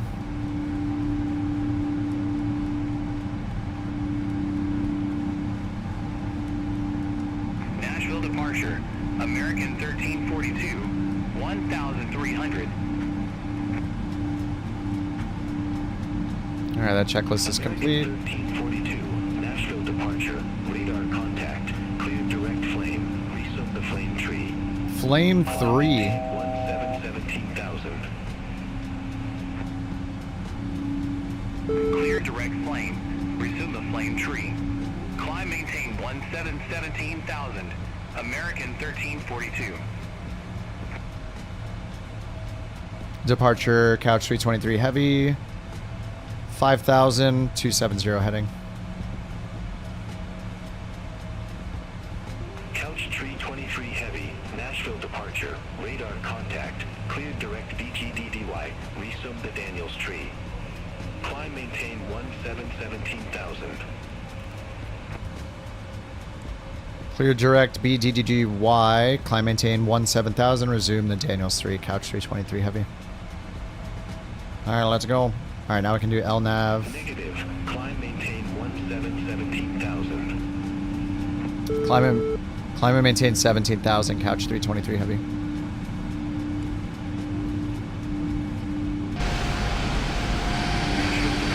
Delta 2221. Good morning. 1,800. Alright, we're on our way.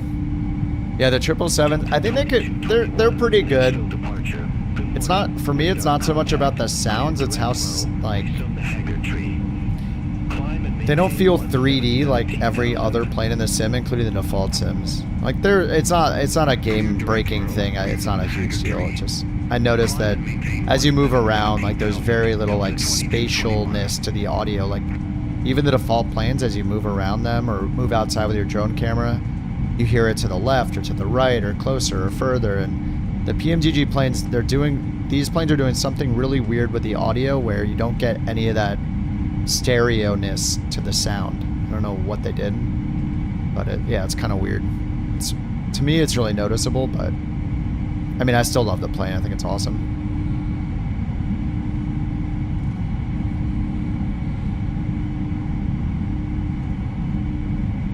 Let's check our landing light. Ooh, 9,000 feet. Oh! Did I get it in time? I need to brighten this thing up. Good jet to buy to learn to fly with jets. I mean, you could start with like a small, like you could start with a business jet. I mean, there's still rocket ships. They're super fast. You could do like the CJ4 is included with the sim, and it has the Collins avionics, which looks similar to the CDU and MCDU for the airliners. So that's one way to get into it.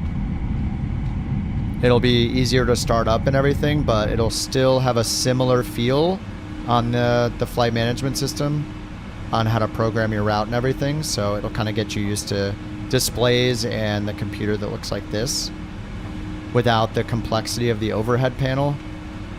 So you'll just have a couple buttons to start it up.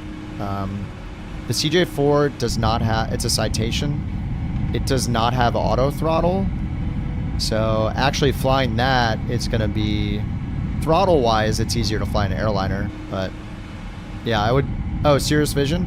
Yeah. It matters what stage you're at in flying. Like if you've flown something like just the 172 or like the Diamond DA40 slower planes and just started there, that's awesome. And then, yeah, the Vision Jet is cool. It's pretty slow, but it has a Garmin G3000 in it. If you like the Garmin stuff, then Vision Jet's cool. If you don't want to learn these kind of avionics, like the Collins or like the airliner avionics, then you could upgrade to the Longitude, which is in Premium Deluxe. The Longitude has a Garmin as well, so you'd be familiar with the Garmin G5000. Couch 323 heavy. Contact Like this jet. In that case, if you don't want to go super fast yet, fly I think it's in the Deluxe Edition, the King Air C90, is that what it is? The C90, the new King Air has avionics that look similar to this. It's the same ones that are in the CJ4, Citation CJ4. So if you want to learn those avionics, but you don't want the speed of a jet, you could fly the King Air C90. That has those same avionics in it. And then when you're ready for the speed, switch over to the CJ4. That one has the same avionics, but you'll be in a twin-engine jet instead of a twin-engine turboprop.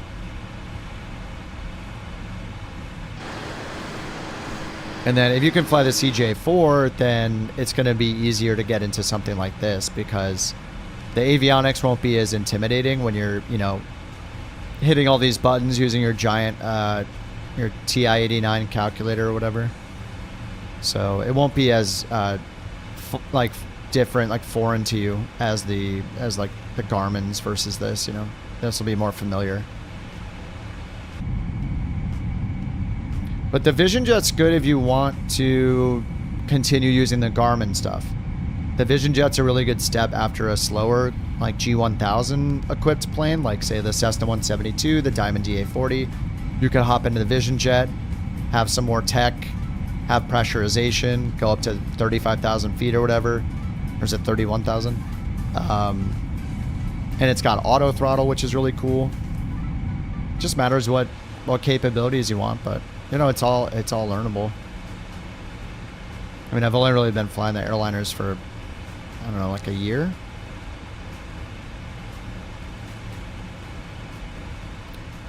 Yeah, the longitude's good. Like the longitude will give you the speed that a jet, like an airliner, will give you, even faster actually. Like it climbs insanely fast. I need to climb here. What are we going up to? 34,000.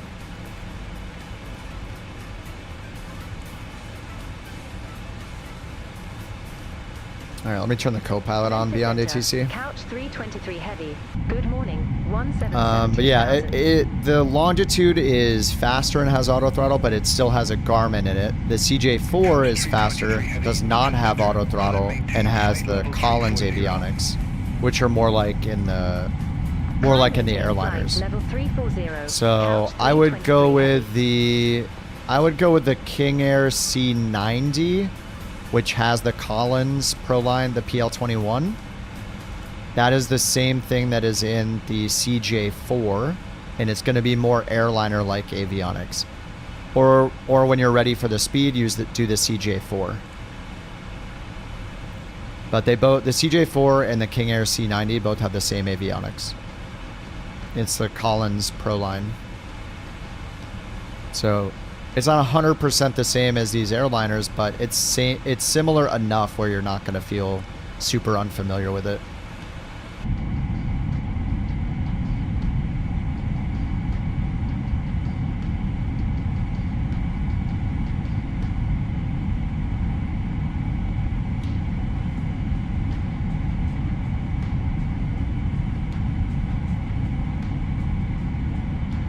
Memphis Center, Delta 2221, through 16,300 feet for flight level 340.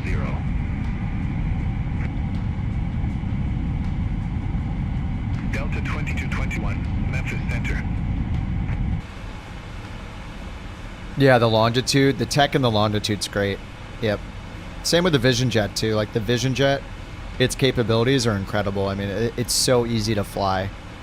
It's got auto throttle. It's got the Garmin G3000. Like it can fly like any approach. It's great. Same with the longitude. It's just way faster.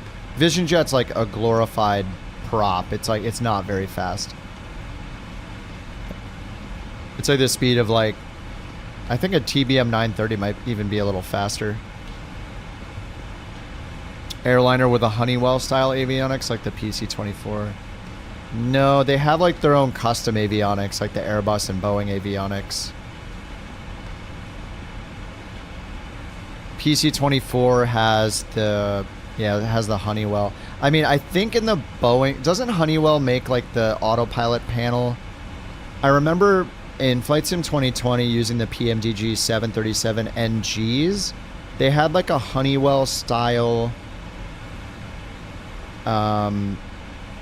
glare shield or MCP or whatever you could change to optionally. I don't know if it had the Honeywell by default or that was the alternative, but I don't actually know who makes the avionics for the Airbus and Boeing planes, if it's all custom. But I remember in the NGs, the PMGG 737 NG series from 2020, you could swap out the MCP up here, the mode control panel. They make parts all over planes. Yeah, I'm not sure if they make these or not. I don't know who makes the CDU or in this or the MCDU in the Airbus. But in this sim, I'm pretty sure the only thing that is like the Honeywell avionics in the PC-24 is just the PC-12 and PC-24, because those are brand new to Flight Sim 24. They just got added with those two planes. So those are the first Honeywell, at least GA Honeywell avionics we've had. Do you need to download SimBrief for Beyond ATC? Yes. So you don't have to download SimBrief, it's just a website, but you just sign up for a free account. It does the flight planning for you, and that's when I bring this up. There's also an app you can use here. So on the SimBrief site, if you go to downloads, you'll find the SimBrief EFB app for Flight Sim 2024. So that's what this is right here. You can get SimBrief in the sim, so you don't have to use the website. You can just go here, go to new, put in all your details. You only need these red things right here. You just need where you're going from, where you're going to, and what plane you're flying. So in this case, I would just go down, find the 777F and choose it. And then it'll give you a bunch of options you can go through if you want to, but it'll pick a route for you. You generate it, and then you can just start up Beyond ATC. And it uses your SimBrief flight plan to know where you're going. Endeavor 5115. Contact Memphis Center 13. No, you do not need an actual program. Nope. Beyond ATC will ask you for your SimBrief ID. You probably need to go to the website to get that. Yeah, if I hit view, yeah, you just go here. So if you just go into the SimBrief app or to their website, it'll just ask you for these numbers right here. So you just put in your SimBrief pilot ID, these numbers, and that's all you need. It'll remember it. So then when you hit, when you're in Beyond ATC and it has the fly button, it says put in your SimBrief ID. You do that, you hit fly, and it pulls in your latest SimBrief flight plan. So you generate the flight plan in SimBrief, then you hit load in Beyond ATC, and that's it. If you want the traffic injection in Beyond ATC though, I think it's off by default. If you want it to inject AI traffic and hear the AI traffic on frequency and see it at the airports and flying and be sequenced with it when you're taxiing and taking off and all that, that's the traffic on button right here. You can also choose like how dense the traffic is. Keep in mind, the more you raise these, the lower your FPS will get. It's going to impact your frame rate because it's doing a lot of work injecting the traffic. So it's up to you how high you want to raise the sliders. But if you turn the traffic on, you need to download one of the traffic model matching libraries. So I would recommend FSLTL. It's the easiest to install. You just search for FSLTL. It's through the fly-by-wire installer. You just install FSLTL. And then if you want to see the GA traffic, like smaller planes, you can use Microsoft Flight Sims models for that by turning that on down here. But yeah, you have to have FSLTL or one of these others like AIG or FS traffic in order to see the injected traffic, but it's pretty easy to set it up. Yep, FSLTL, it's part of the fly-by-wire installer, but if you just Google FSLTL, you should be able to find it. The SimBrief ID, Beyond ATC will ask you, it'll be obvious. It'll say enter your SimBrief ID.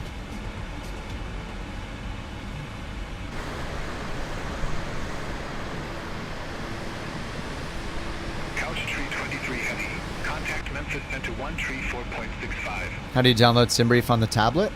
Just go to the SimBrief website and click on the downloads button on the SimBrief website. And if you scroll all the way down, it should give you a link to it. and then you just install it in your community folder, and the next time you start the sim, it'll show up as an app here in the EFB. If you happen to subscribe to SimBrief, if you have like a SimBrief Ultimate subscription, it's also part of their SimBrief hub application. You can install it through there too if you want. But if you don't have that, just go to the website. Here, I'll show you. So if I go to SimBrief, see where it says downloads right here, just click on downloads, scroll all the way down. This one's for 2020. This is the toolbar one, like you don't want that. Assuming you're in 24, you just scroll down here, SimBrief dispatch for Flight Sim 2024. So you click this, put it in your community folder, and then it'll be in your EFB just like this. So you just go to apps, SimBrief, or if you go to settings, you can scroll down and pin it. You can add it as a favorite down here to the bottom toolbar. So I can just hit it right down here on the bottom toolbar. And what's cool about it is you can, once you generate your route, when you're on the view page, you can click this import route button. This will attempt to import it into your avionics. If you're in a simpler plane, it'll usually work, but in these planes it won't. But in addition to that, when you hit import route, it's going to put the route in the flight planner app right here. So this flight planner app also has my route in it, so it'll update the moving map here. If I click on the little knee board, the clipboard icon, this will have as many charts as it can pin for me automatically. It'll do that. So it has the charts here. Or you can go and find more charts by, going to the airport information, clicking the charts button, and then you can browse all the charts, either Lido charts or FAA charts down here. How does SimBrief make money? I don't know originally how they made money, but they got purchased or acquired or whatever by Navigraph like a few years back.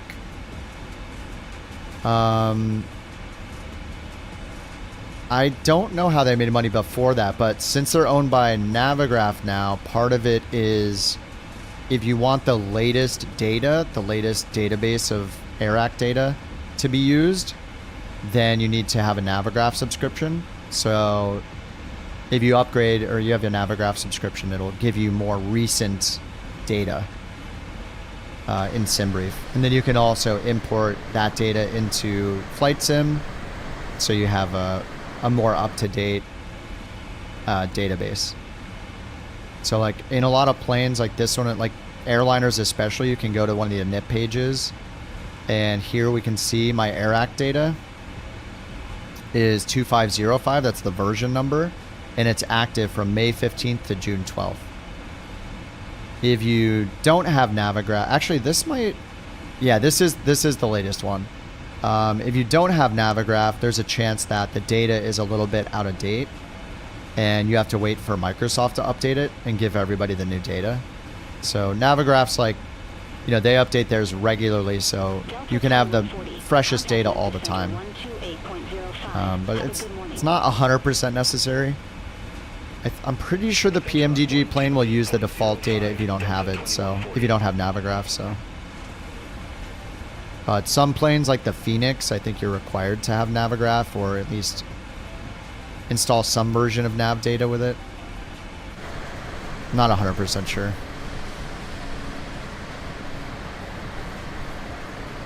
Envoy 3570. Contact Memphis Center 127.9075. Now let's check our legs here.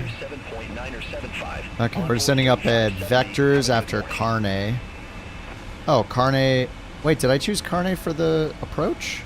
Oh no, I chose Queso. Queso. So if we look at Cuervo 1 RNAV, oh, there's transitions as well.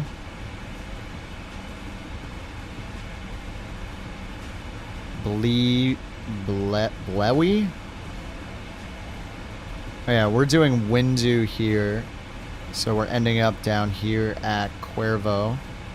So that is northeast. Oh, do not mistake for KFAT. Where's KFAT? Oh, the blue one is do not mistake. Yeah, okay, this is San Antonio. Don't mistake this one down here. So we're going to end up northeast of the field at Cuervo.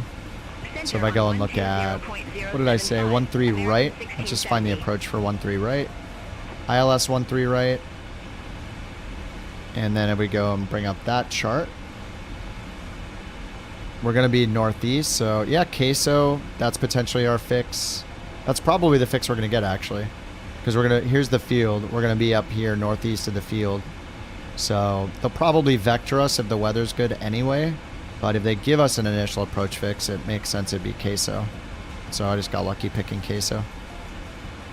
I mean, who wouldn't pick Queso?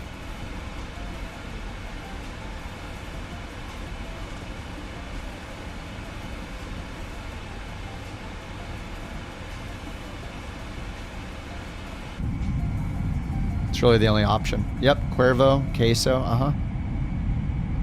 You took off way ahead of me? How dare you? You know the rules, dude. Only I may go first. How dare you, Speeve? Jose, Cuervo, and Queso.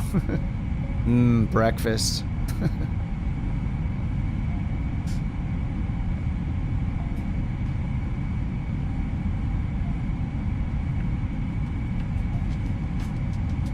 Yeah, let's check how the weather is, actually. There were supposed to be thunderstorms, but it's been a while since then, so I don't know what the weather is right now. VFR. Thunderstorms, rain, 7-mile visibility, gusting 26 knots from the east.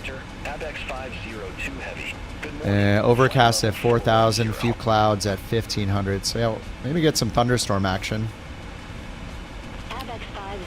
LTG ICCG.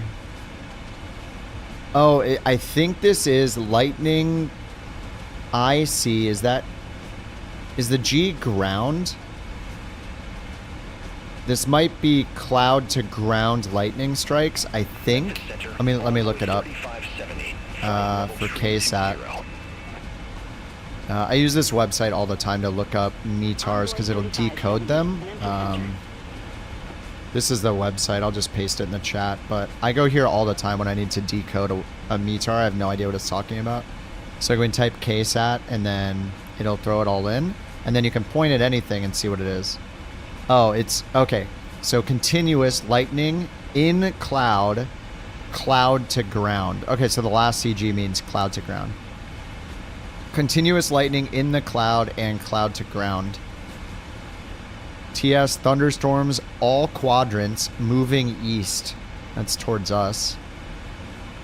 This is just an awesome way to learn about what every little thing in a METAR means.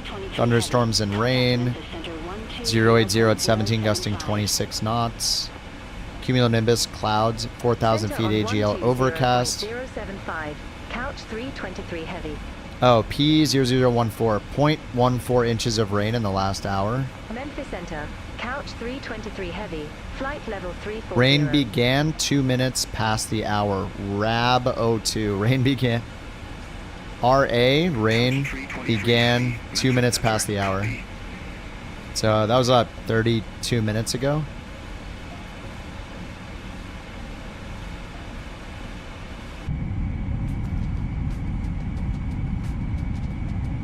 You download FSLTL. No, FSLTL, it has its own installer you'll use called the fly-by-wire installer. There's also a free A320 and a free A380 you can install with that same installer that fly-by-wire makes. FSLTL, you only want to install what's called the base traffic models. You do not need the you do not need the FSLTL traffic injector. Don't install that. Beyond ATC has its own traffic injector that's separate from the FSLTL traffic injector. You only need Beyond ATC.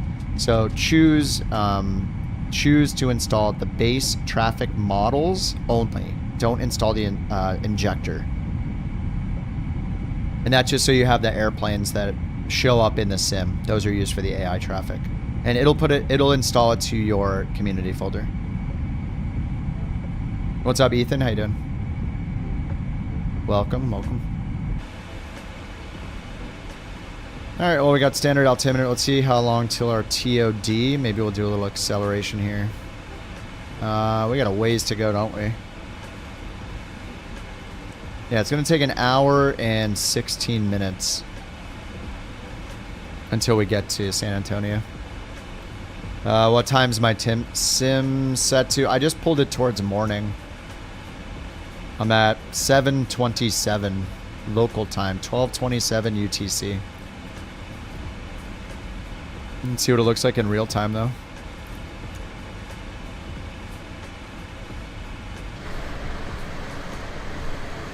So this is one of the big things about Sim Update 3 is how far out you can see lights at nighttime. So right here you can see 2 planes over there. Probably beyond ATC injected. Right there and right there. See their nav lights from here.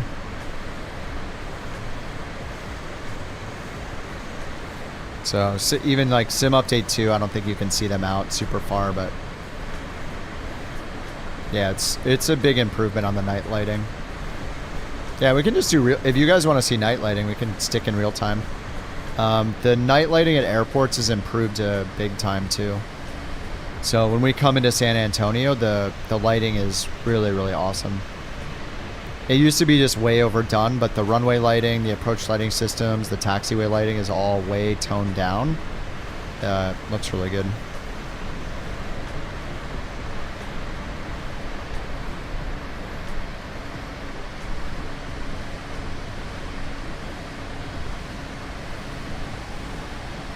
Can't wait for it to be better. I mean, I have not used 2020 since it came out. I think there's a very bad misconception that 24 is somehow insanely unstable compared to 2020. It's just not true. If you're using the beta, maybe, but you're literally opting in for crashes. So 24 has been good enough for me to literally not play 2020 since this came out. There are bugs in career mode, but you don't have career mode in 2020 anyway, so I don't know what the big deal is. 24 career mode does work. It definitely has bugs, but I mean, I spent a good like 200 hours playing it starting on day 1. So, I mean, it does have bugs, yeah. Just don't play career mode if you're going to rage about like losing a flight here and there, but... List of current aircraft? I don't know, maybe. If you mean third-party aircraft? Lots of issues with 24. I mean, literally almost 100% of my time in Flight Sim 24 has been streamed.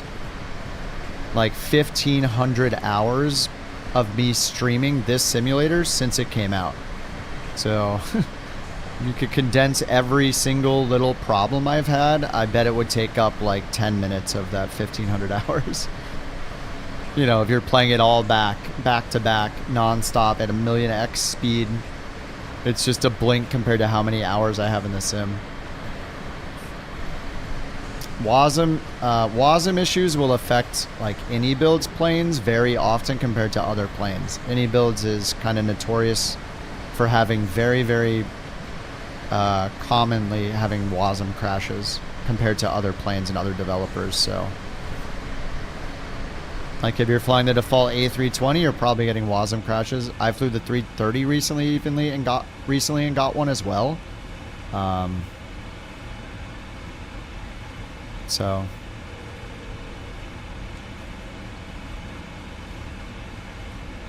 but in terms of third-party planes available for 24, the Phoenix was updated to work with 24 1 week after Flight Sim 24 came out. It's been fine. I've been flying the Phoenix since then. In 24, PMDG just released its first 2 planes for 2024. So you have the 777-200, the 777 Freighter that I'm flying right now. Any builds released the A350 for Flight Sim 24. That got about 10 updates since then and is pretty stable now. And then there's all of the default planes that got included. I mean, there's like 70 planes with standard edition. So yeah, I do have multiplayer on. Yep. Pretty much always have it on. I'm on USA West, but I'm on Sim Update 3 beta, so if you're not on Sim Update 3 beta, we won't see each other. Someone saying 24 is bad.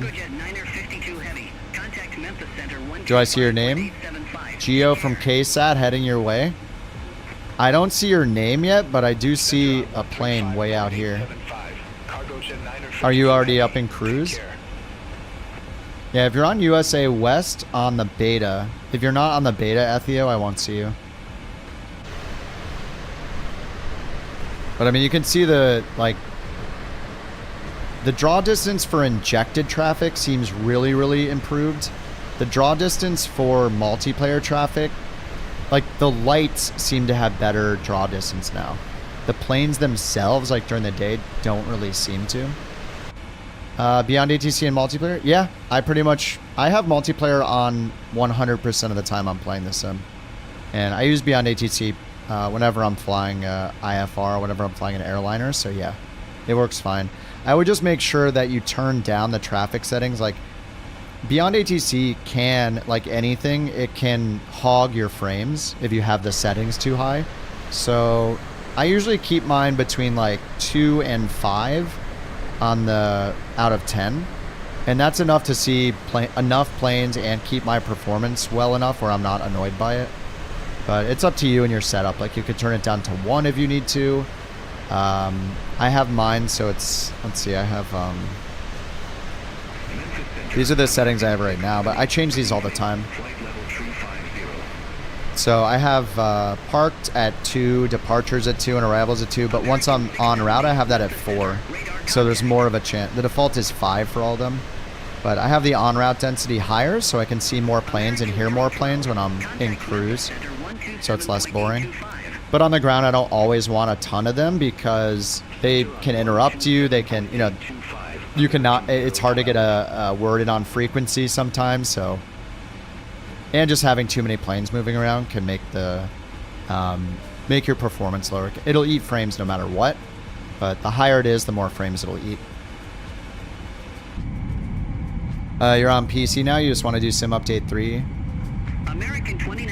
I mean, the Sim Update 3, yeah, if you're not having a good time with a built-in career mode because of bugs, or you've done everything you can, you're just kind of bored of it, then yeah, I mean, Sim Update 3 is not like the best thing of all time, but it's got some good improvements. It's got night lighting improvements. You can download content locally instead of streaming it, which doesn't seem to have a huge performance impact, but you know, I like having this stuff downloaded. It's just up to you. And then if you use the default built-in ATC, they've made a few improvements to that too, like the audio for the default Flight Sim ATC here in the comm window. It sounds better than it used to, and they've fixed some bugs and stuff with it, so it's really not that bad. It's improving slowly. It doesn't really compete with like Beyond ATC, but it's nice to turn it on. And then if you turn on the default live traffic injection, like say you don't use Beyond ATC or anything and you want to see other real-world flights flying around, the built-in live traffic thing got improved too, so there's like more variety of planes. If you have FSLTL installed, it'll use those liveries, so you just see a lot bigger variety of planes and liveries, so that's cool too. But I mean, if you're happy with like the stability of Sim Update 2, beta is potentially going to crash you like it does to everybody. So just remember that if you sign up for the beta and you switch over to the beta, you're probably going to experience a lot more crashes than you normally do. So if you're okay with putting up with that, then, you know, use the beta and check out the new stuff. Otherwise, stick to Sim Update 2. And if you want to use your career mode, you should stick to Sim Update 2 because the multiplayer servers and the career mode are separated. So Sim Update 3, if you make any multiplayer or any career mode progress, that does not count for your real career mode. You see, we see a beacon down there. There's an airport beacon light right there above my cursor. I can see. What's up, John? Any recommendations for the A320 McDo tutorials? How did I learn the A320? There's so many YouTubers that do those kind of things.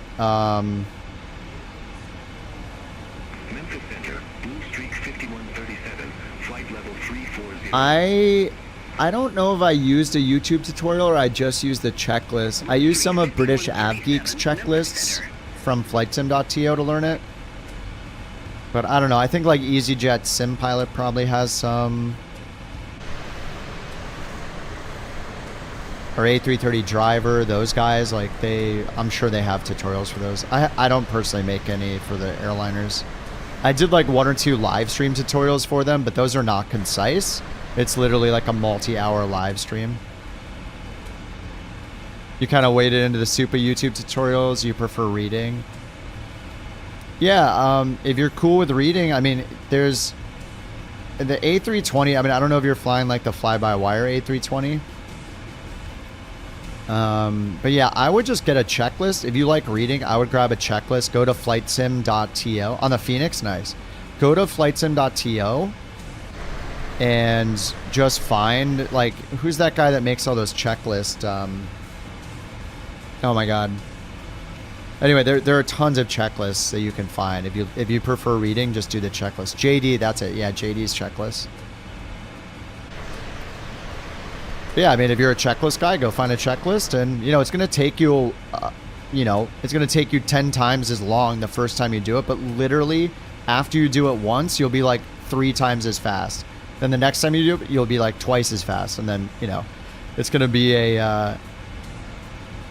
your proficiency is going to go up insanely fast. It's going to be like the sweet Dunning-Kruger curve where you're like, oh my god, I'm learning this so fast, I'm learning this so fast, and then you're going to be really good at starting it up, taking off, and doing a normal flight, and then you'll be like, oh my god, there's so much complexity to learn. Then you're in the pit of despair where you're like, oh my god, I don't know anything.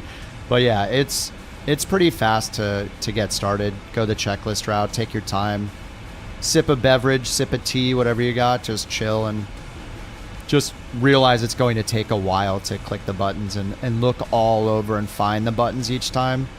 But once you find it once, like, you're going to know exactly where everything is. It's not going to take a long time after the first time.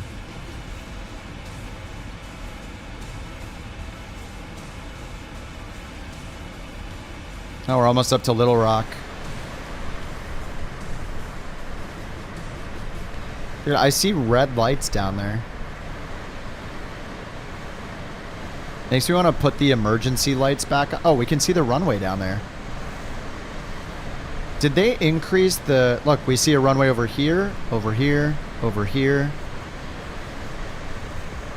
Whatever they did with, like, the night lighting draw distance, I want the equivalent of that during the day. Like, draw distance for runways, draw distance for other planes.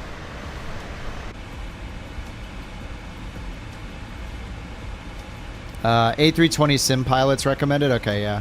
A320 Sim Pilot, there you go. That's another one I guess you can use.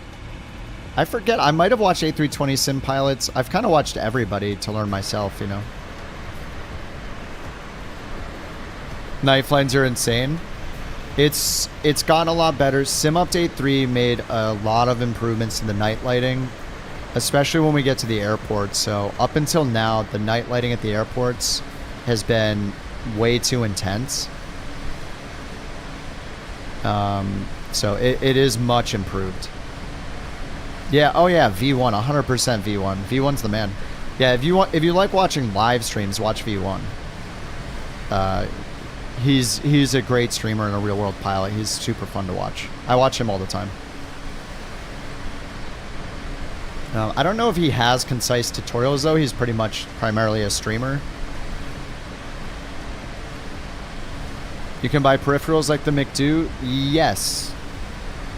The WinWing ones are probably the ones that are the most used lately. They're more affordable than some of the super expensive ones.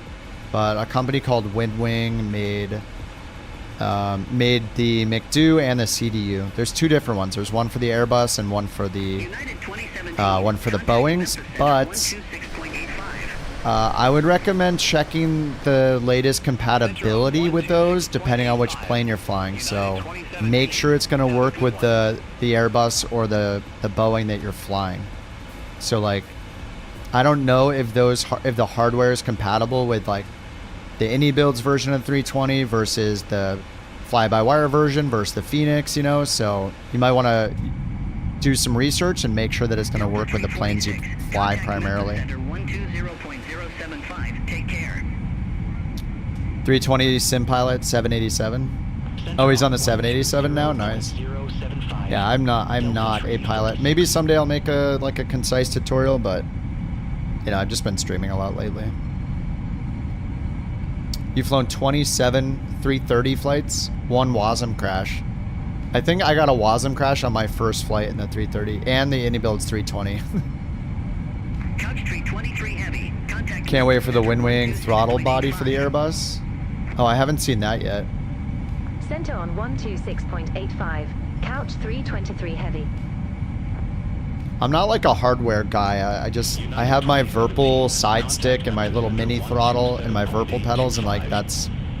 I haven't even looked at other hardware because I'm like, yep, this works for me. I'm good. I just use it for everything. United 2017. Yeah, JT has the wind wing mic too. Couch 323 heavy. Mostly from people I've heard of buying them, seem to love them. So I haven't used it myself though. Yeah, V1 could have saved our asses yesterday. I don't know. Does he do? I don't know if he does the flight failures thing. That'd be hilarious for him to put in like 50 failures. I have no idea what I'm doing, and I'm doing it as a way to learn. But watching somebody that's a pro do it would be kind of interesting.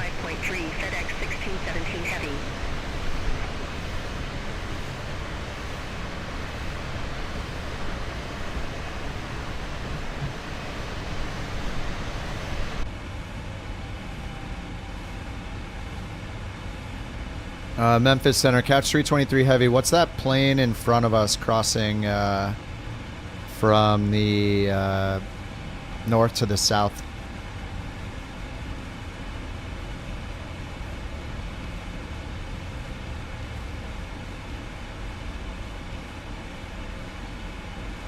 Couch 323 heavy. The aircraft in front is United 2017, an Airbus AE 320 cruising at 36,000 feet, heading 189 degrees, approximately 5 miles away. 5 miles away. All right, let's go see if I can catch up with the drone camera. We gotta make sure it's a United, otherwise he's lying. Said it's a United A320. Yeah, this is beyond ATC. With the basic voices. Contact Memphis Center 127.825. Better be a United. Heavy. Memphis Center, Couch 323 heavy. Look at it, it's got like a doubling of the lights. That's weird. That's a United. Couch 323 heavy, Memphis Center, roger.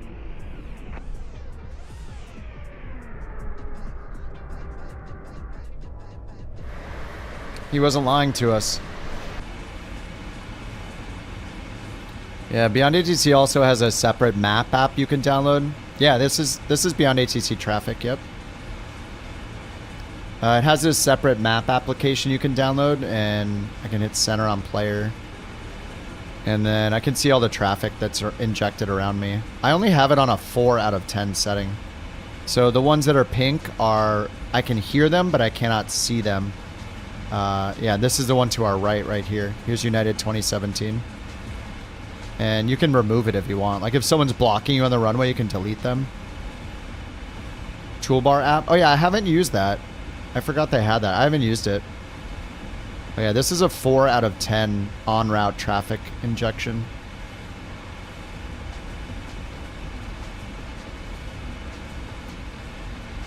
Yeah, it looks like off to our right there's an American A321 going to Phoenix. And then there's 2 behind us chasing us. There's an American going to DFW and another one going to, 2 of them going to DFW. The one to our left is going to George Bush. Yeah, I haven't used the toolbar at all.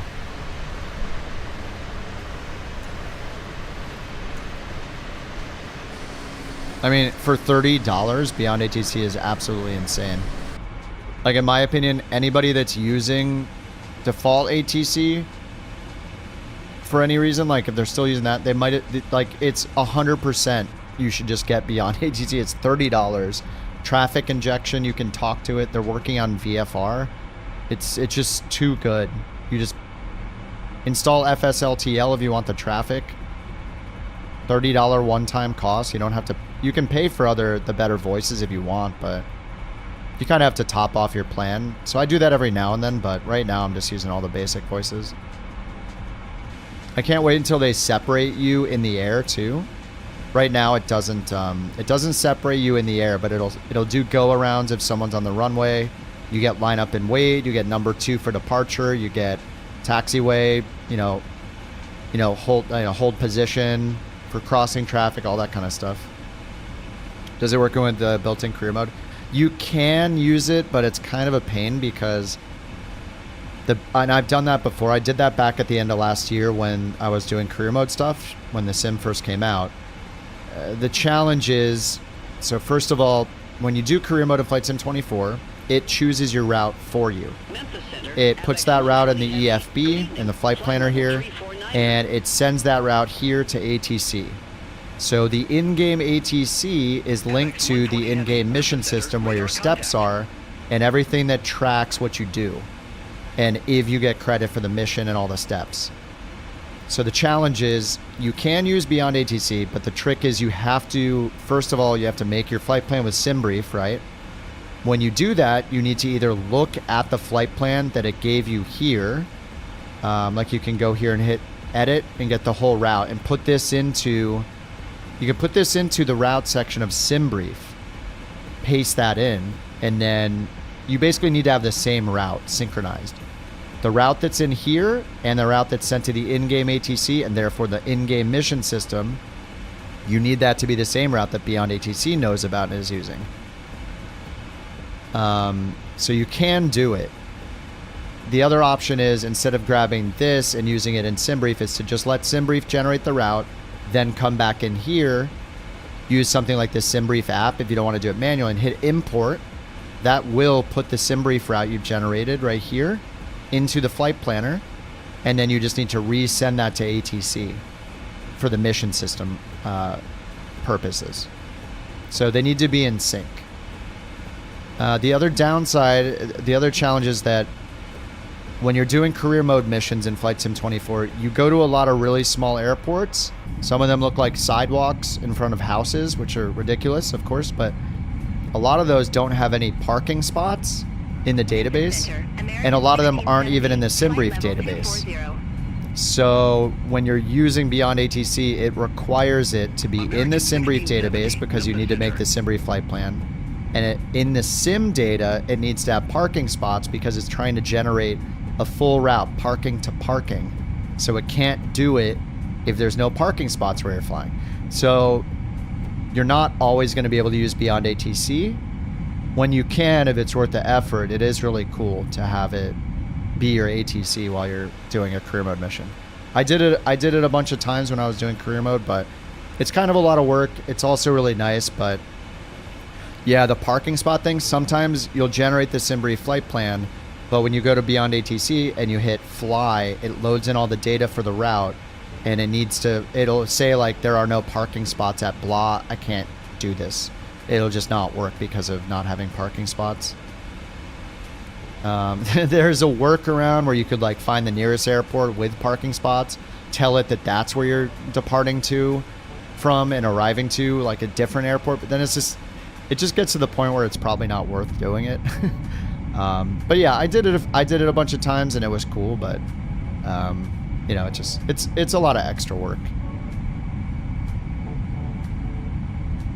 I just wish Microsoft would just buy Beyond ATC. They basically made it work perfectly with the sim already. Like, it uses the taxiway data from the sim, the parking spot data from the sim. You know, it has basic voices built in already, so I don't know. I just wish they would acquire Beyond ATC. It's like made to replace the default ATC. Sounds like it's not worth it. Yeah, it can be worth it when you get so tired of hearing the default ATC though. But Sim Update 3 does have some improvements to the default ATC. They improved the audio. I don't know if they added more voices. It almost sounds like they might have added a couple more voices. But it's definitely a little better in Sim Update 3. TOD's 293 miles. Yeah, sometimes in career mode you can't reply. I know. Yeah. You got a CTD? Oh, never mind. It just froze. Do you have Elevate X autosave turned on? If it froze, I noticed if you're flying an airliner and you're using Elevate X, no, you don't have autosave on. Elevate X autosave will freeze it for a little bit. Beyond ATC adding GSX integration. Dude, don't get me started. That's so stupid. I mean, it's not stupid of them to add it. It's stupid that the community voted of all things for GSX integration. All it means it's going to save you like 2 button clicks. We could have had CPDLC or diversions. It's so crazy. I don't know. I think it was a mistake of the Beyond ATC team to even put that in the survey. Most people, like a lot of people won't even have GSX. You're literally adding a feature that will help only people that have GSX. Doesn't make any sense. Every other option was better than GSX. So I can't believe people voted for it. I also can't believe they even made it an option because it doesn't help anybody other than people use GSX. And look at that plane right there. All it does is save you a couple of clicks. It doesn't give you any new functionality. So we should have had CPDLC first or diverting to airports. That would have been great. I mean, diverting would be so fun. Like we were doing failures yesterday for way too long and being able to divert to another airport would have been really fun. But yeah, they're going to do all of those features. Like Beyond ATC is going to do CPDLC, turnaround support. What was the other one? Anyway, they're going to do that stuff. Diversions. They're going to do it. It's just people got to vote on which one they wanted first. VFR? Yeah, that's their next huge thing. I mean, Beyond ATC has been out 1 year. Like, I think it was a couple weeks ago was their 1 year since release. It's only been out 1 year, and they've done IFR, LLM, and traffic injection. So next thing is on their roadmap is user selected feature, which unfortunately is GSX integration. And then after that's VFR. I mean, I'm sure they've been working on VFR already, probably. Yeah, BATC is only IFR right now, yes.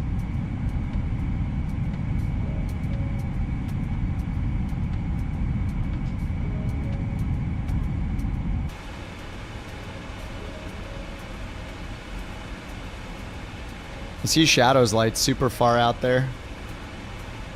787. Is that the Horizon one?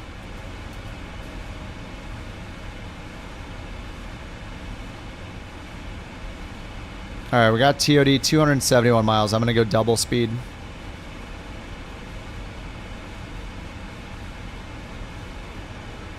Alright, over here, double speed.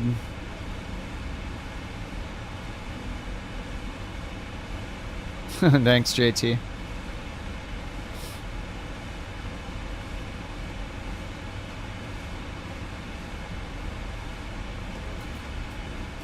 Once I do VFR, we'll probably see VFR traffic. Yeah, I didn't even know this, but I was so confused when they told me this because I had no idea. But Beyond ATC doesn't have VFR traffic, but it does have GA traffic. So they introduced this option here, like, I don't know, a couple months ago. So you can turn on use Flight Sim 2024 GA models. It says if no installed models can be found for GA aircraft, use the native Flight Sim 2024 models. And I was so confused because I was like, wait a minute, this doesn't make any sense. Why would it use GA models? There's no GA traffic in Beyond ATC. And they said, no, you're wrong. Beyond ATC has GA traffic. It just only has IFR flight plan GA traffic. So you can see small planes like Barons and Cessnas flying around with injected traffic on Beyond ATC. The reason I never saw it is because I only used FSLTL.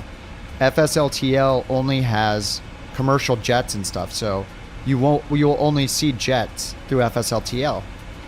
I didn't know that if I had AIG GA plane models or like FS traffic GA plane models, I would have been seeing them.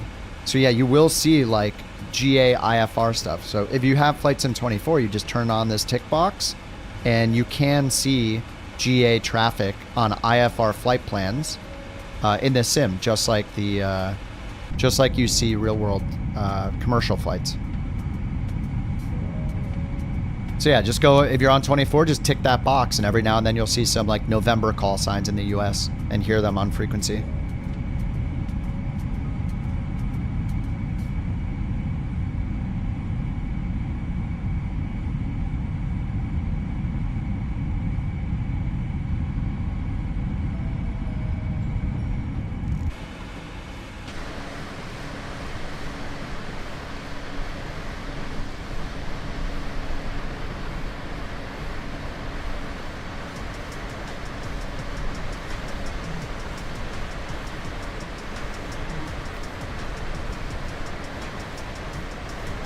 Will you see them, JT? Yeah, you'll see the small planes. Yeah, you just need to tick the box so you have GA models loaded in. Maybe you can set up Beyond ATC, do something relatively easy like Vision Jet. Oh yeah, dude, I do Vision Jet. I do Beyond ATC anytime I do IFR flying, which is like 90% of the time. I'm almost never doing VFR stuff. I'm too much. I'm too reliant on the magenta line, you know, and the autopilot. But yeah, it's super fun. I do it in the Vision Jet all the time. You can do it in a Cessna. I mean, Beyond ATC isn't perfect though. Like, I think it's awesome, but there are a bunch of bugs with like vectoring can be weird sometimes, or especially like vectors to final, or if you're really high on your approach, they don't seem to know about it yet. So it's by no means perfect, but man, for 30 bucks, it's pretty incredible. And I feel like it's definitely more designed around airline flights in terms of like what speed it thinks you're at, when to, you know, when to contact you, when to vector you outbound and inbound for the approach, how far out to vector you. A lot of that stuff seems to be made for, you know, airliner speeds, but I mean, it's only going to get better. It's $30 with, you're going to get all the updates, right? Like a $30 one-time purchase is insane. I feel like it's like on the level of how affordable the Phoenix is. Like to get the Phoenix A320, the quality it's at for the price it's at is awesome.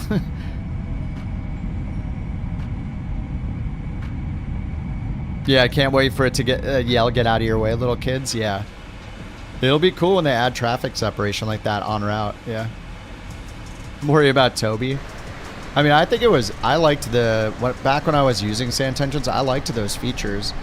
I can't believe that it doesn't have readback enforcement by default. I think that's insane. Yeah, $30. Yeah, and the Beyond ATC team has been doing I think they've been doing an awesome job since they introduced the product. Like, they're very focused on their roadmap. They don't seem to get distracted by like the new shiniest next idea so they can announce something on the internet. So PMDG, yes, 100%. PMDG is worth it. If you want Airbus, if you want the Airbus 320, you get the best choice you can make is the Phoenix. If you're on PC, I assume. If you want a Boeing, PMDG for sure. Assuming you're on Flight Sim 24. If you're on 2020 still, iFly makes a really good max. But yeah, PMDG planes are solid. Where do you get the Phoenix? It's just phoenixsim.com, I think. F-E-N-I-X. It's spelled F-E-N-I-X.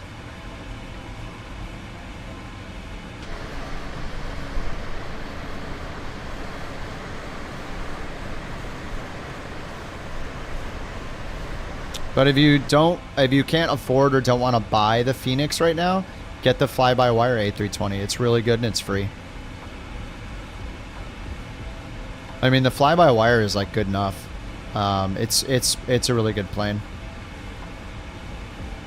Yeah, the Phoenix runs its own software in the background. Yep. When you buy planes, how do you put in the sim? It depends on the plane. Some of them have their own installers, but generally it puts it in your community folder. The Phoenix, for example, isn't just a plane in your community folder. It has a whole separate program that runs in the background. The Phoenix has a whole separate program that runs. So you use their installer. You know, when you buy it, they'll give you instructions. So.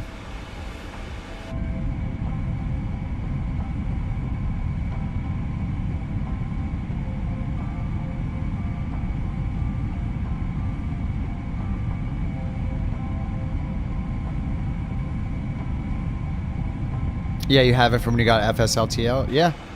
I mean, the Phoenix just is going to give you more like failure options, and it also has a 319 and a 321 you can get, which is extra money. It's an expansion pack.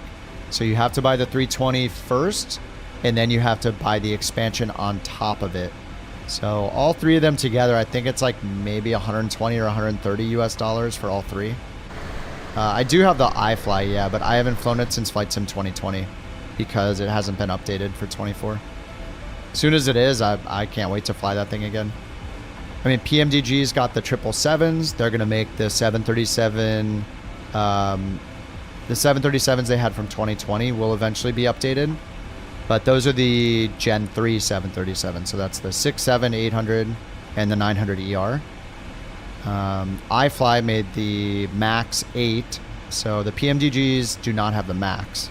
So the iFly Max 8 would take over from the Asobo Max 8 if you want something better than that. And it's great. The iFly Max 8 was awesome. It is awesome. It's just not on 24 yet.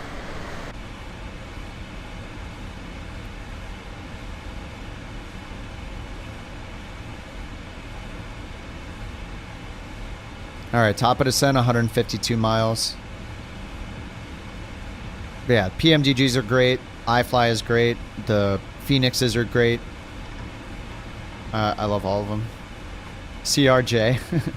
I would love to fly the CRJ. It's not in the 24 marketplace yet. I bought it in 2020, but I can't. I'm not going to rebuy it, so I'm waiting for it to come to the marketplace in 24.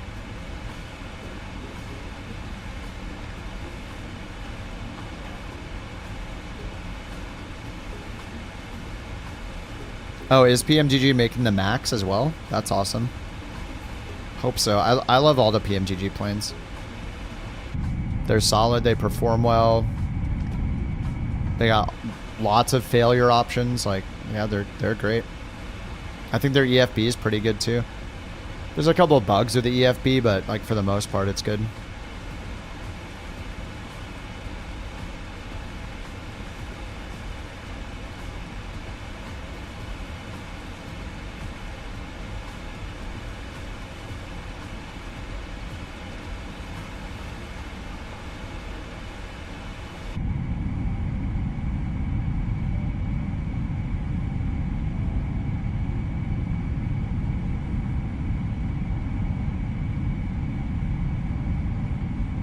Hey, what's up, White Race? You're frustrated. No, I read your comment about the A320. I don't know what I can do, though. It won't stop over speeding. I mean, you can just try to, you can try to turn on manual speed mode and just take over for now.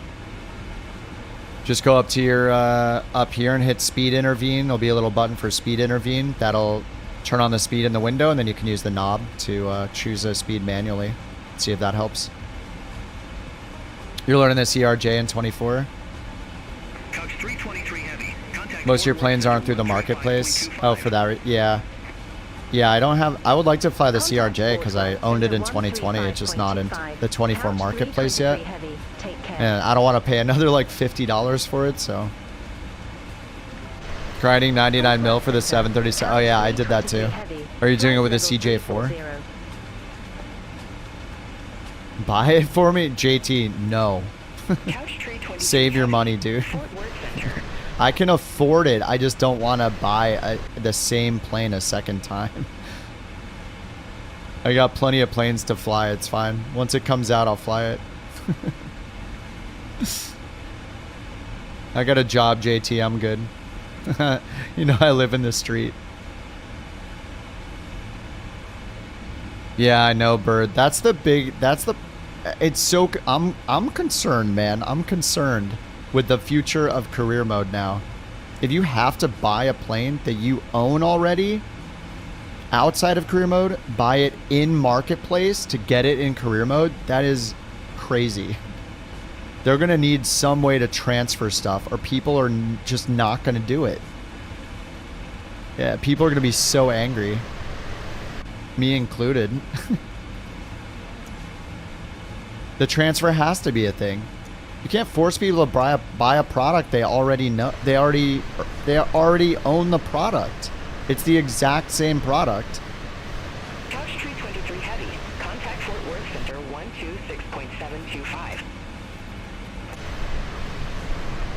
Contact Fort Worth Center 126.725. Couch 323 This is such a stupid bug. You click and it closes it automatically. It's like a mini game. Couch 323 heavy. Flight level 340. Track IR? No, I don't use any head tracking. I did for a little bit. It's just I don't think it makes for a good stream anyway. It's awkward to use, and I don't think it makes the stream look better. It's kind of like watching someone stream VR. It's just like, whoa. You got to constantly turn it on, turn it off, turn it on, turn it off. So I just use my thumbstick on my...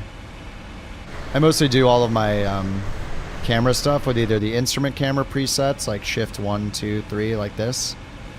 Or I just use my thumbstick and to look left and right. It's a little analog stick like an Xbox controller. Sometimes I'll use the mouse. Like if I zoom in, sometimes I use the thumbstick and the mouse wheel. So left hand on the thumbstick, right hand on the mouse wheel. I do that quite a bit like this. So I do both at once.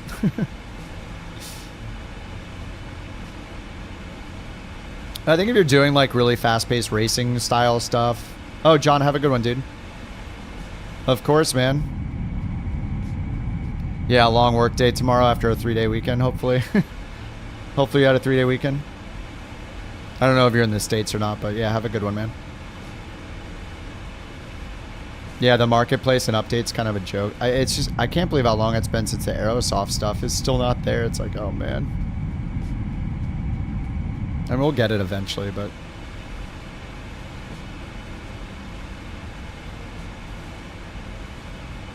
Yeah, that's the thing with the in-game career mode is Microsoft has more capability than any other third party has in terms of making a career mode. Like in terms of putting in the firefighting stuff, like all the animations, and it's built right into the sim with like a really nice map interface.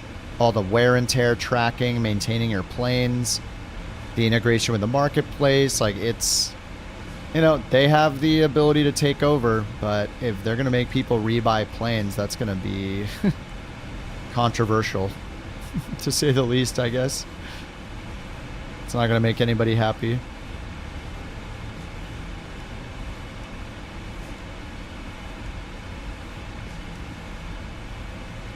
And like, if I have to rebuy the 777F in the marketplace and the 777-200 in the marketplace for $55 and $75 or whatever, like, dude, I better get a refund and then I'll rebuy it.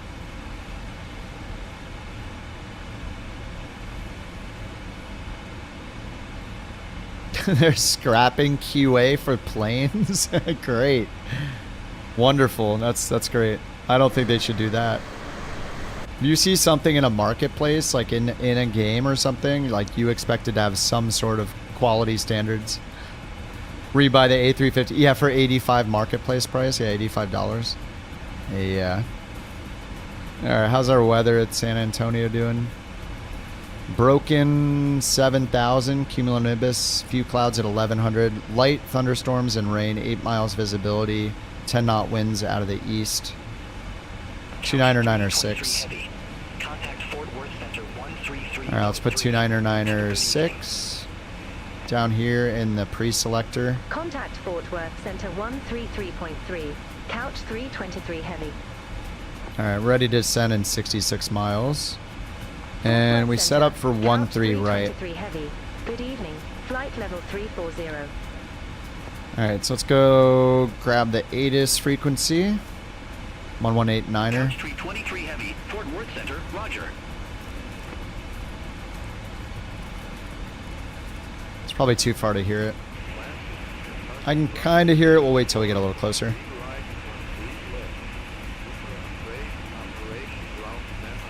I think he just said 1-3 right, 1-3 left though for landing.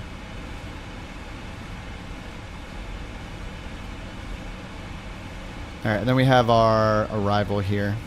Cuervo 1.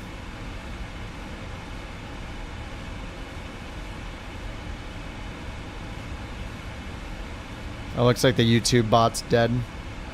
Yeah, YouTube bot is dead for now. Too many people using that bot software. But it's the 777F, yeah. Yeah, this is different. This EFB, this is the Microsoft EFB. This one is custom to the plane. So I have 2 EFBs. And in the PMGG, you can move this over to here, up on the window, or down here in the middle. It's just part of the plane. It's unique to the plane. Ready to copy. Couch 323 heavy. So you can move it around yourself. Expect Cuervo 1, runway 13 right. Expect Cuervo 1, runway 13 right, couch 323 heavy. GSX passengers, no. I usually don't have them. I don't really spend much time in the cabin, but I don't, but I'm doing cargo anyway.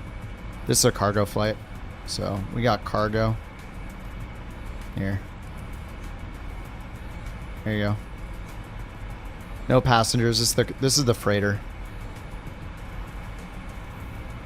I don't know if the 200 passenger variant. I don't know if that one supports GSX yet. I'm not sure. Yeah, we just have cargo.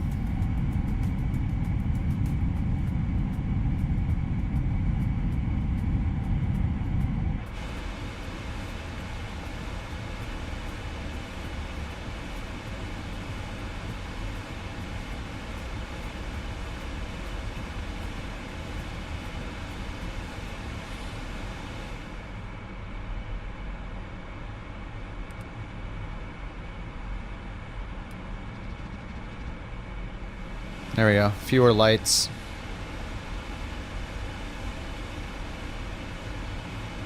Cozy.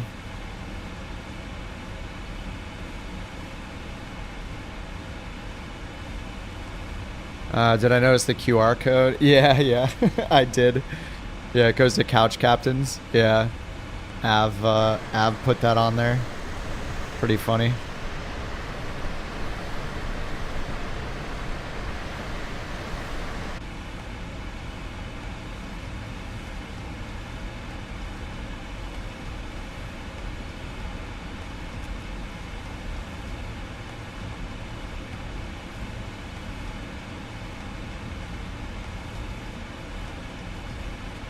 I didn't realize the map light is just on or off.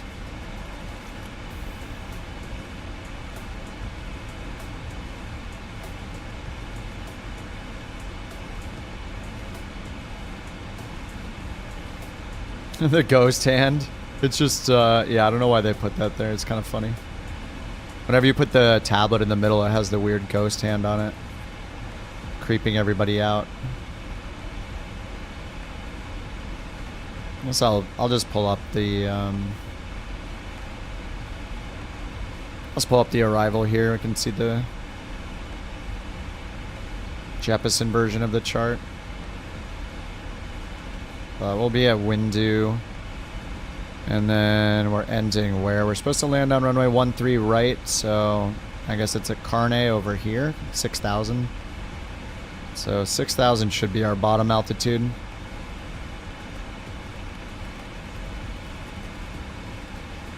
You want to do all the binds for the instrument views? You already have them. I use all the defaults. Just hit Shift 1 through Shift 0. This is Shift 1, Shift 2, Shift 3. The developers of the planes, they set those. So if they do a good job, then that's all you need. I just use the defaults. The ones on the outside, these are also default camera views. These are all through the camera button, showcase, and then instead of the free drone camera, which is, this is the default when you go to showcase, it's the drone camera. But if you just go to showcase fixed, I'm just using the fixed camera. here, all of these. And I just set a shortcut in the settings, which is next and previous fixed camera. So that's how I just move around. So they already set up the wing views for you. Yeah, shifted the numbers. Those are for your instruments. So yeah, shift 1 through 0 on your keyboard. We'll take you through all these. And they're different in every plane, but once you learn them, you know, like, okay, I need to use the tablet, or say I need to use the overhead. I know that I hit shift 6 and that's the overhead. So now I can just hit shift 6 again and that'll take me back to where I was. Or the CDU is shift 3, so I can shift 3 to get down here. If I want to see the center screens more, it's shift 2. So you just learn them over time if you fly the same plane over and over again. Yeah, most of the time there's not really a need to set your own custom cameras. No problem, dude. Ethio, let me see. Oh yeah, I see you. You're in the 747? You're 50 miles in front of me. I see your name. I don't see your light yet, but it's getting a little cloudy here. But yeah, I do see your name.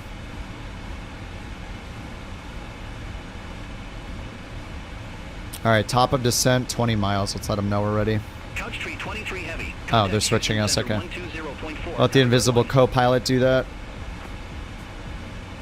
Oh, I should turn on the co-pilot. I have the co-pilot turned off in Flight Sim 24 and like the avatar section. I should turn it on to see if it can be in this plane or not. Houston Center, Couch 323 Heavy, flight level 340.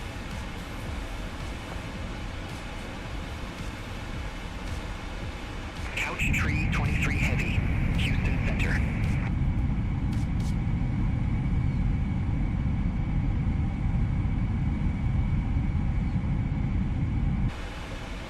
Houston, Couch 323 Heavy, ready to descend.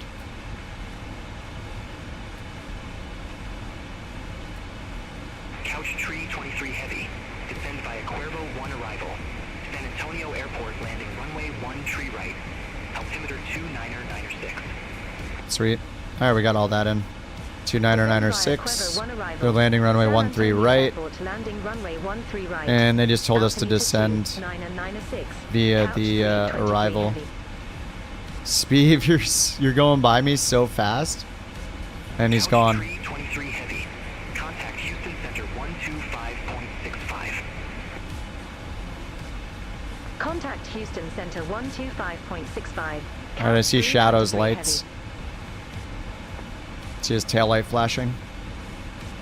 Houston Center, Couch 323 Heavy, descending via Cuervo 1, flight level 3. Alright, so we put in 6,000 up here for our altitude. 5 miles, it'll start the descent. Sleepwalker! Thank you for 4 months, dude. Big thank you, Sleepwalker 187, for being couch captain for 4 months. You are very nice. High five. Very nice. Thanks, Sleepwalker, for 4 months. Appreciate that, dude. Alright, let's do our landing en route calculation. Runway 13 right. Import the weather. Calculate. Ooh.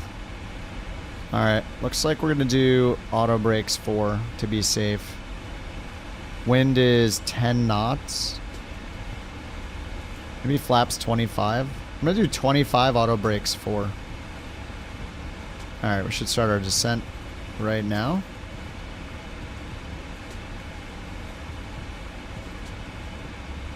Yep, just started our descent.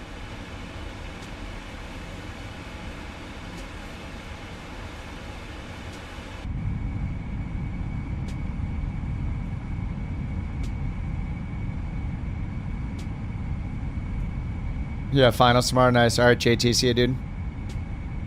Have a good night, man. Learn how to read the charts. Yeah, I mean, if you want to learn the IFR stuff, I would recommend sticking with a smaller plane while you do it, because a slower plane is going to be slower speed and it's going to give you a lot more time to do the stuff.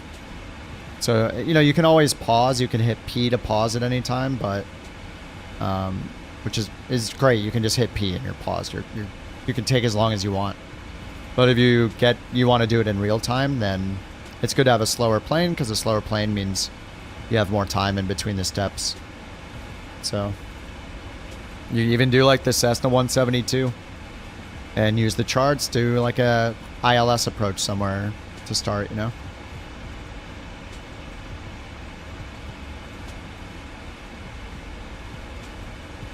Yeah, Vision Jet.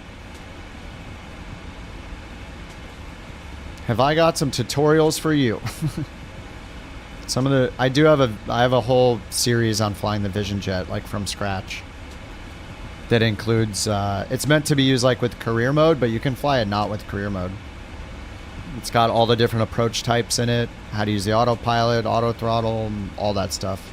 How to use how to review your flight plan and make sure all the waypoints make sense, like, you know, all that kind of stuff. American 485, contact Houston Center 120.6. Contact Houston Center 120. Or if you want, one I made about a year ago in Flight Sim 2020 that's still relevant is I have one that's just about flying the 172 and using the Garmin G1000. Literally fly to any airport you want. It's like a really basic starter one. But yeah, if you're past that and you've used the Garmin before and done like a visual approach, then you could do the Vision Jet. There's like 5 videos.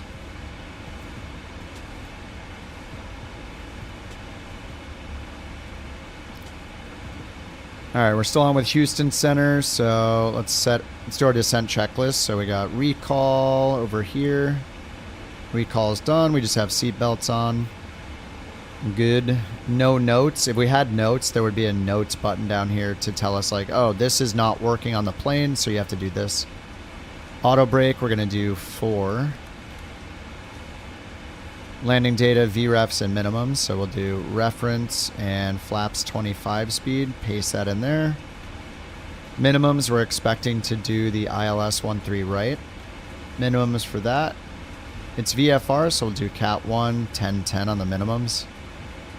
We'll do the shortcut down here, menu, EFIS, 1010, set minimums, menu, EFIS off. So that was a shortcut to set the baro minimums here instead of using the knob up here to do it. This minimums knob can be kind of annoying. Okay, so we have VREF set, minimum set. Approach briefing, we're expecting ILS 13 right. They said they're landing 13 right, so. And if we look at the weather, oh, it's down to IFR now. Well, the lowest clouds, we have 10 miles of visibility, light thunderstorms and rain. Scattered at 700. Oh, broken at 5,000.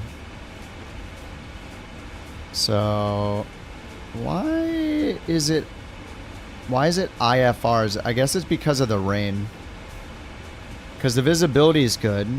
The clouds, ceilings are not until 5,000 feet because scattered is not a ceiling. Only broken and overcast is a ceiling. So I don't know. It must be just because of the rain and thunderstorms. Does that make it instantly IFR?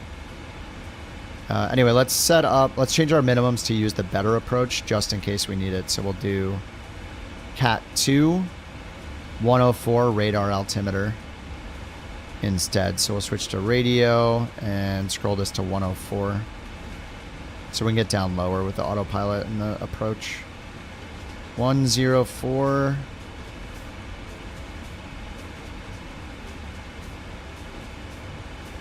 All right, there, 104. Radio 104.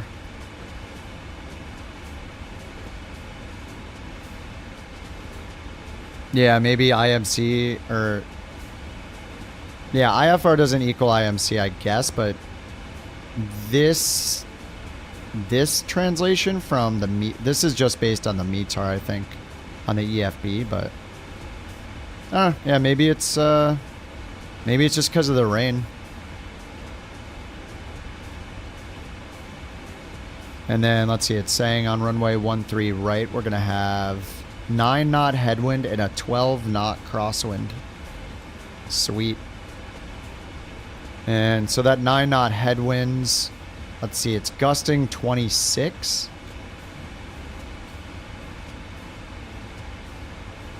So if 15 turns into a 9-knot headwind, then 26 would turn into...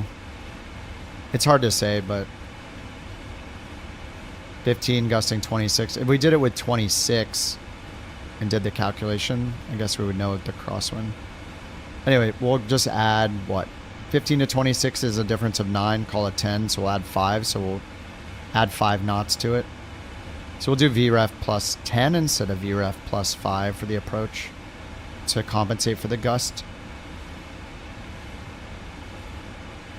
I can't wait until they fix this. This top bar that always shows up at the top of the screen is so annoying. There's plugins or there's add-ons that get rid of it, but they're broken in Sim Update 3, so I can't use it. So every time I move my mouse, there's that stupid bar at the top. Hate that thing. Alright, so approach briefing. I guess we're fine. We got... we're set up for the category 2. Let's just make sure in here. RadNav, we got 1109. That matches 1109 right there, and then final approach course 128 is correct. The localizer has DME. It says D, so we know that the distances here for DME are based off the localizer and not something else. And then we'll eventually go down to 2200 feet, capture the glide slope to land 3 degrees. And over here, that's interesting. It says the visual glide slope indicator, which is the PAPIs at 3 degrees. And the ILS glide path are not coincident, even though they're both exactly the same. But I guess it's... Yeah, I don't know why that would be. If it's 3 degrees and 3 degrees, you'd think they'd be the same. Anyway, we're using the... we're not going to rely on the PAPIs, so it's fine. Got the big boy approach lighting system, the Mauser, whatever it's called, Mauser 1. Houston Center.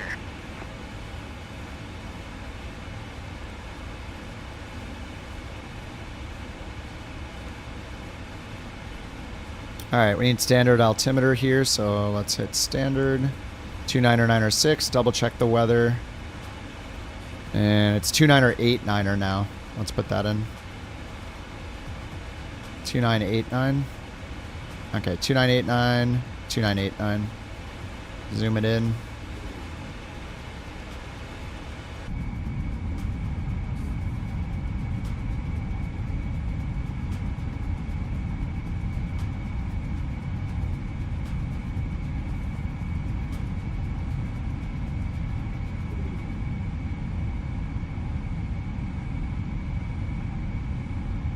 Man, I haven't been touching my beverage. It's still cold somehow.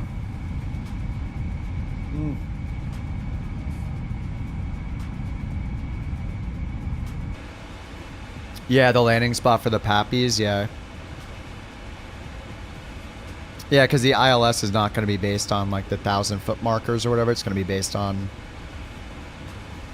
threshold crossing height. I think that's how it works. I don't know, I got some reading to do.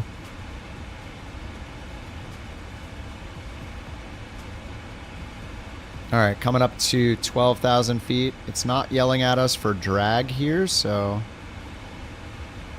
Oh, I didn't get the descent winds. I didn't get any of the winds loaded in. Whoops. Well, we'll get the 10,000 winds loaded in. Alright, end of descent in 50 miles.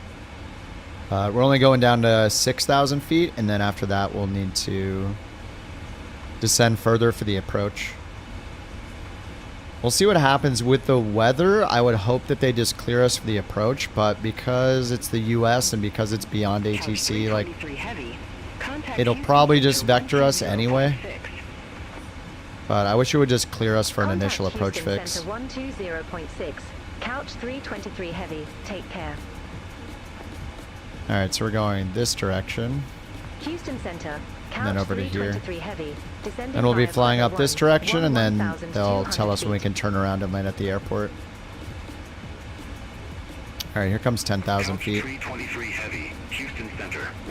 need it to slow us down to 240 knots. I'm going to give it speed brakes so it can get to 250 knots so we don't break the law. Contact San Antonio approach. Couch 323 heavy.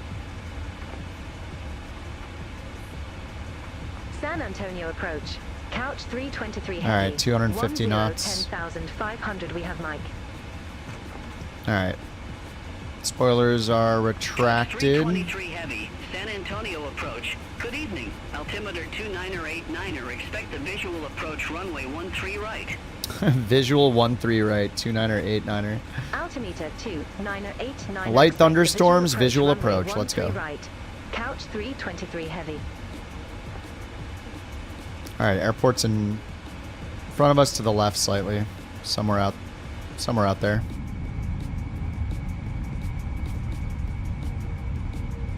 Here's where we're at on the map.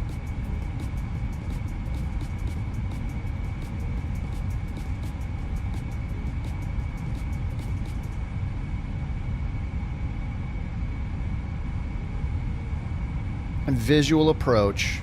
Yeah, it's clearing up a bit, I guess. I mean, it said scattered at 6,000? Or is it scattered at 600? Scattered at 700. Broken at 5,000. So we're at 9,000 right now, so it's probably really clear once we get down 5,000 more feet. San Antonio approach. American 2441. 2,800 feet. We have Mike on board. Here's San Marcos, Texas.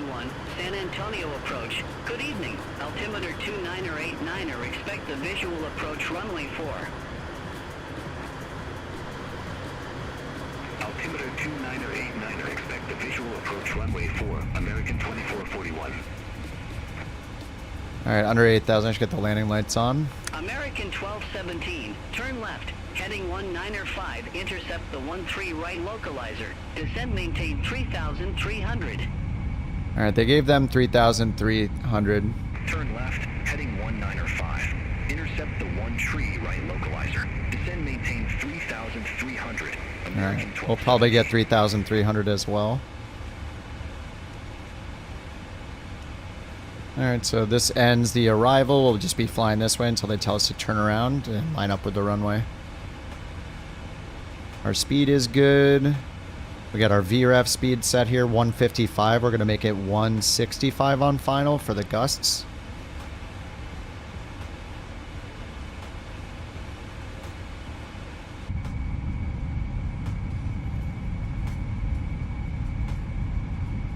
I'm right behind you.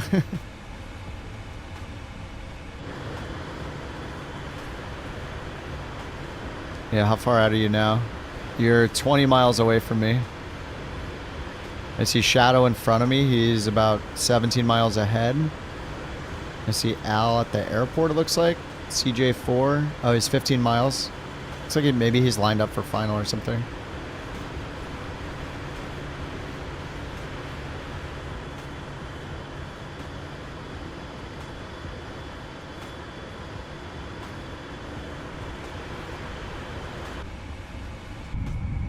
American 1217. Airport is at your 10 o'clock 10 miles. The night lighting looks really good right now. The crosswind's terrible. Yeah, it said it was like a 10 knot crosswind. 13 right, 12 knot crosswind. Visual approach runway 13 right. No landing 13 right, so yeah, we're getting that. Approach 13 right. American 1217. There's the DME. American 1217. Got our identifier right there, I-ANT. And final approach course 128, that's right. Sync our heading bug.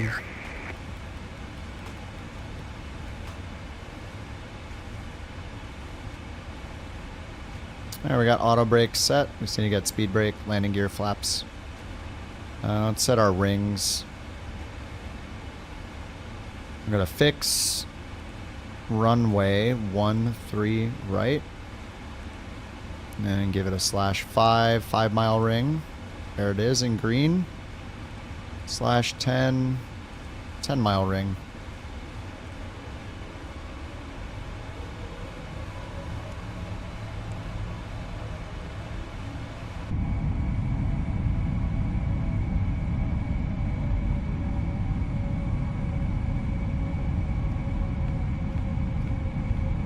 In case that's a FedEx hub.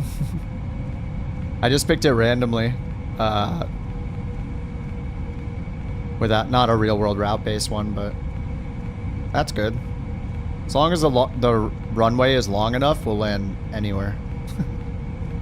Sometimes we just go to like the most ridiculous places that there's no way that it would, the plane would fly there because there's like no gates, there's no large parking spots or anything, no cargo parking. Like we can see the lights right there of somebody landing. There's shadow right there. You guys probably can't see it on the stream, but right there, I see Shadow's lights still that far away. And I see a plane right here, right behind him, that's beyond ATC traffic, probably. I can see both of those. It's awesome.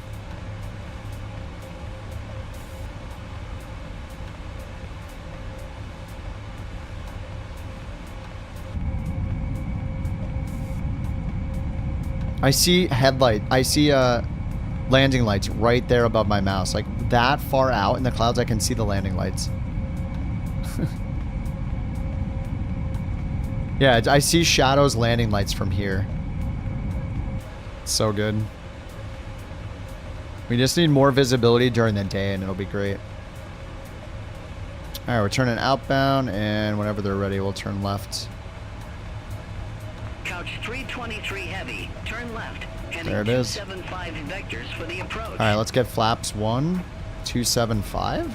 Turn left, heading 275, couch 323 That's heavy. not, okay. Alright, yeah, it is 275, okay, yeah. 275 heading select, we got flaps 1 down.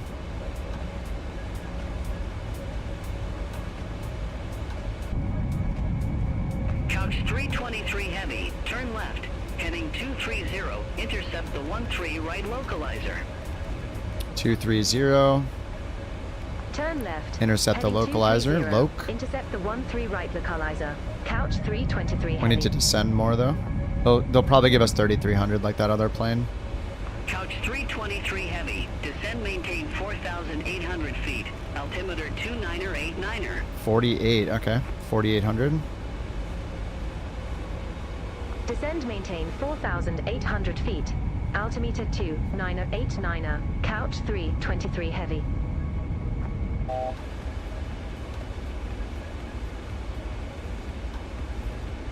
Alright, there's localizer.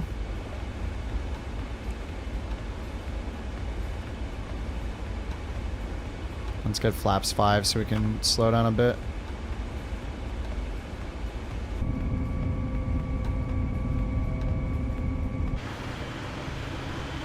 Oh, who's right in front of me? Theo's right in front of me. Might need to slow down. Give him some space. Descend maintain 4,000, altimeter 29er vectors for the approach. Descend maintain 4,000, altimeter 29er, American 2441. Here, let's slow down a little bit, give him some space. Put in 180. Should maybe a little faster than that for flaps 5. There we go. We need to descend though. We gotta use vertical speed and descend.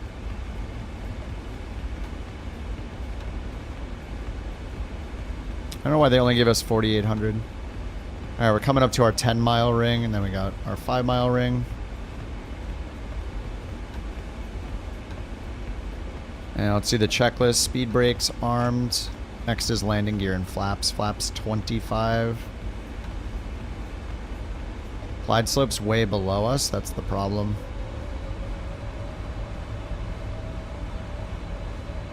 They said descend and maintain 4,800. We're still at 4,800. The runway's right there. We need to keep descending. The glide slope's way below us. All right, I'm just gonna descend. Fail. All right, we need to get down to 2,200. Couch 323 heavy, airport is at your 12 o'clock 10 miles. Report the field in sight. Field in sight, couch 323 heavy.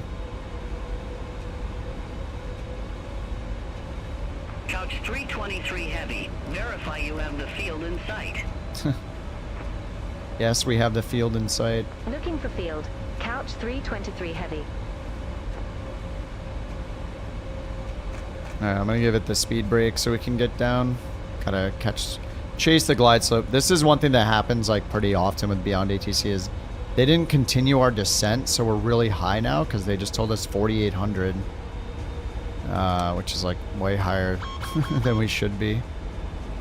So now I gotta dive to catch up to the glide slope.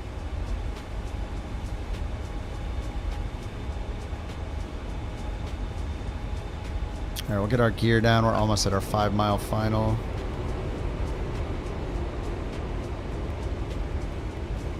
Flaps 15 speed. I got the speed brake out, trying to slow us down. We'll get our flaps out to 20. Yeah, I got landing lights on. We're good since 10,000 feet, landing lights. I get the taxi light on. Usually just hit that when they give us clear to land. And hopefully we catch up to the glide slope. We'll see. If not, I have to go around.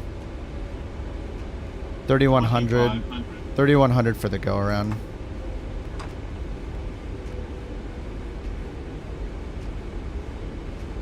Couch 323 heavy. I'm going to bring you around for another try. No. Fly runway heading. Maintain 5,300 feet. Roger. Fly runway heading. Maintain 5,300 feet. Couch 323 heavy. American 2441. Turn right. Heading 290. Ooh. I don't want to go around. We're way too high now. Alright, we'll do it. We'll do it. Alright, heading select. American 2441. Descend and maintain 3,000 We're gonna get the gear and flaps up. Descend and maintain 3,000 feet. American 2441. We're going to San Antonio. We gotta do a go around because of ATC. Blame ATC.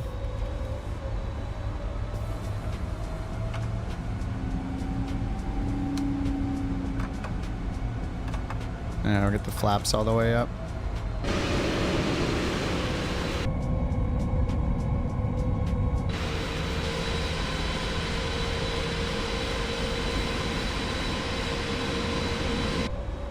Alright, they said to fly runway heading. We can do track in this, which is nice. So we can do, what was the track? 128. American 2441. Turn right. Heading 010. Alright, flaps are up, gears up. Intercept the 4 localizer. Auto brake's still on for now. So if they bring us back around, we're on heading select. Airspeed low? American 2441. It's not that low. Okay, we gotta go 220. Okay. American 2441. Alright, we'll go Descend and 220. Maintain 2,000 feet. They said to fly runway heading, climb maintain 5,300. American 2441.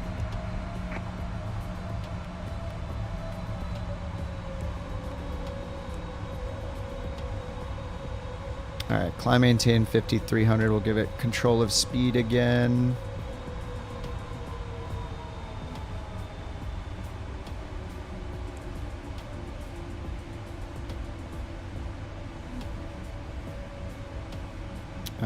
Climb to 5,300, please. Okay, slowly, slowly.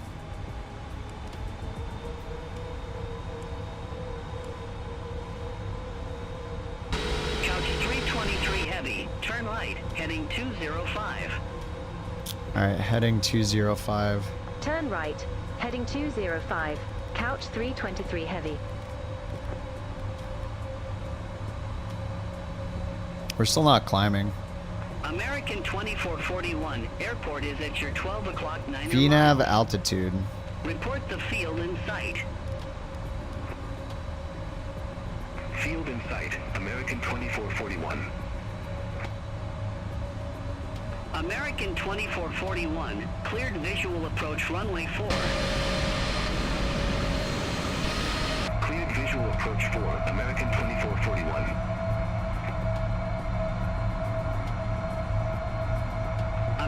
2441. Oh, I see a light way out there. Tower 119.8. Take care. Contact Tower 119.8, American 2441.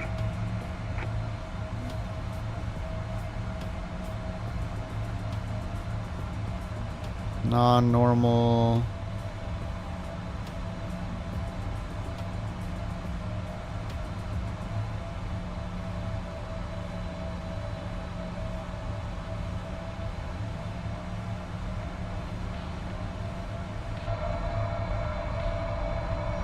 Couch 323 heavy. Turn right, heading 305. All right, Expect further 305. clearance in about 2 miles. Turn right, heading 305. Couch 323 heavy. Yeah, that's pretty good. It's having us go outbound, parallel with the runway. It's a good vector. Yep, right back out towards the initial course. All right, trying it again.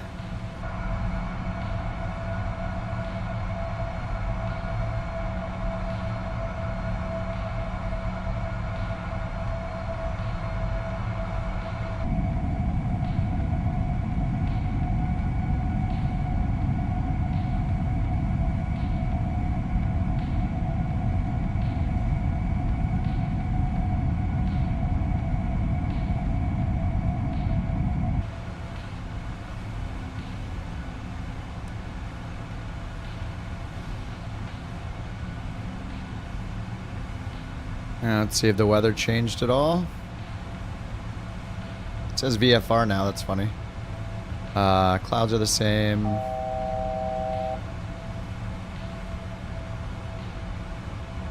And 2986 on the altimeter now. Let's put that in. Listen to ATIS. Conditions. Landing and departing runway 0413 right, 13 left. Numerous trays in operation around San Antonio. Advise on initial contact, you have information Nike. San Antonio Airport information Nike. 0532 Zulu. Wind 075 at 15, gusts 26. Visibility 15 gusting 26. Light thunderstorms. Thunderstorms. Ceiling 5000 broken. 11000 overcast. Temperature 2.19er. Altimeter 2989er. VFR conditions. This says 29er 89er. Departing runway 0413. Alright, we'll do 29er 89er. Excuse me. Same runway? I think so, yeah.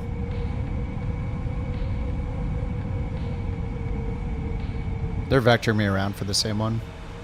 Insufficient fuel.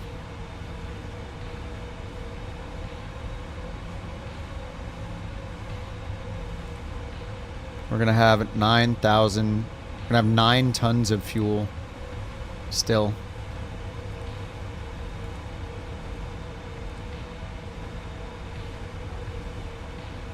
Alright, we'll bring us to NCLDA.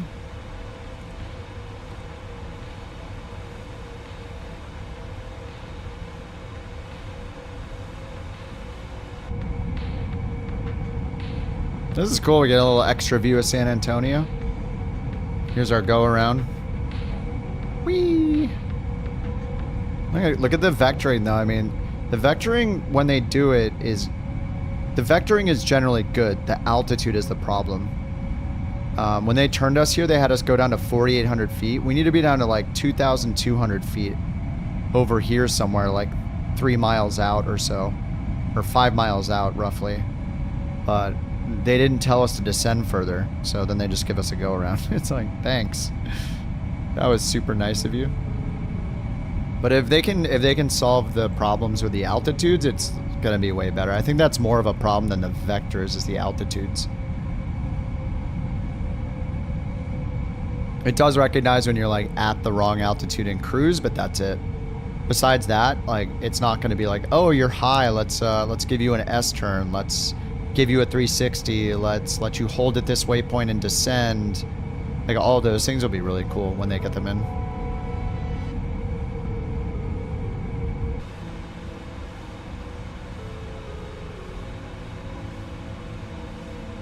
When flying a GA plane in the sim, how often do I look at the oil pressure gauge? I think I... Hold on. How many fingers do I have? Less than that in 5 years. Fewer times than that in 5 years. And I have 2 fingers. So maybe once. Yeah, never. Change that before the next bird mod? Oh, yeah. I'm ready to learn. The thing is, in the sim, if it doesn't have any consequences for not looking at it or monitoring it, most of us aren't going to do it. But as soon as there's consequences for not looking at oil pressure, RPMs, being in the red on our power settings, people, you know, aren't necessarily going to care. Turn right 010. All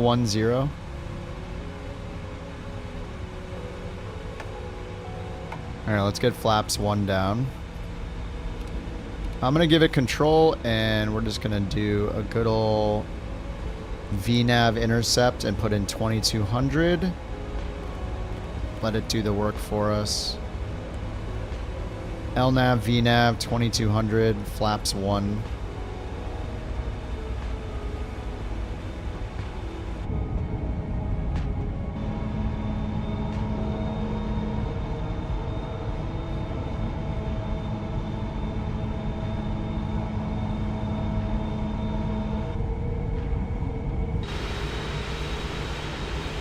We did a little tour of San Antonio.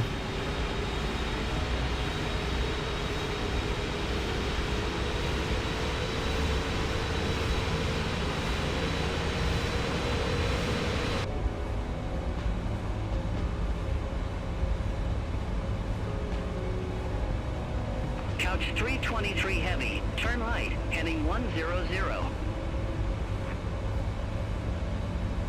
Turn right, heading 100. Alright, get the speed brake armed. Heavy. Oh, we gotta. Oh, I'm sorry, guys. Couch 323 there we go. heavy, descend and maintain 4000, altimeter 2986. Oh, it is 2986 now. Descend and maintain 4000. Alright, 2986. Let's hit approach. 323 heavy. Loke glide slope. All aircraft be advised information November now current. Altimeter 2986. Alright, we just listened to that. Info November. Actually, no, we didn't. We listened to Mike. Ceiling 10,000 overcast. Temperature 2.19. Altimeter 2986. VFR conditions. Landing and departing runway 0413 right, 13 left. Numerous cranes in operation around San Antonio. Advise on initial contact. You have information November. Information November. And the winds are still gusting 2.5. So we're still going to add 10. So our final approach speed is going to be 165.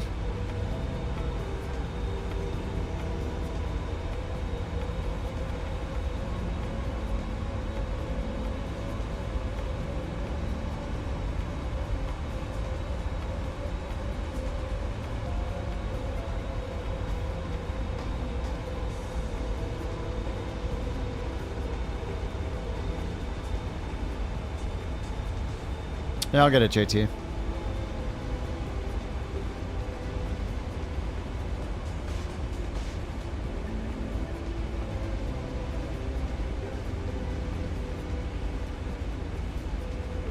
Couch 323 heavy. Airport is at your 12 o'clock 10 miles. Report the field in sight. Mm-hmm. Field in sight. Couch 323 heavy. Couch 323 heavy. Cleared visual approach runway 13 right. Alright, flaps 5. Cleared visual approach 13 right. Couch 323 heavy. Couch 323 heavy. Contact San Antonio Tower 119.8. Have a good one. Over to Tower 119.8. Couch 323 heavy. Alright, we're already on the glide slope. San Antonio Tower, couch 323. Go around Visual is runway 13 right. 3100. Sink the heading bug. 23 heavy, San Antonio Tower, wind 085 at 16, gusts 25, runway 13 right, clear to land. Alright, clear to land. Taxi lights on. Runway 13 right, cleared to land. Gear Couch coming 323 down. heavy.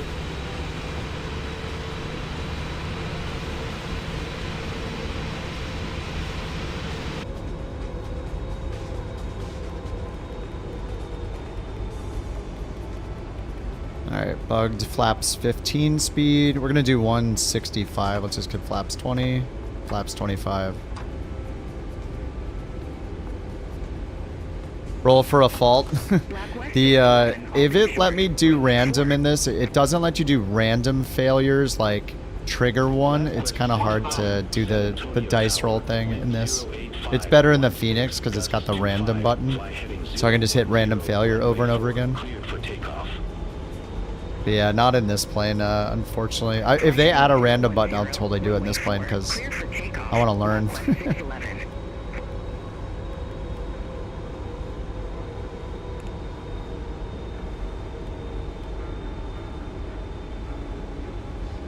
Alright, let's get the autopilot off. It's 17 knots.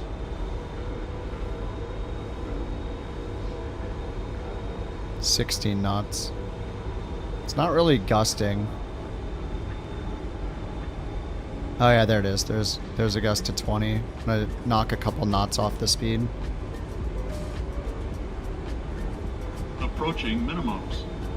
Sync rate. Sync rate. We're fine. Minimums. Glide slope. Glide slope. Glide slope. Glide slope. Glide slope. Glide slide slope. 20. 10.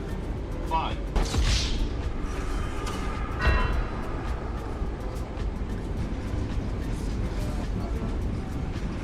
Oh. Not a great center line there.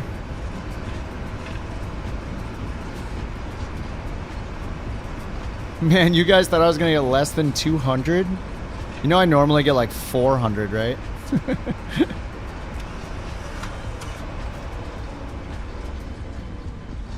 That was well-timed wasted. Absolutely. Couch 323 heavy, exit right at Alpha. Exit right at Alpha, couch 323 heavy.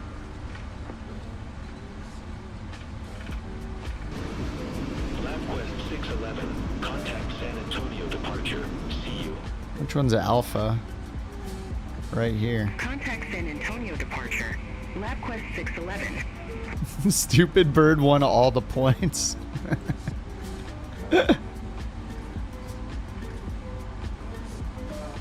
Alright. JT's finally leaving, allegedly. You only bet 10 crabs, you won 2,000. Smart. Smart.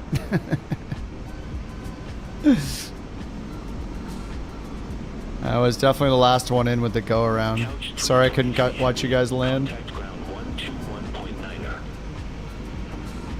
That's pretty distracting with the rain. A little bit distracting.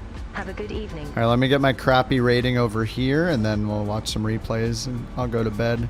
9.73, it's not too bad. It's better than my full pilot average of 9.23, so that's good. Great touchdown. I don't think that was great. 334 feet per minute. The other one said 2 something. Both of the other ones said, what, 220, 230? Whatever it was. Centerline deviation on the landing. Yeah, that was the ding. That was what I lost points for. Missing the centerline. All right. Let's get the replay going here a little bit. A little replay action. Okay, gotta arm the speed brakes. Let's watch one from the inside.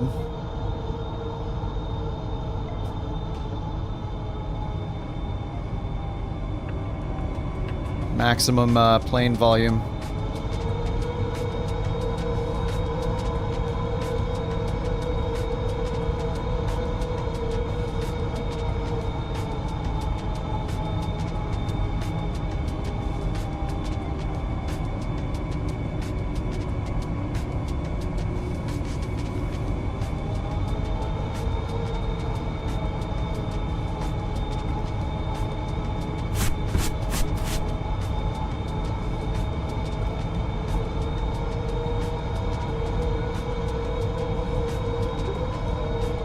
John, thank you for the sub, dude. Oh, thanks for the gifted sub, John. Super kind of you, man. Welcome, Perdition, the Couch Captains, courtesy of John. Just John, Flower 321. You delightful little chaos conductor spreading joy and mayhem, one gifted sub at a time. A devious welcome to our new Couch Captain. May your reign be filled with digital anarchy and twitchy delights. Remember, keep your stick on the ice. And if things get wild, well, I'm the Joker, baby. Doesn't really sound like the Joker would say those things, but the voice is good, I guess.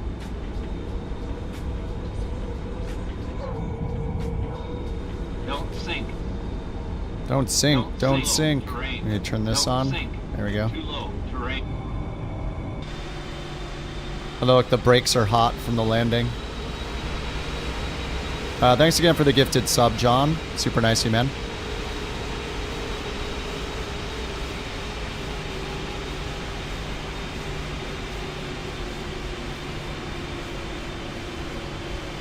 Let me see if Fliggity is going to do another flight and we can raid him.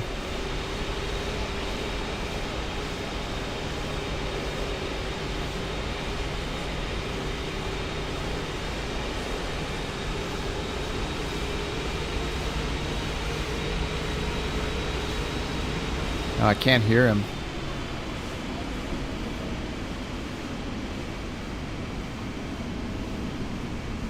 I'm listening to Fliggity's stream.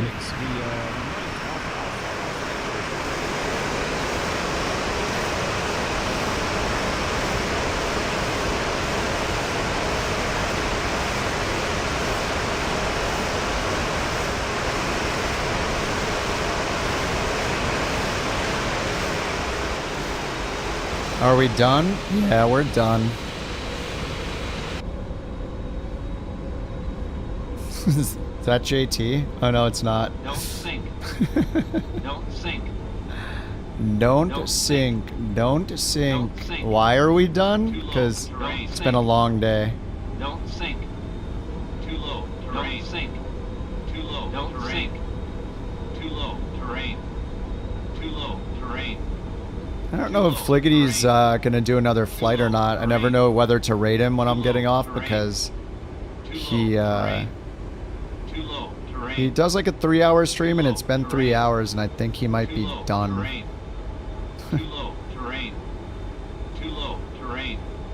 Quiet, quiet with the too low terrain. Too low. Terrain. Too low. Terrain. Too low. Terrain. Too low. Terrain. The bot just counts every replay landing as a landing. It's funny. Yeah, I think they improved the rain in general too. The rain effects are pretty awesome now. I mean, they were never horrible, but I feel like they're tweaking them.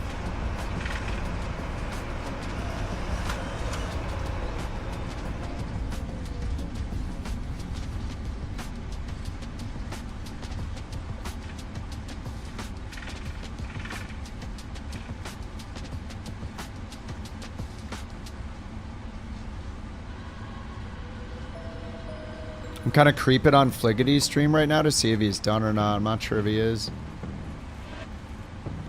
Because he just landed. He's just pulling up to the gate. He's at parking now. He's going to do another flight. I want to watch. Too low. Terrain.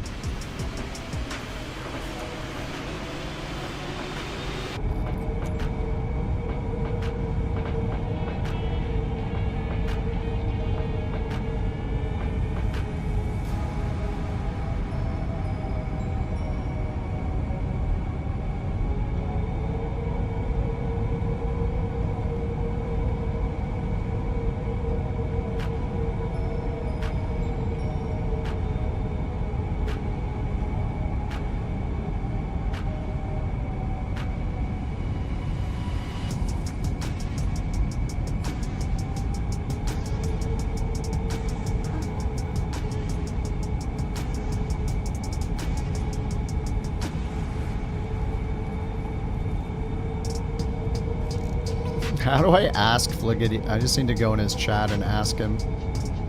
We'll listen and see if he's gonna do another one. If not, then I won't rate him.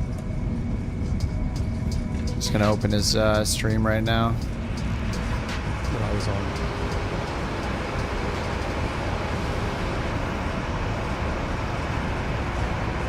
All right. I worked in the A-gates on the asking him right now. Nice, Chris. No, Kip, we're done, Kip. I'm sorry. We are done. We are done for the night. We did a pretty long flight. It's already 2:15. We're done here. He is done for the night, he said. Sorry, Cannonball. Yeah. All right. No Fliggity raid tonight. And nobody else I'm following's on either. I don't see Canuck on.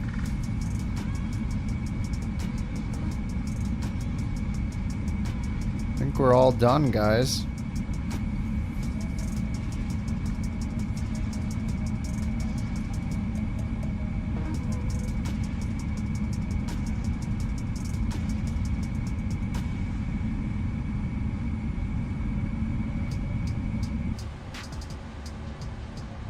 Alright guys, GG's. Thanks for hanging out tonight. John, thank you again for that gifted sub on Twitch. Sleepwalker, thanks for 4 months. Conti. I don't think Conti's here, but if any of his viewers are still here. Conti, thanks for the raid. And Conti viewers, thanks for hanging out. Always great to see you guys. I wish I could raid Conti more because our time difference is so huge, but he's like always raiding me and all I can do is give him a shout out. Here, let me give him another shout out. If you guys don't watch Conti, you should. There's a little thing you can click heart and watch him when he's on. Been super generous rating all the time, so. Thank you guys so much for hanging out. Eric, thanks for the super chat earlier. Rock for the 4 months. Underdog for 3 months. Jack for 4 months. Red Baron for the raid earlier. Foggy for the prime. Spider Monkey for the raid. DG for the prime. Also, thanks for all the bits tonight, all the TTSs, all the crab action, all the Bork reports. As always. Always appreciate it. Coming in with hot breaks. Alright guys, I'll see y'all tomorrow. It's been a fun 3-day weekend. I'm back to work tomorrow, as usual, so I will be on after work California time in the evenings during the week, so I'll see you guys then. See you on the Discord and all that, and yeah, have a fun time flying and all that good stuff. All right, guys. See y'all next time. Peace. Bye-bye.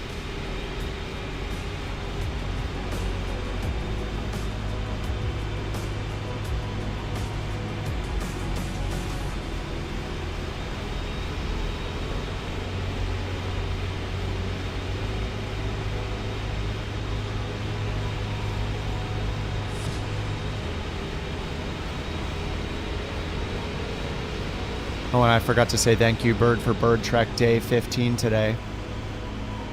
Thanks, Bird. See you guys.